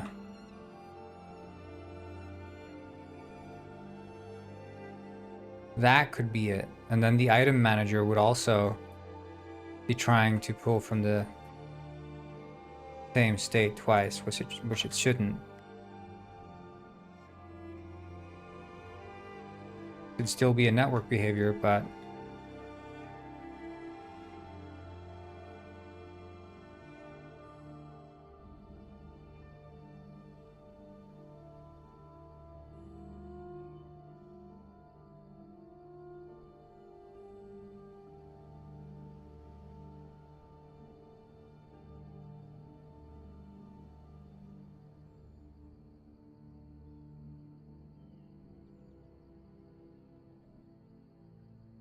aha.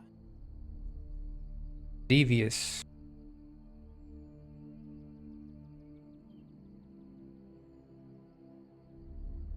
And then we'll do cc dot on state change plus equals this.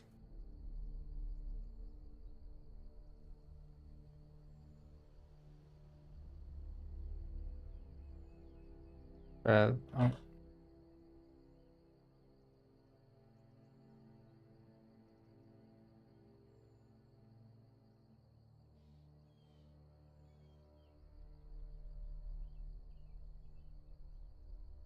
And this is action with a penguin state.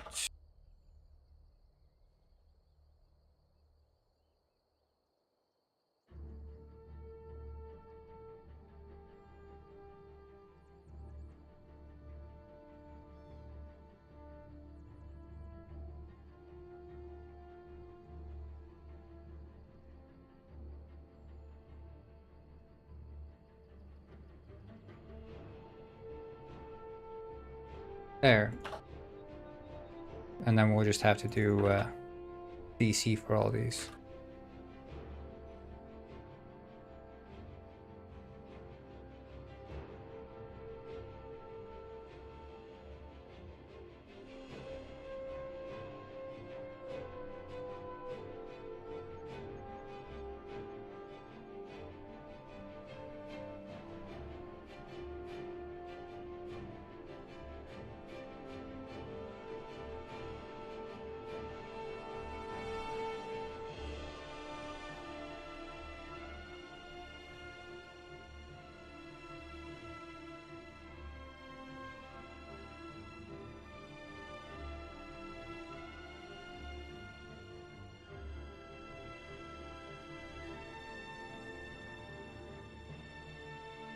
Okay, this should change everything. Need to do this. Player.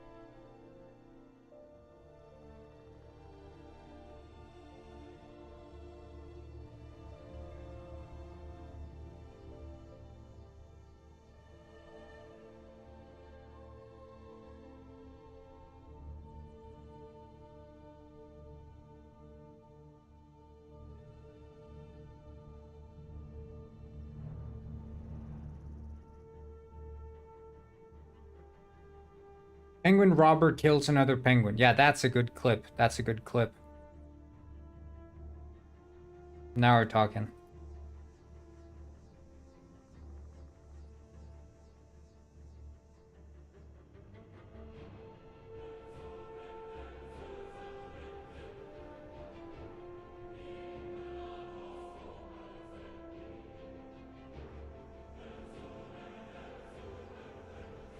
I don't know where Penguin Robber is.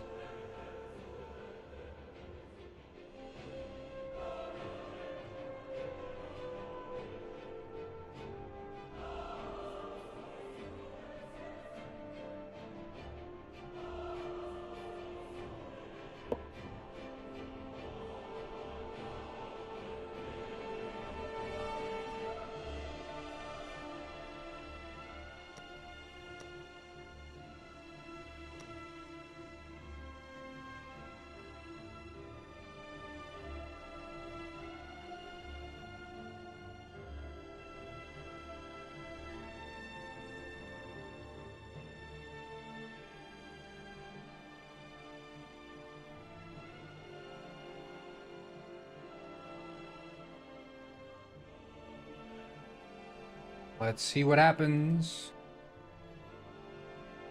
There should be a bit better of a result now.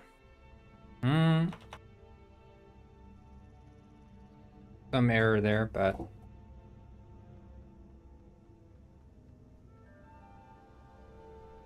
and I guess that would have a rippling effect. Yeah, the CC isn't assigned.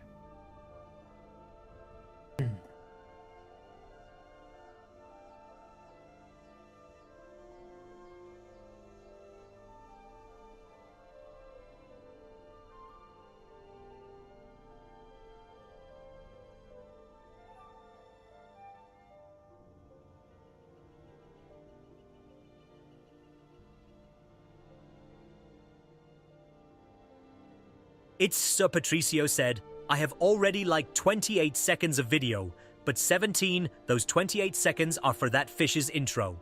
I have a long intro.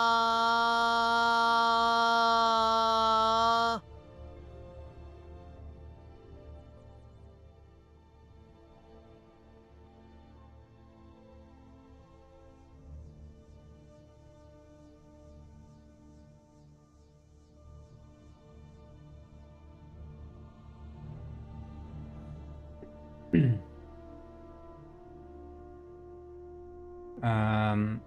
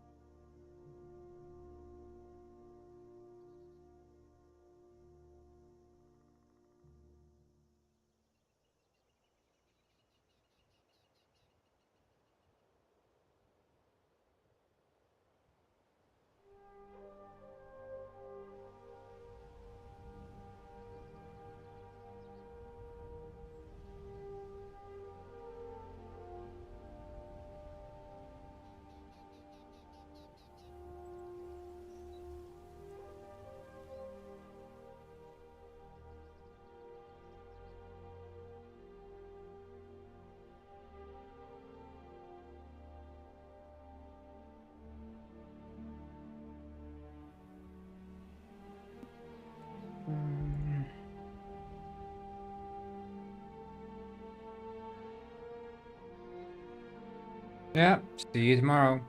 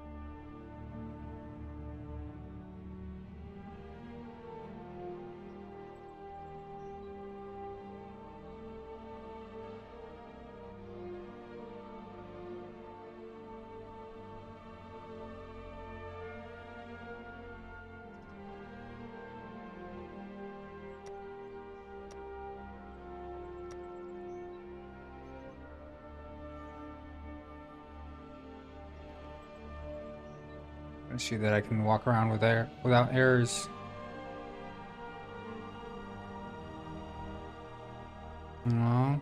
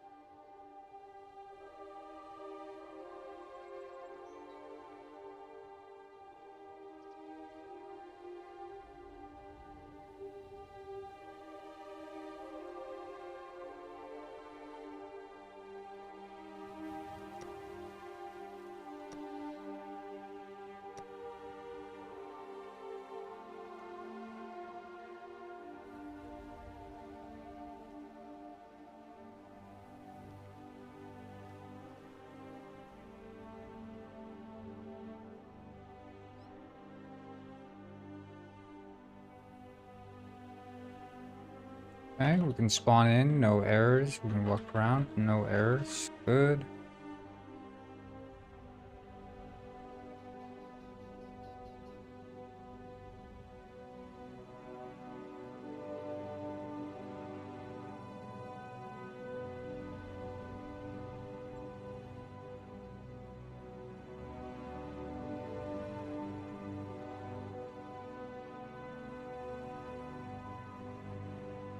Let's see here, create server.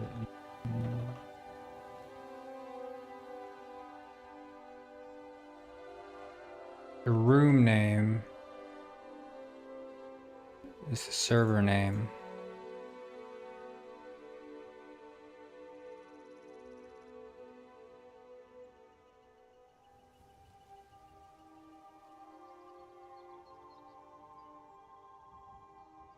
And the server name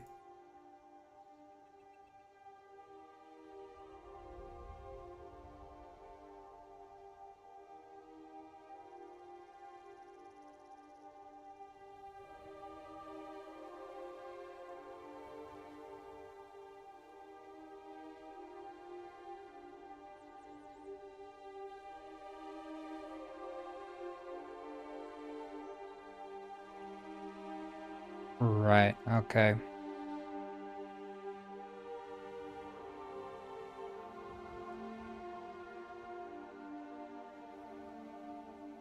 We can do that here in post.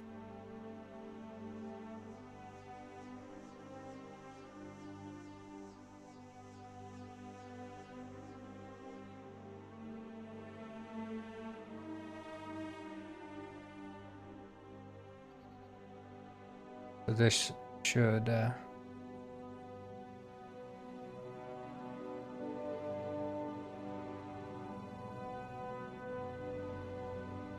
boop, boop, boop, boop.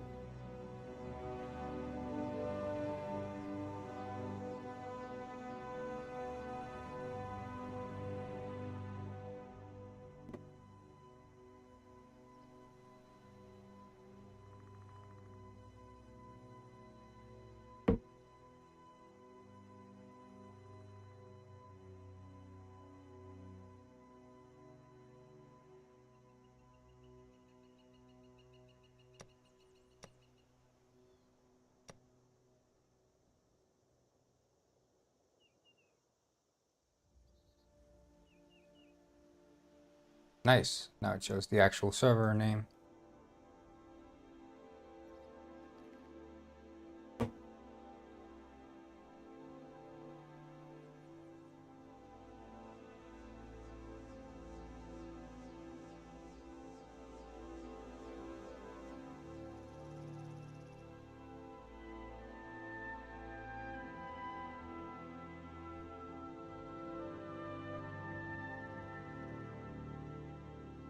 Yeah, it's still like, it sends the state there.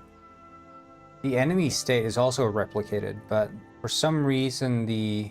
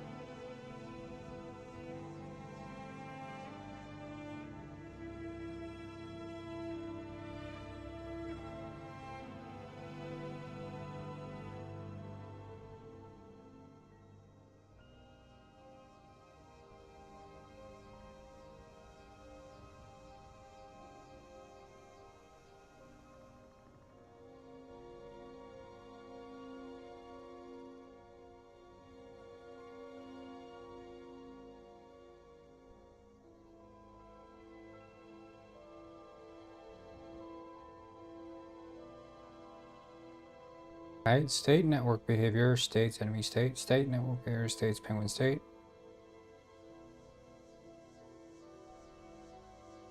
Public override reference states enemy state state.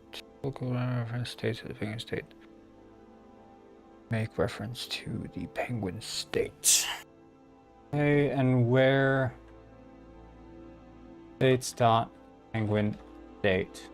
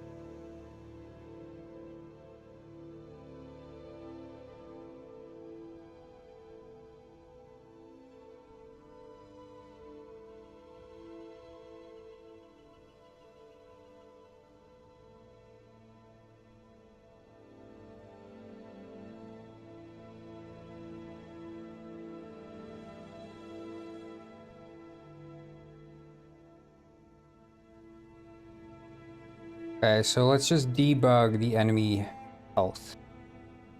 State dot, just an update or something. Debug dot log.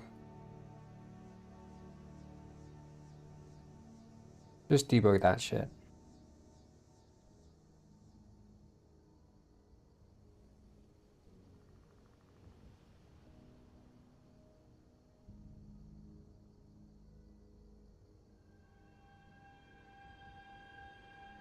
Yeah, so that's being synchronized.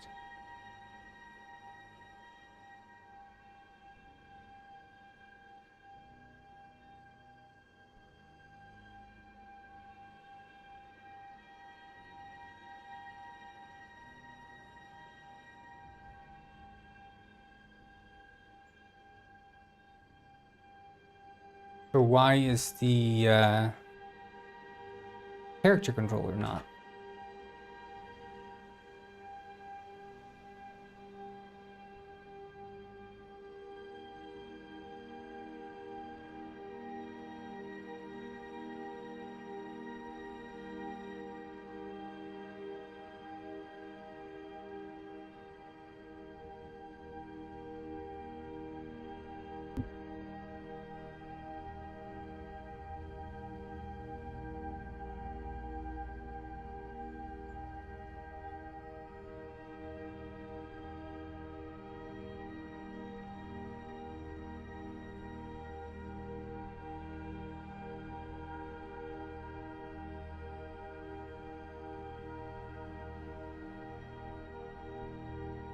So, like,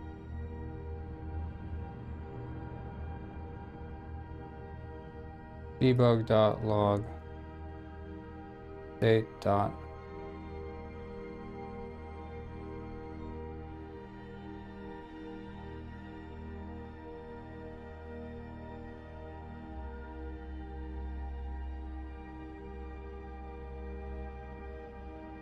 Okay, this would be false in general. Unless...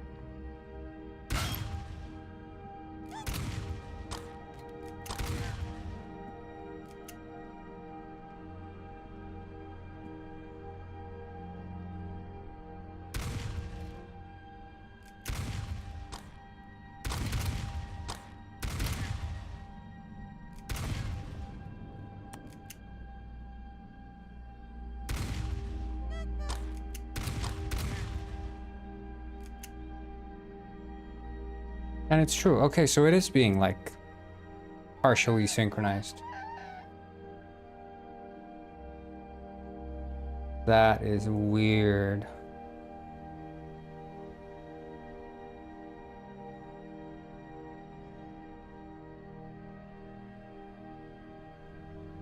That's very weird.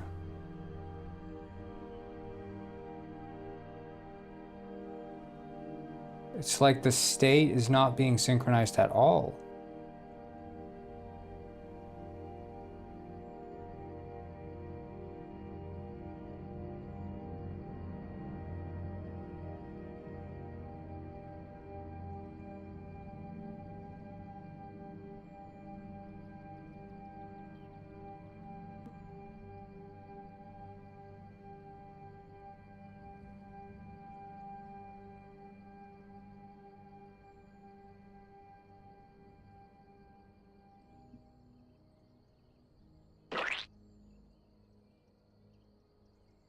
Okay, so we'll see here. We'll just take a look at the network type is spawnable, yes.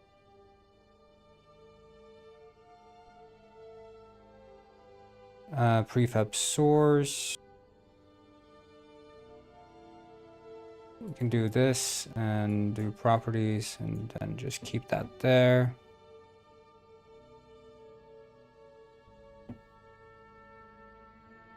And then just go to enemy.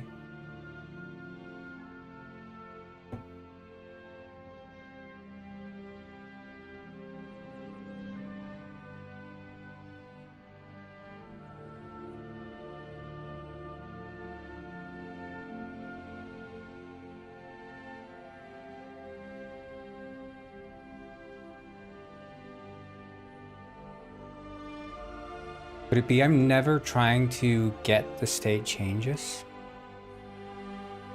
Try get state changes.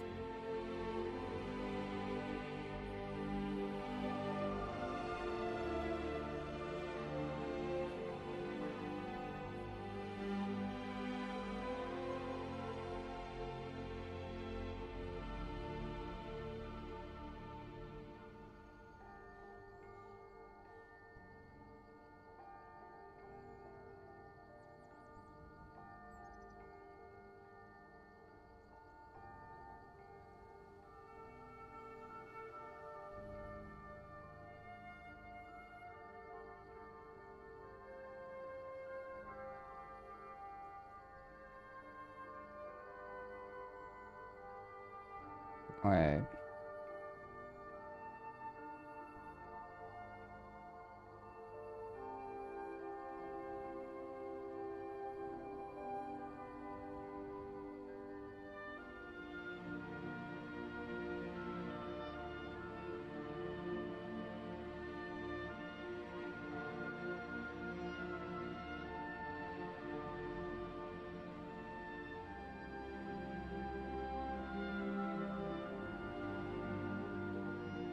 I mean, it is receiving state changes.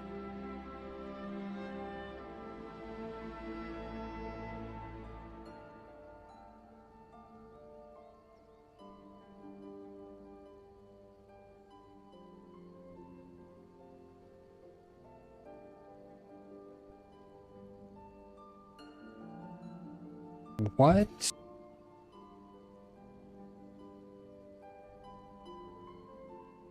Now I'm stumped.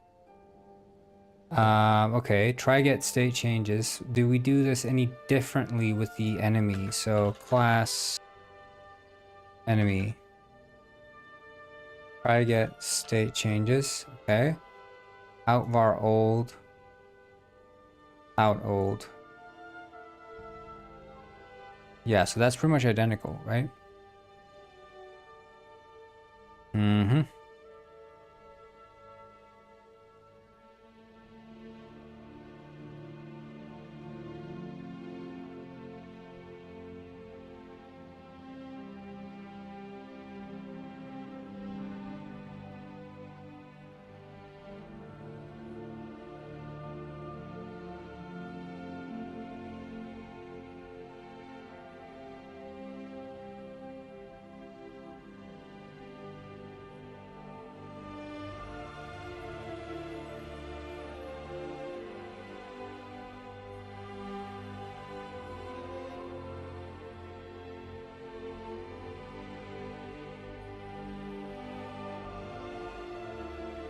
Weird.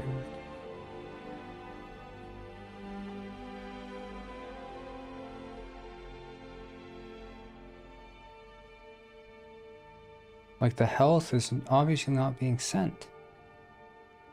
Public struct penguin state.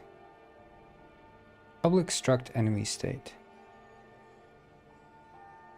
Is that the issue? That I'm not getting setting like that? That be the issue?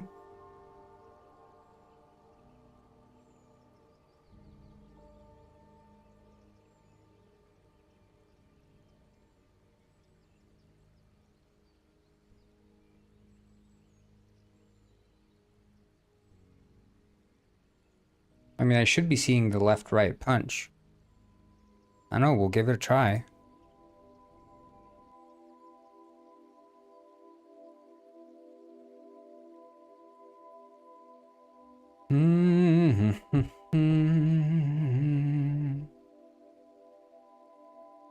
It's Saw Patricio said, huh, neat. Yeah, I feel the same way, Patricio.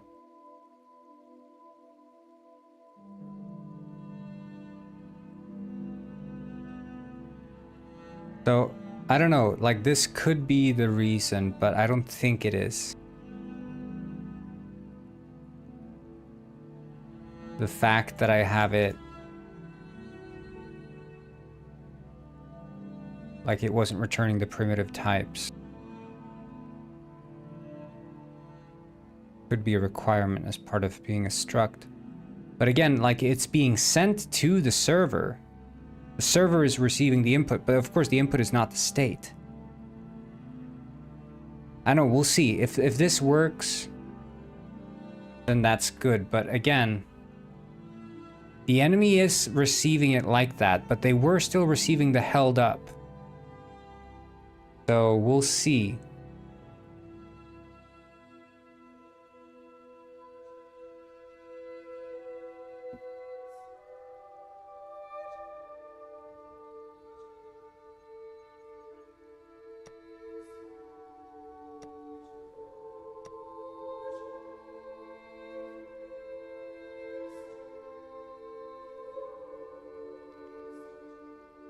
Ah, shit.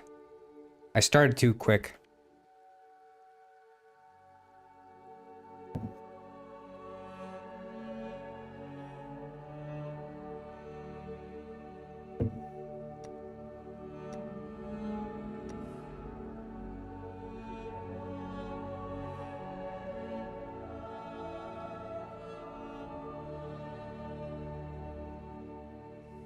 That feeling when you just want PP, or I mean PS, not PP. Not about PP, is it? About PS. Penguin Springs, not Penguin Beaks.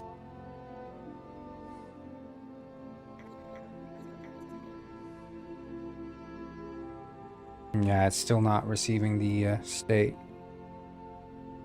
But the input is being sent. It's just not, the state is completely unsynchronized.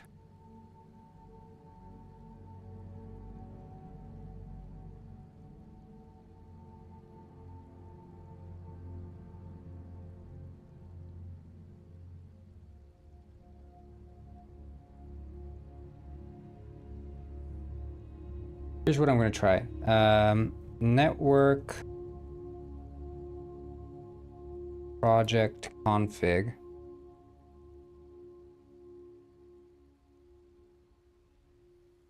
Rebuild the prefab table.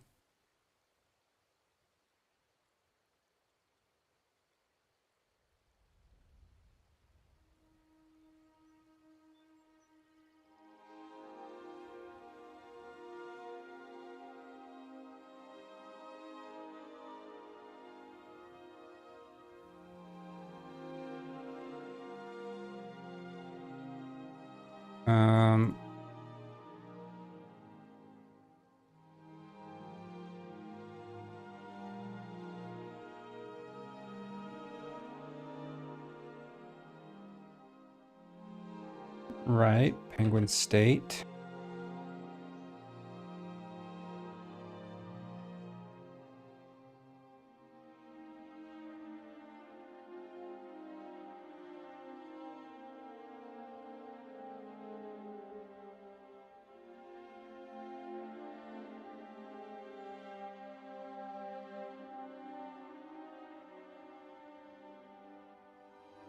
Like, what makes the penguin so unique? Like, it is a player object.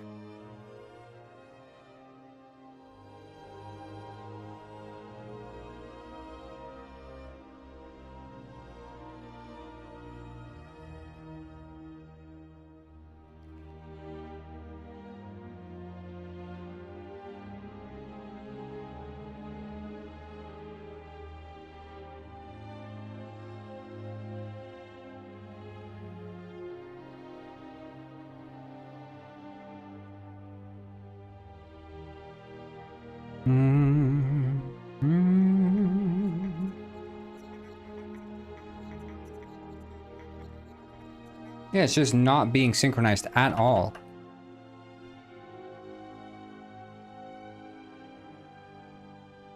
But like here in the state network behavior, the state is this. Try get state changes, try get state snapshot reader.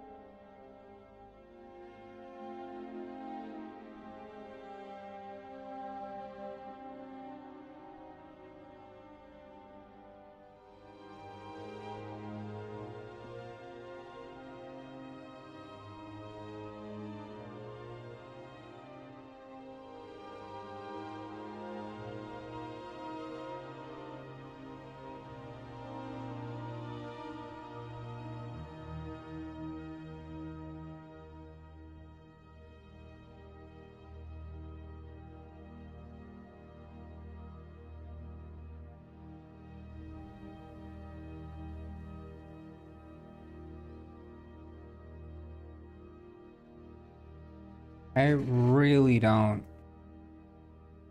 get why it's not receiving the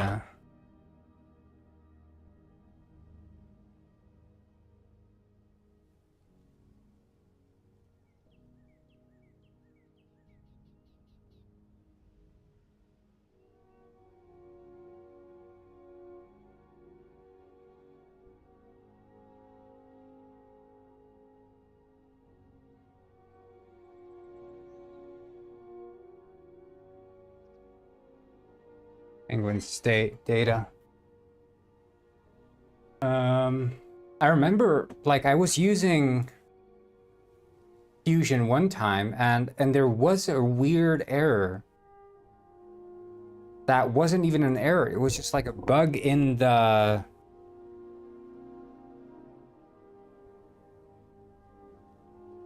code itself. I wonder here, like,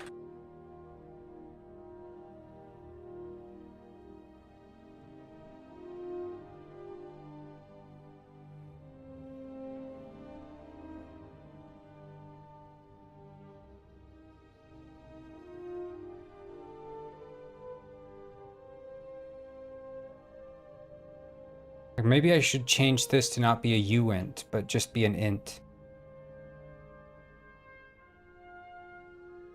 Maybe the uint is, the unsigned int is ripping up.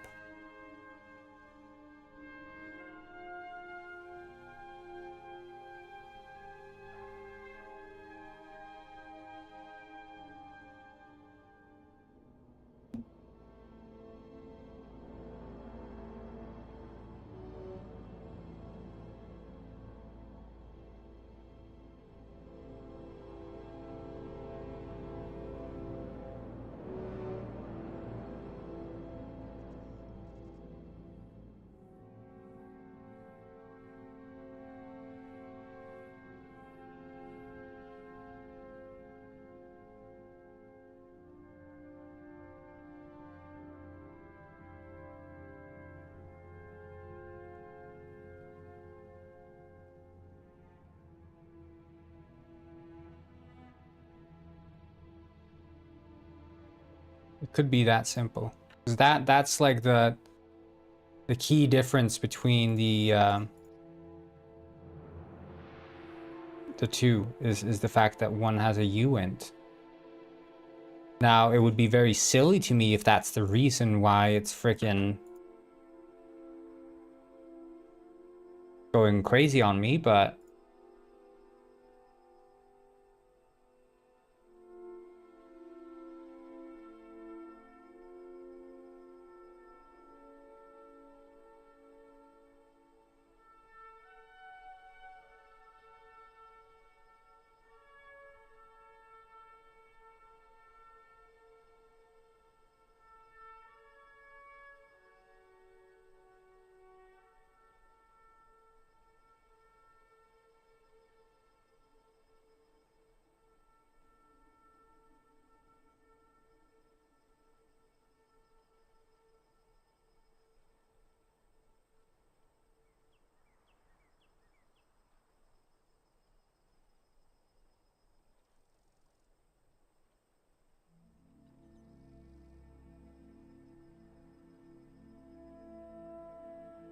okay.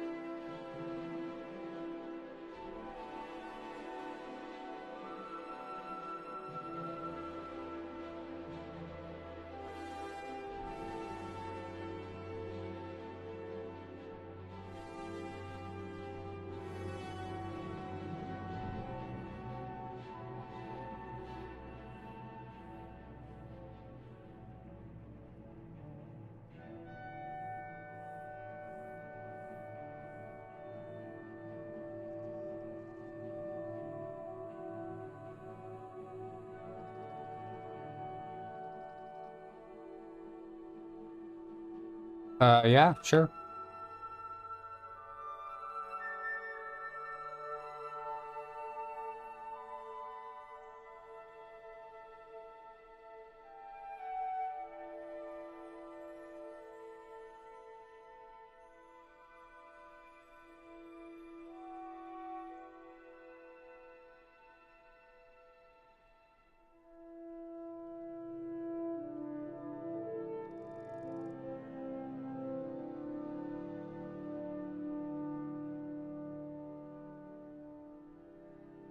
Yeah, no problem, buddy.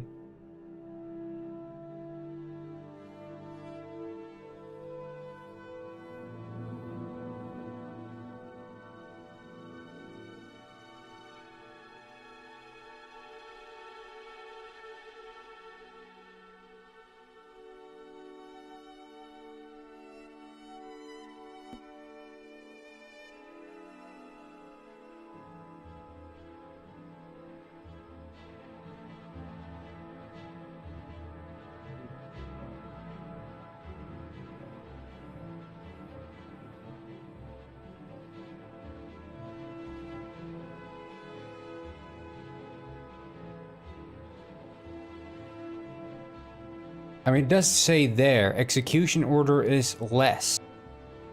Is that the issue on the item manager? Edit.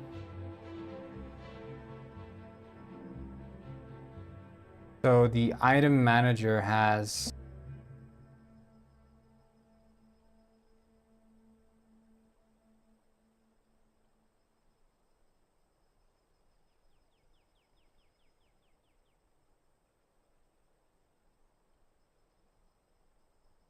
That would be a difference. That would make sense.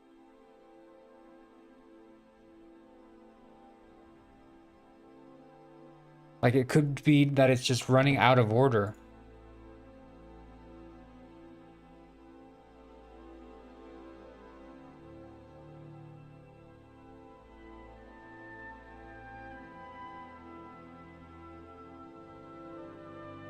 Let's see.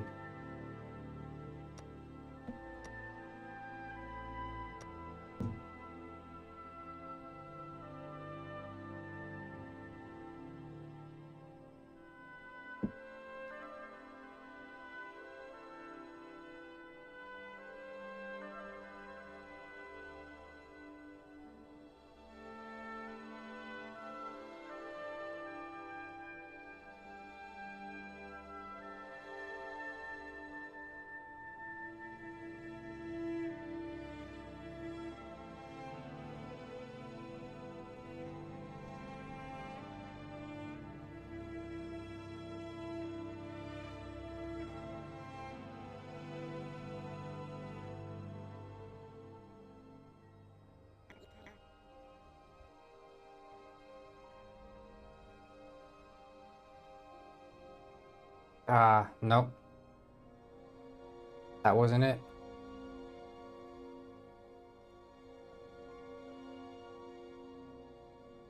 It's still not being synchronized. But like edit.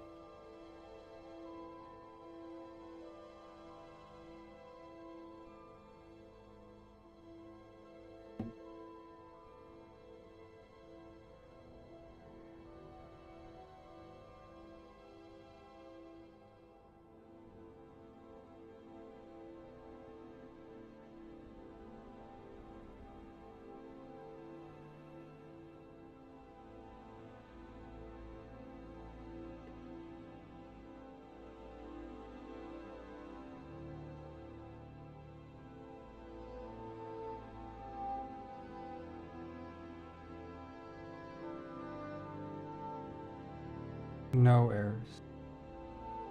It's just not sending the state. Why?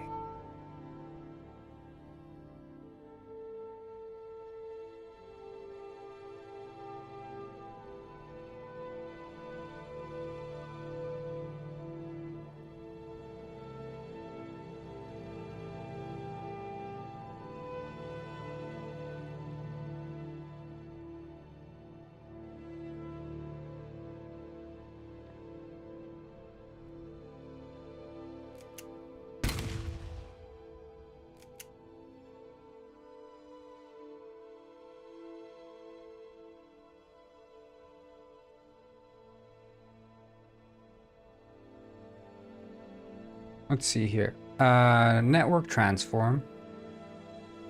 But see, the network transform on this one doesn't have a network object.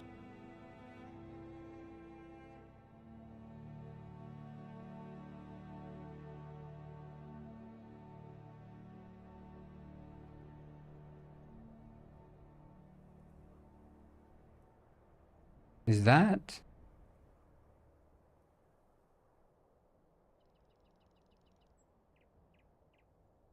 the issue?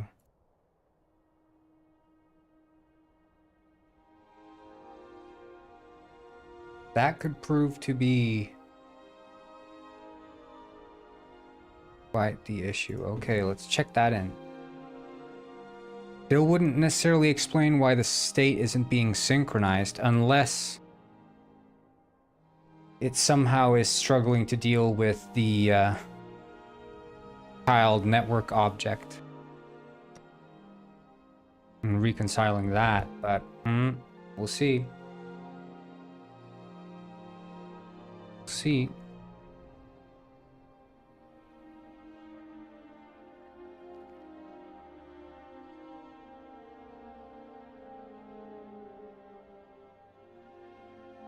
Now it says player name not found, which is kind of weird, but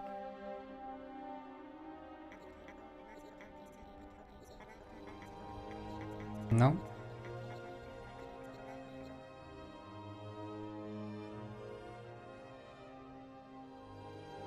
That is still not the issue. Huh. But the enemy is getting synchronized.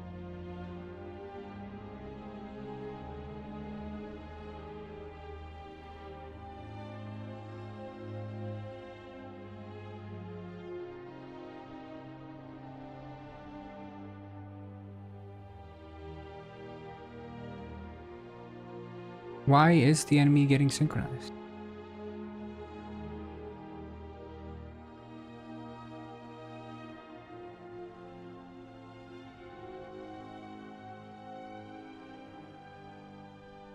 Fusion to player objects. Like, is that the issue?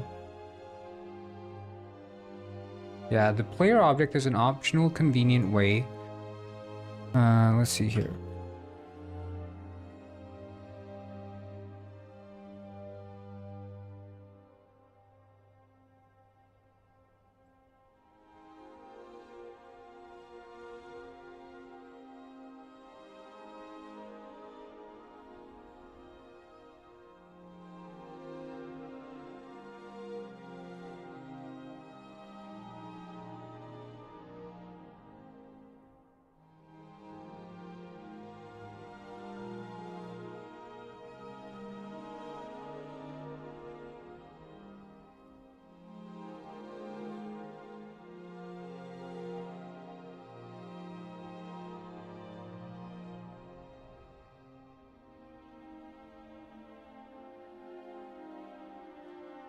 The player object is an optional, convenient way to associate each player in a game session with a particular network object avatar. Yeah.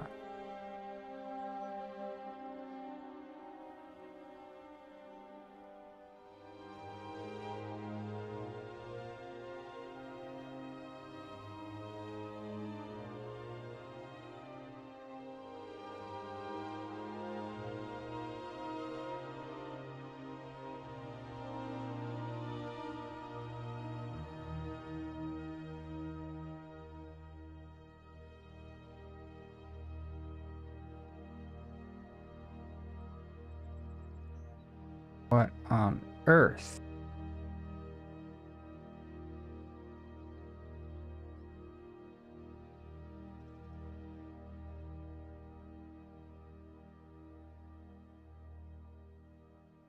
Network behaviors. Root. Network transform. Right? Okay. Then we have the penguin.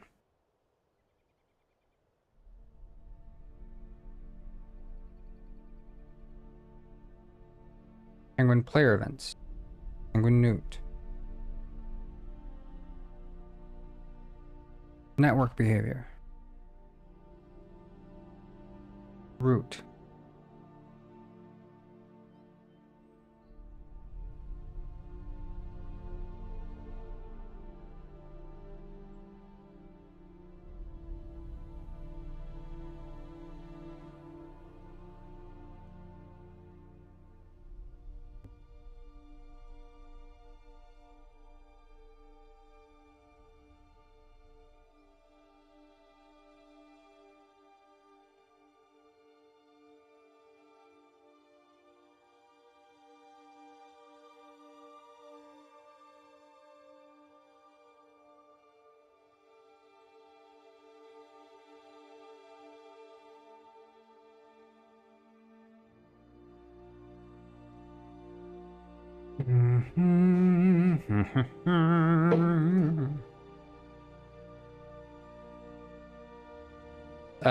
Was a slight, I mean, it's not derailed so much as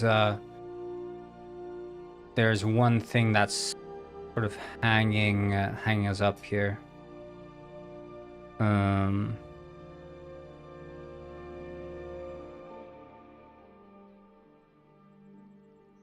The issue is that for whatever reasons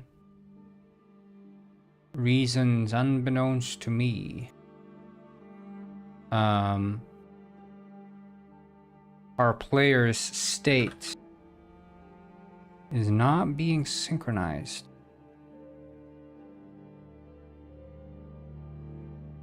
Sort key. Huh?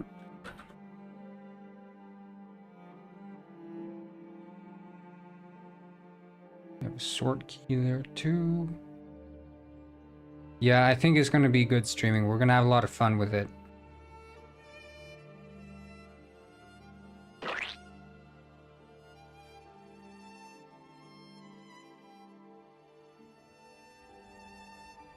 But of course we have to fix this shit first.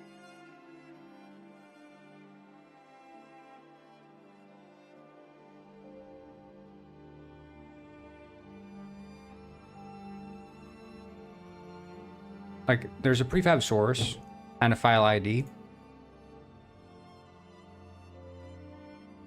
And the penguin.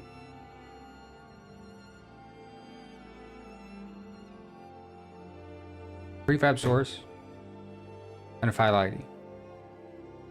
Yeah.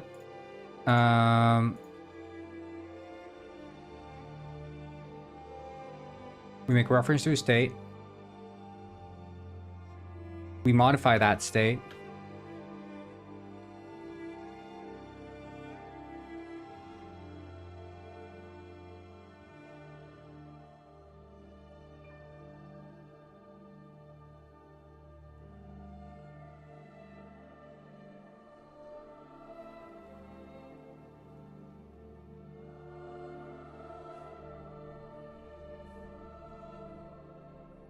Like here, player object spawn.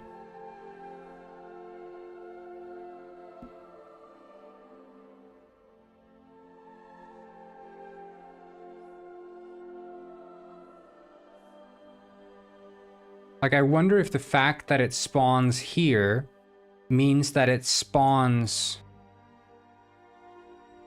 without a runner. Like, maybe it spawns prematurely.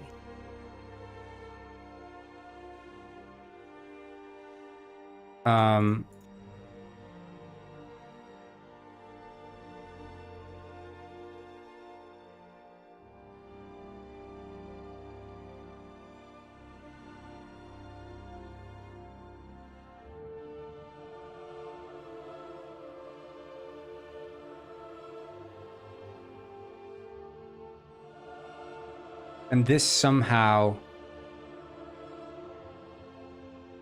like, spawn client is called here, spawn client, which is sent as an RPC, await spawn, on scene, load done.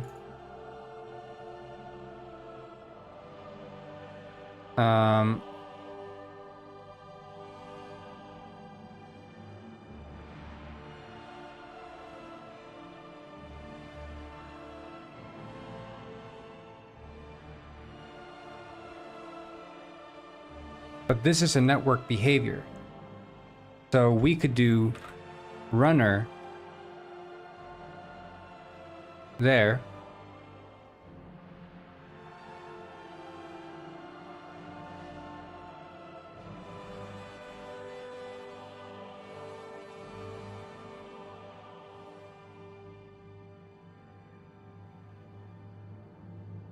Hello, penguin robber.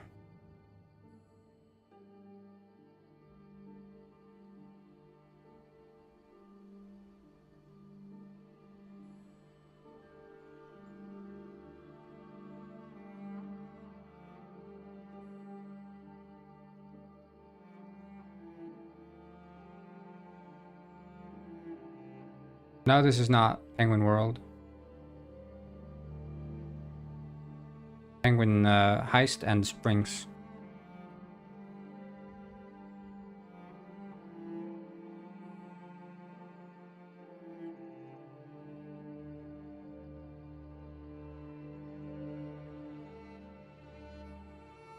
If it's not dead, it's just not being worked on.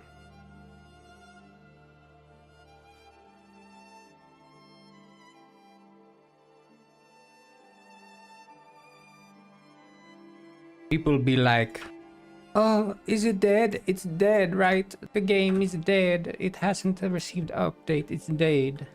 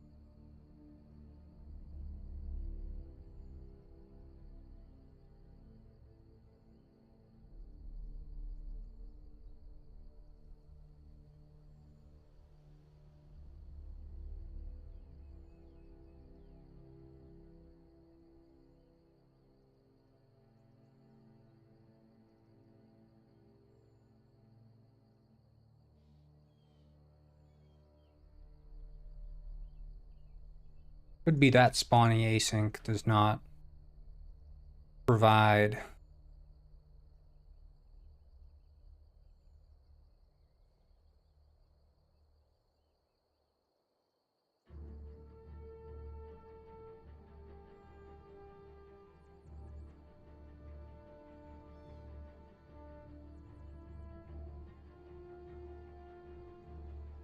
I don't know, we'll see. We'll join in and just see what happens.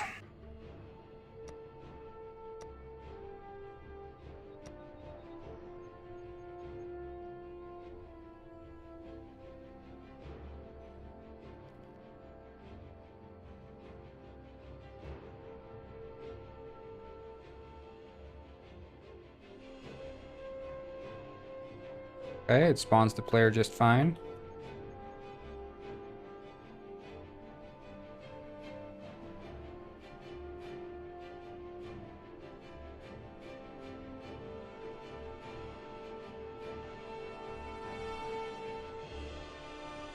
Like, what does spawn async versus spawn?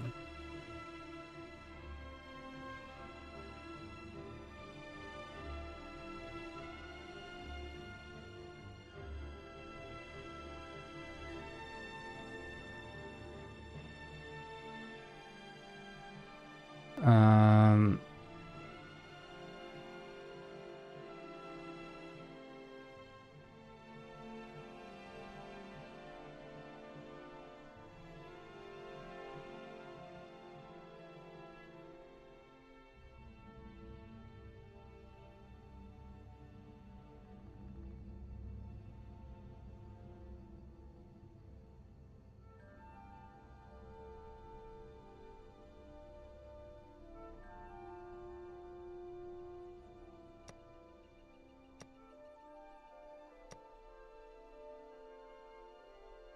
all about eliminating differences. Spawning async is not how we spawn enemies, so That is one more difference we can eliminate.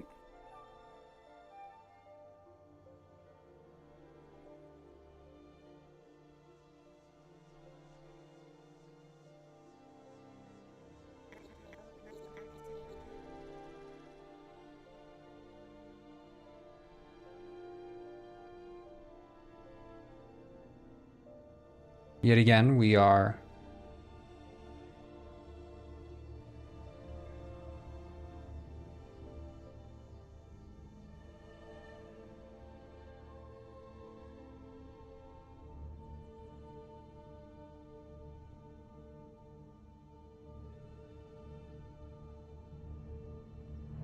is simulated as local player object and simulation spawned.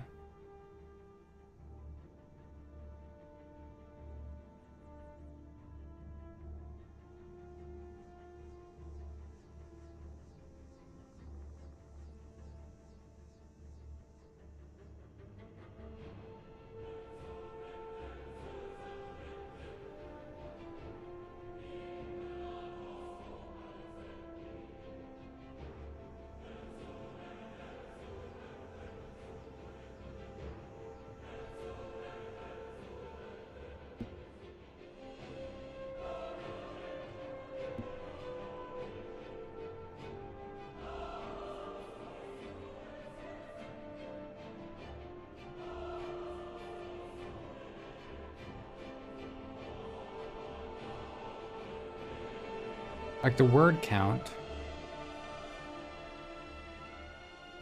is probably not static for all. Yeah, like enemies have 78, so they send more data than a player. Right? That's the idea. Global interest.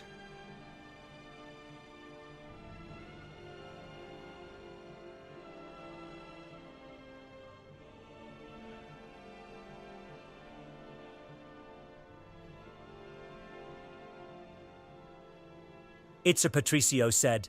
Ah! That fish video is up. Ah!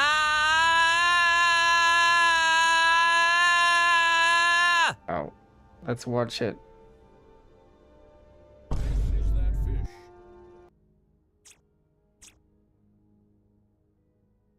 Mm-hmm. This is that fish. Preview. He is chronically offline. What a boring day. I think I can just make some stuff in my bookshelf.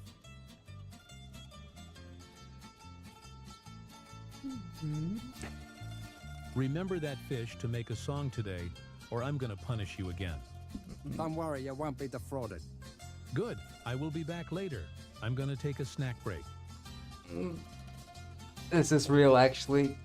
I've finally finished the song. Now I can have a break.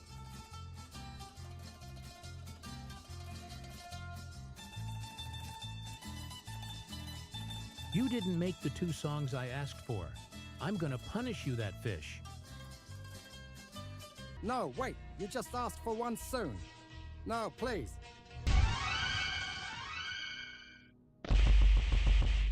Damn. Flawless victory. Fatality. Beautiful. Beautiful. Cinema. That deserves a mango and a fire. And also a penguin.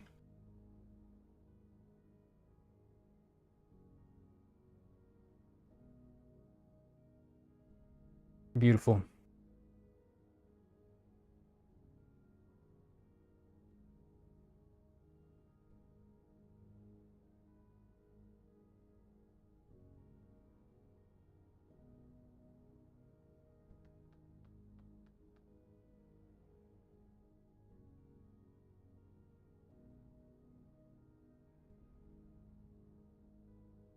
Like, I am just nothing but dead.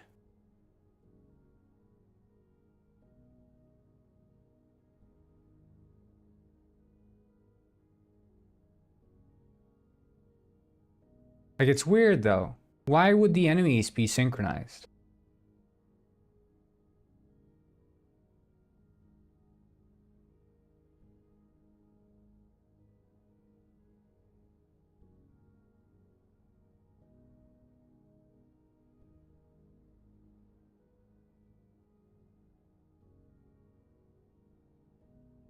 Oh, it's synchronized. It's just normal network transform?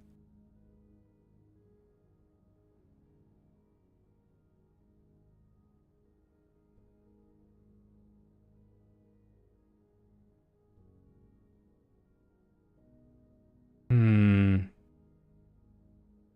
I'm gonna try one last thing, which is... Or not gonna be the last thing, but...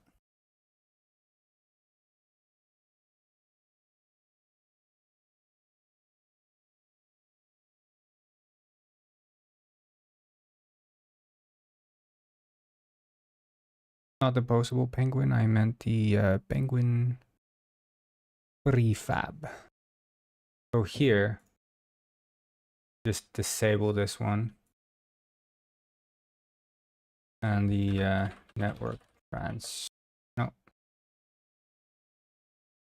There. Oh, okay.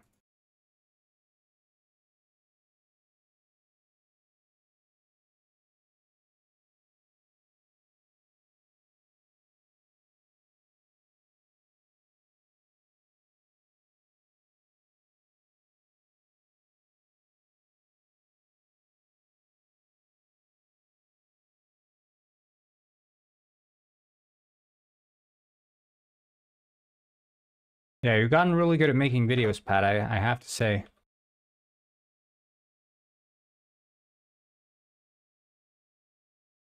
Am I okay? Is my head sinking in again or something? Probably is.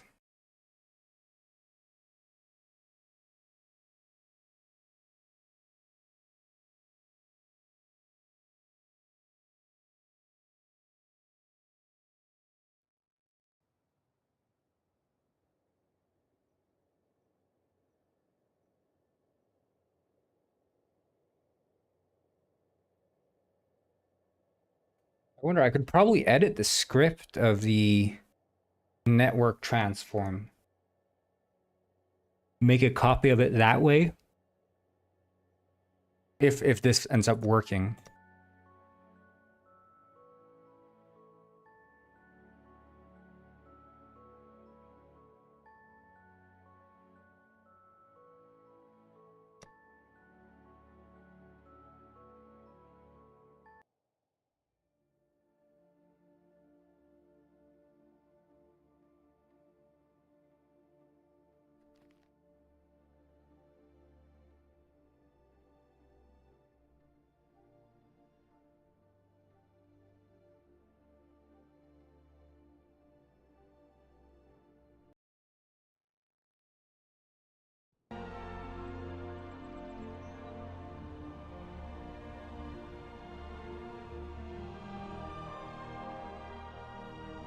Yeah, this is not doing any good. Not doing any good.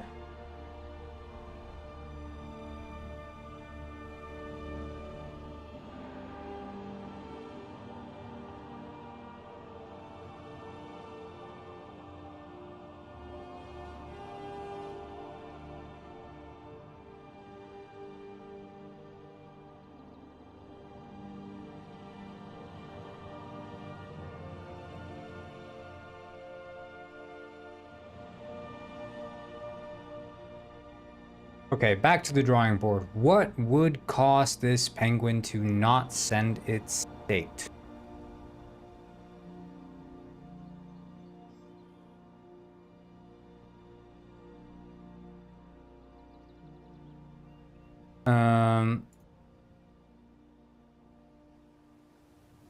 Like everything about this makes it look like there are no issues.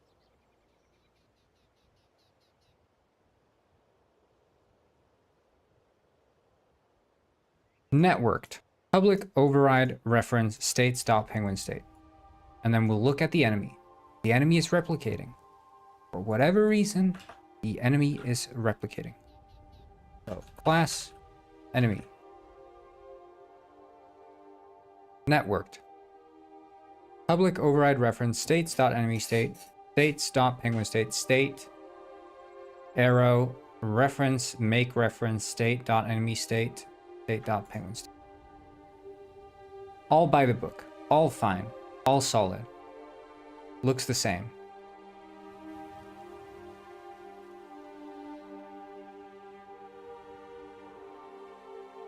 I'll let him know. I'll let him know.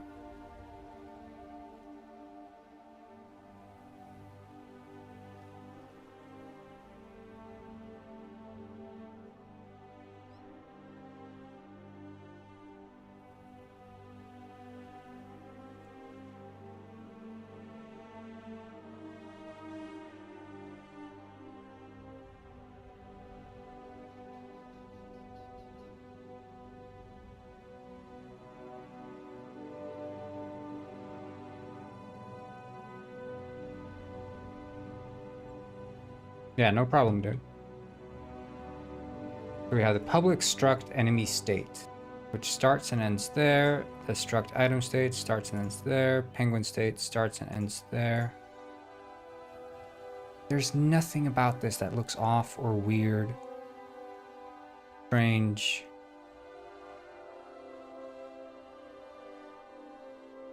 Nothing.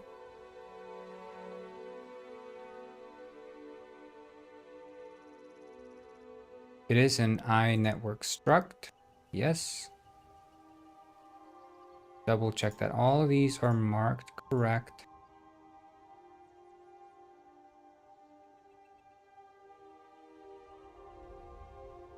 Thank you, Pat. Thank you.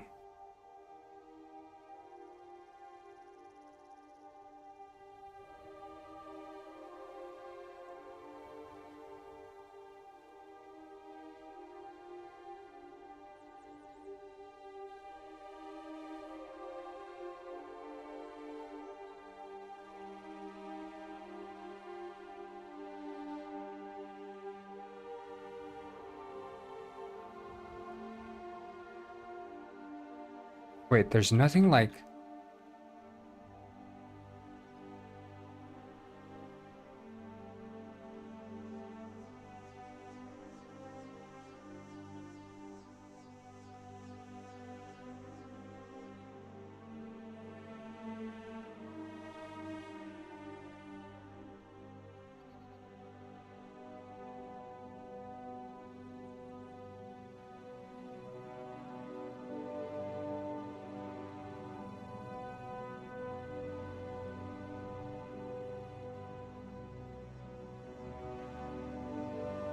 Hello there, Samuel.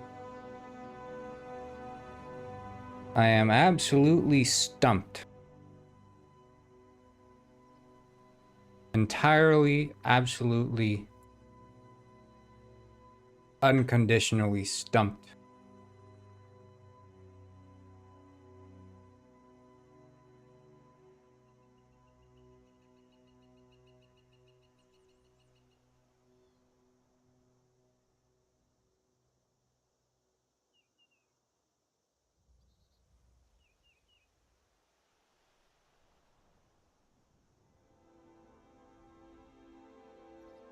Like the states are not getting synchronized.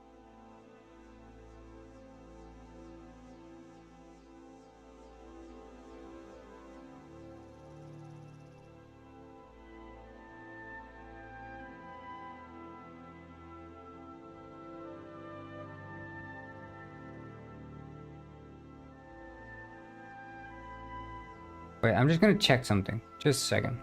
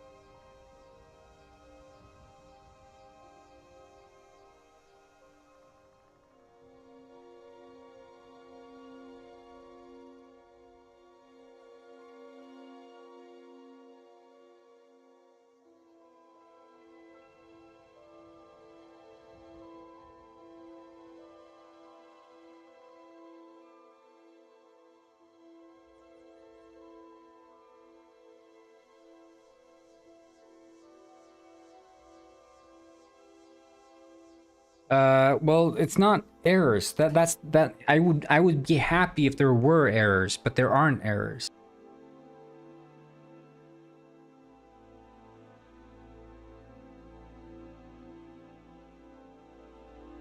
If there were errors, I would be able to track down what the issue was.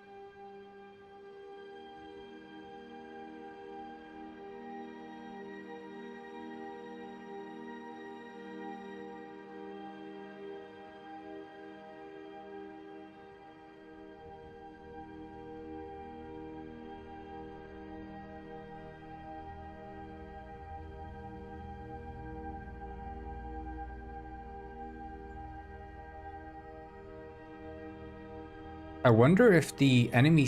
Well, the enemy state was replicated because the health was replicated. We saw that, but still the enemy position is not...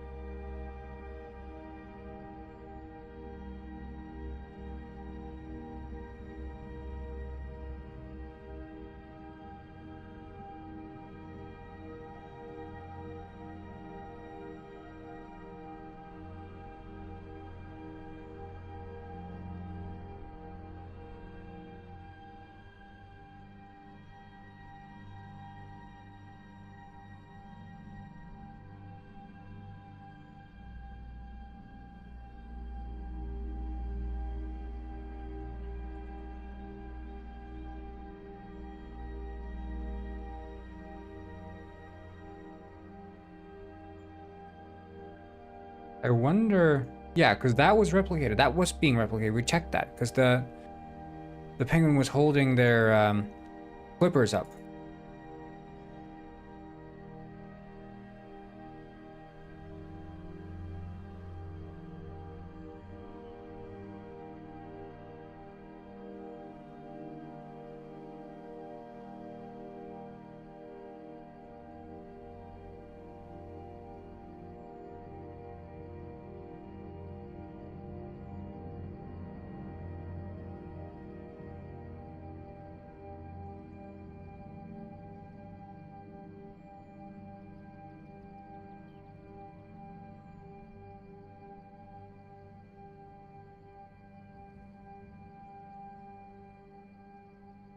Wait.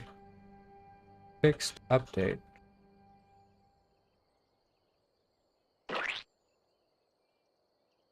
Is that the issue?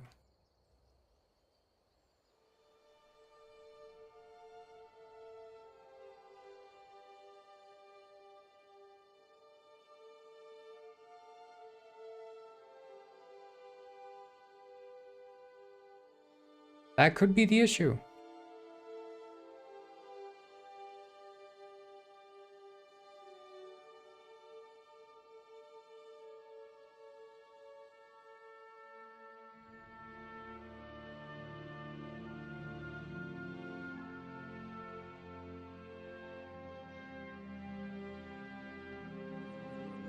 Okay.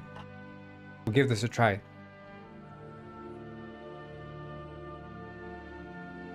Okay. So it might be that the state changes aren't replicating because of a race condition. And not the kind of race condition you are thinking.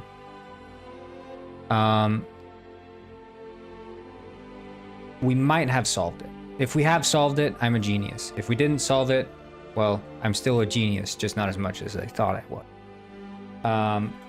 No, but basically, when you're doing networking, you generally have, like, already games are quite complex because you're running one physics simulation and one rendering simulation. The rendering is displaying all the graphics on the screen and all the visuals and blah, blah, blah. And then the physics is running, like, on a fixed rate, simulating the physics of the game to the best of its ability. And it's nice to have it running on a fixed rate because that basically allows it to be way more reliable than if it's running on a frame-dependent one, which is, like, wildly fluctuating as you're, like, looking around the level and stuff like that. But with networking, you generally also have a networking loop because it's not tied to either the physics or the rendering. And when you're checking for changes, when you're optimizing a networking loop, you want to check for changes between point A and point B. And the reference for point A and point B... Oh, something's...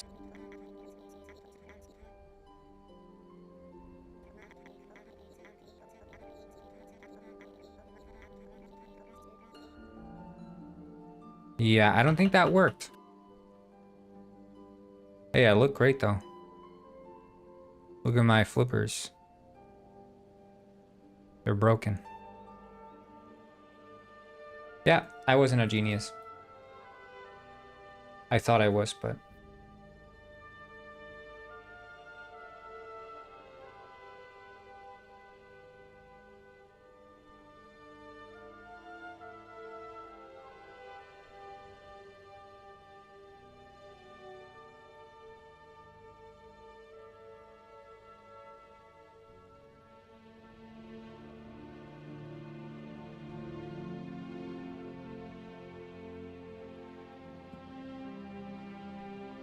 But, like, if I kill this enemy, though...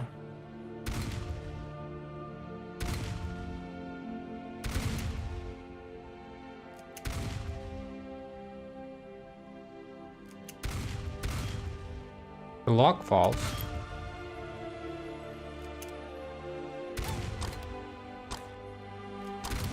Not many things are being synchronized, are they?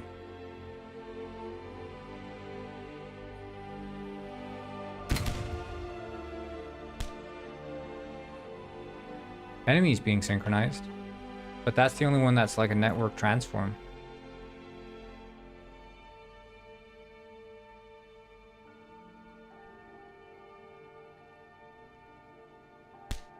Like when I grab the enemy, it's actually like floating around.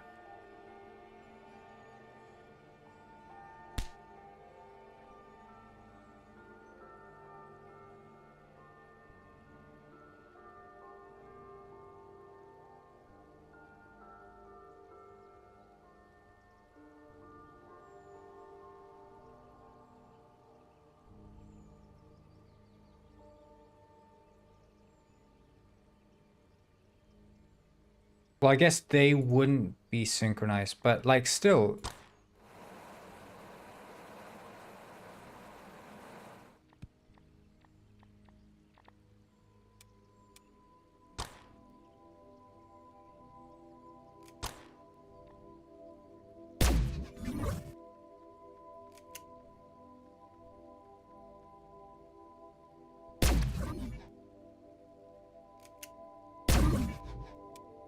This stuff isn't being displayed either. Either.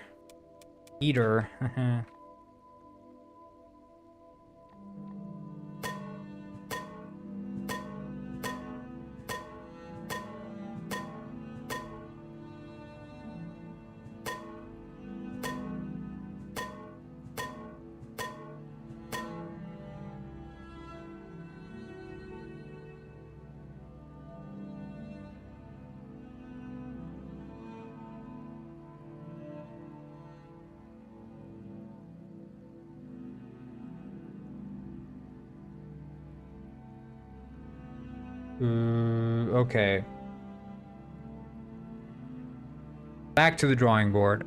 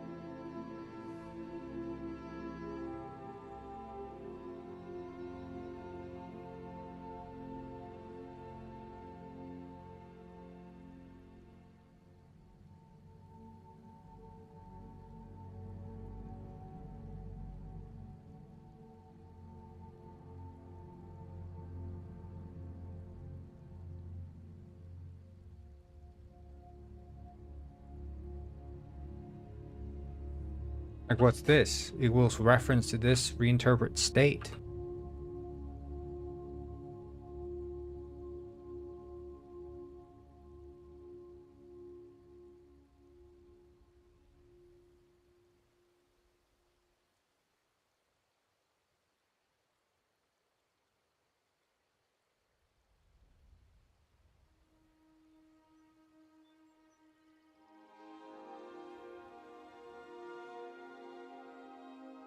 I think I'm gonna end the stream for today. I'm gonna do some research on my own, and I'll be back tomorrow.